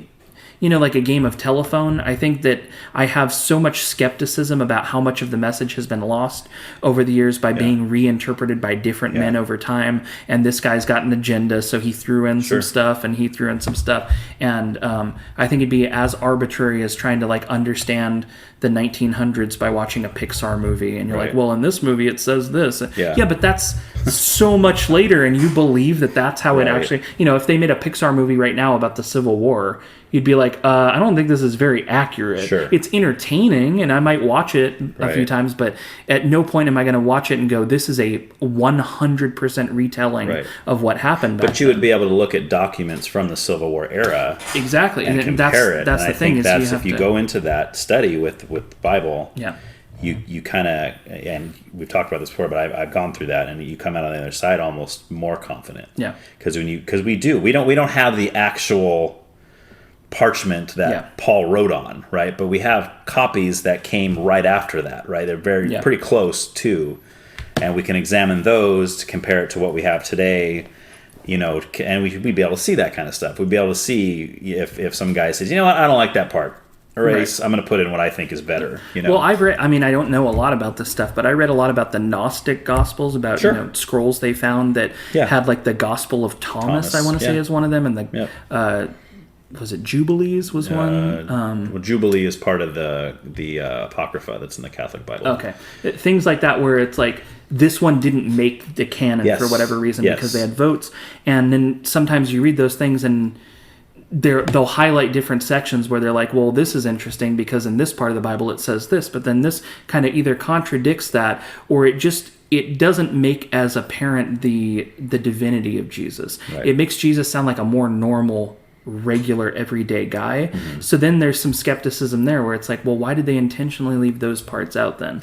Like, why did they narrow it down to the pieces that make it sound like he was a wizard going around, doing miracles and stuff? Why did they leave those in, but they cut other parts? So it's just like, it would be, I feel like it would be something you have to devote your life to understanding. And in my everyday life, I just feel like there's so many other things I want to do and so many priorities that it's like, well, I really want to make an album. Like, I like writing music. I enjoy writing music. I think I've gotten pretty good at recording and those sorts of things. And then other things, like I want to solve this local murder and I'm going to devote some time to that. And there's, I think, a huge trouble that I have with certain religions is this thought that I could pursue my life to trying to right a wrong like that, right? That I spent 5 years of my life going, hey, a girl disappeared when I was a kid around my hometown. And they kind of know who she was last seen with. They seem to know what happened here, but nothing's being done about it. So I'm going to push and I'm going to push and I'm going to, I gave up huge chunks of, I still haven't gotten married partially because of that. Even though Allie and I just celebrated our 13-year anniversary, we still have not gotten married because for the last 5, it's been like, well, I can't do it now. There's a trial coming up. I can't do it now because there's a preliminary hearing. It's just like, I've pushed a lot of stuff back. I've delayed my album for the last 4 or 5 years. I've set a lot of stuff aside to pursue this, and ultimately justice was served, and a serial rapist and murderer is now behind bars, partially because of my effort. And to think that if I got hit by a car today, that there would be any God that would go, but you didn't pray, so I can't let you in with the good guys. You're one of the bad guys. Like, are you kidding me? I'm going to end up in the same place as the rapist murderer, even though I don't want to use the word selfless because that sounds like I'm bragging, but I set a lot of my own priorities aside to take care of something that I thought was serving the greater good or doing a good thing for the sake of doing a good thing. It's the right thing to do. And a lot of times it was hugely inconvenient to my own personal life, but it was still the right thing to do. I moved to Monterey County and spent a lot of time away from my dog and my girlfriend. And so to think that if I died right now, that there's a God who would say, you don't get in the good place, I'd be like, well, I'm happy not getting in that place if that's the way you run it. If those are the kind of rules that are going to keep me from going to the good place, why would I want to get in there anyway? I'm like happy to be with the bad people if the rules are so ridiculous that some of the people going to the bad place didn't deserve to be there. I have huge issues with the concept of heaven and hell that have sort of been a big barrier to me opening up to any of that side of religion because I just think, I don't know, there's too many things here that really bother me from a moral perspective that would have to be explained to me in a way that I thought, oh yeah, that makes perfect sense. I now understand why I'm on the same level as a serial rapist and murderer. Right. It makes sense to me. But it doesn't make sense to me. But do you think, though, that like if there's a God, that he has to be a being that you agree with and understand? No. And that's what I'm saying, is that the majority of the place that I'm in with this acceptance is that God is beyond our understanding. Whatever God is, it's beyond our understanding. So reading about it, him or whatever it is it's limiting so much what it is, whatever God is, that it's almost laughable that we think we can understand it. Sure. It's like, you're not going to understand it. I think that in the afterlife, if there is any sort of answer, that we'll then know it and it will make sense, because that's all there is. Yeah, and you and I have talked about this a lot, but it's my stance on that is I agree that I don't think we'll ever what am I trying to say? I don't think we'll ever completely understand God. Right. And I'm happy about that, because I don't want a God that I can, in my finite human brain, completely comprehend. Right. But I think where you and I would differ is I don't think he's just left us without any answers. Right. I think he's given us what he wants us to know, and I think that's through the Christian scriptures. And that's all the information we need, and it doesn't mean I need to understand everything. You said a minute ago when we were talking about the Nephilim and how there's certain things that you've asked me before where I'll tell you I don't know. Yeah. And that's always going to be the case, right? Because I don't, and the reason why is because the Bible, in my opinion, tells us everything I think God wants us to know. I don't think it tells us everything there is to know. Sure. Right. And I'm one of those, and I talk to a lot of Christians that disagree with this, but I'm one of those guys that will say, all right, if the text doesn't tell me what, like it says Nephilim existed. Right. Does it tell me what they are specifically? Nope. Right. Does it tell me what happened to them? Nope. And I can walk away from that and go, I don't know. Right. Where there's other people who would be like, no, we got to figure this out. Right. But I'm like, how are you going to figure that out? Unless you go into other places that may not be as trustworthy, or people have an idea already, so they go. It's just like with anything, right? And I've talked about like studies. People are always quoting studies, right? But they'll only find a study that agrees with what they're trying to prove. Right, that's human nature. Exactly. You're looking it's like and a lot of times they won't even look into the study to see if it's even a valid study, because they don't care. Right. All they care about is they can put this name out there and say, hey, John Kadiddlehopper did a study that proves this, so therefore I'm right. Right. It's like, yeah, but what if John Kadiddlehopper was an idiot and his study was flawed and his control group was messed up, and they don't care about that, right. So But how is that different than me saying, how do we know that the person that wrote this gospel isn't John Kadiddlehopper? Right. It's like, I don't trust that guy because I don't even know who that guy is. Right. And it's not somebody that I trust that there's enough resources that I can study and have a thorough... It's just like voting for a candidate for president. You're only giving me the stuff you want me to know about this guy, and the other side's giving me the bad stuff. Right. So you gotta be really careful with what you determine is true and what's not true. And when you're talking about which God is the correct one and which book is the correct one, it's like that's a pretty like risky position to put yourself in, where it's like, I just know for a fact it's this one. And I think of it in terms of, if when you're playing like trivia, right? You're at a trivia night or something, and they ask you a question, and they're going to give you 4 possible answers, and you think, okay, I've read about this before. I know when they show it, I'm going to know it, right? They show you A, B, C, and D, but then the person who put the trivia together is trying to be a jerk, so they put 2 answers that it's like, oh man, they did that on purpose to make it difficult. It could be either one of those, and they knew what they were doing. So it's like, if they want you to get it or have a good chance of getting it, they'll make it really obvious. But if they make it so where it's like, I don't know. Like, I know one of these is the right answer, but I don't know which one. Right. I don't know which one, because it could be. That's how I feel about religion. It's like, if there's a God, and during my lifetime there's all these possibilities for which one could be the right answer, the least you could do is make it more obvious that I don't have to devote my whole life to reading every one of these books before I can come to a conclusion and go, well, now that I'm on my deathbed, I'm glad I went through all that. It's like, I hopefully am doing more meaningful things with my life while I'm here, and hopefully the answer is more obvious. But if the answer is not obvious, on the face, then it's like, okay, well, I don't have time or interest in devoting myself to that. Right. Because I think there's other things that are maybe more meaningful or effective right now in the time that I do have that are worth spending time on. Right. So I would say, back to what you said real quick, we're like out of time, but I told you we'd go over.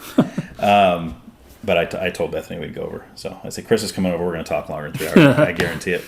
But to answer just real quick, and obviously I can't go into all kinds of depth here, but I can just tell you that when I examined that question myself, the question of how do I know that when John wrote his gospel, it was, first of all, how do I know it was really John? Yeah. How do I know it was the guy that walked with Jesus? How do I know that what he wrote was inspired by God? How do I know he didn't just write what he felt like writing? How do I know, as I looked at that question myself, and I studied the canonization of Scripture, and I look at how all this stuff happened, I came to a point where it was, again, I don't do anything 100%. It was pretty undeniable, I say pretty undeniable, that men by themselves could not have done what happened. There's no way that human beings could have put the Bible together on their own and had it be the way it is. Like a real quick example would be, and someone else, this other guy that wrote a book. Oh, remind me to give you your book when you leave too. I still have that book. Anyway, let me standpoint.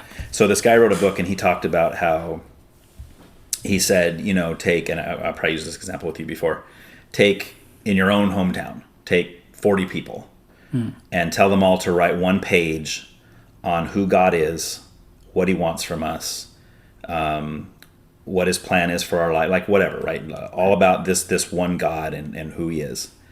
And then like separately have them write those, and then bring all those together and say, how much harmony do you think you're going to have? Right? None, right? Hardly any, right? At all. Yet the Bible was written by at least 40 people, 40 different men from all walks of life, different time frames, different jobs. You had anybody from like Luke, who was a doctor, to Peter, who was a fisherman. You have all these different things from all these different places, not even from the same town. Yet you take the Bible as a whole, and it's a cohesive story. And you would think that there would be contradictions, and I know there's people that do believe there's contradictions, and again, we don't have time to get into all that, but I did examine all those as well. So I come to the position where I'm like, there's just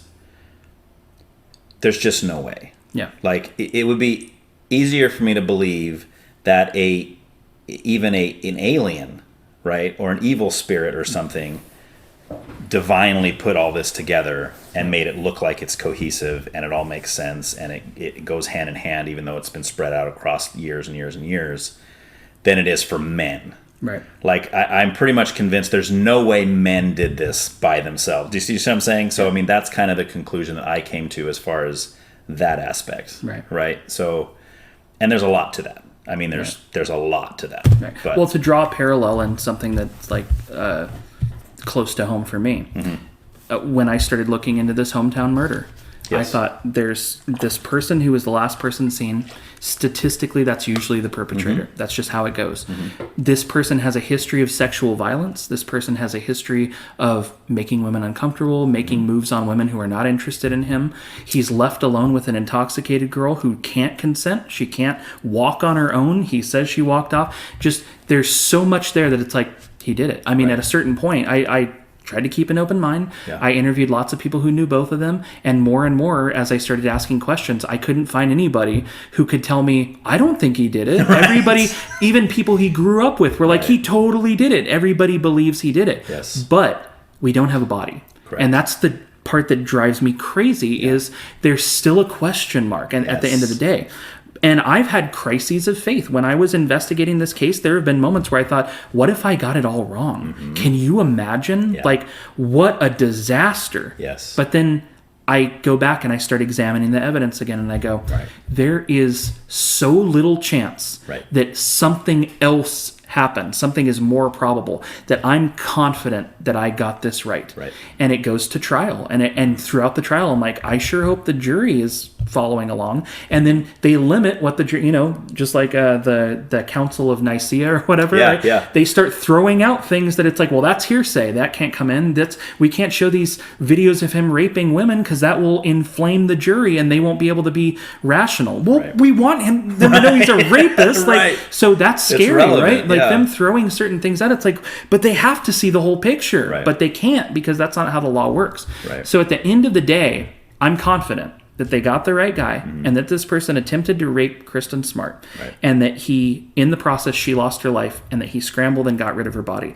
I don't know where her body is. I don't even know how she died. I don't know if he strangled her, if she choked on her own vomit, if he stabbed her to death. I don't know what happened, but I know enough is there for me to go, yeah, I feel pretty good about this.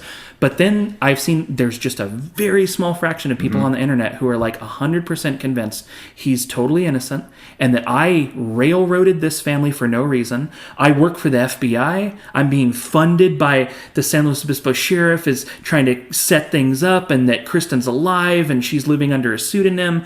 And I read that and I go, this person's nuts. Like, how did they think that? But then I think, well, it's because no matter what you show them, they've learned to interpret the evidence in their own way. So, like, there's one guy on the internet who thinks Paul's 100% innocent. And people will comment and say, what about all the rape videos? There are dozens of videos of him raping other women who aren't Kristen. And he goes, well, maybe maybe it's a deep fake. Maybe they put his face. It's like, wow. That is the level of skepticism that exists where it's like you don't want to see it no matter what. You don't want to see it no matter what. So I think you're in a place with the Bible where you think, well, there's enough there. It's not 100%, right? You agree with that. Sure. But there's enough there that it's tipped the scales for you where you're like, this is I'm devoting my life to this and I'm confident that it's the right decision. Something could come along and change my mind. You know, if Kristen resurfaces, I have to publicly admit I made a huge mistake. But it's not a big question mark how I got to the conclusion I did, right? I mean, 12 jurors who were strangers agreed with me at the end of the day. And that's what it all comes down to is we're doing the best we can with what we see and what we've got. And we just got to make sure we're not these loons out there who are like, no matter what you show me, I'm never going to believe it. I'm not that guy. I'm not that guy. Well, that's a great example. A great example because like you said, you can never 100% know that he did it. Even if her body is found. Even if her body's found, because you were not there that night. The only person that knows that for sure is him and her. That's it. And if right now somebody surfaces a notebook where somebody's like, I was an eyewitness to this event and here's what I saw, a lot of me would be going, okay, I don't know about this. Because somebody right today could have started writing that based on information they Googled and put it together and you don't really know if it's true. But it might be 100% true. They might have been in the room watching it happen and it's 100% real. And that's where it would become a forensic. Let's test the paper it was written on. Let's make sure that we can prove definitively that this was written contemporaneously by a real person and all that stuff. And that's like, there's huge questions that I have about the Bible and religion and stuff that it's like, I'm not saying it's not true. I'm saying until it shows itself to me.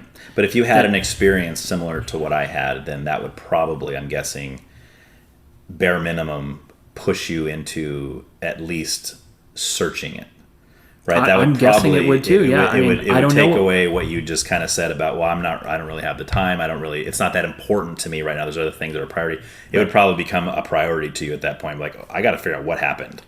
That was a big deal. I just saw a vision of this guy who says his name is Jesus and he said all this and I feel like you'd have to do something with that. So. But I do hold space for the fact that I think there's people who are pursuing that and who believe that that's the answer, who are also doing terrible things with their life. That are not being good, kind human beings. 100%. And if I had to weigh the two, it's like, well, should I focus on what I can do or should I focus on finding the answer?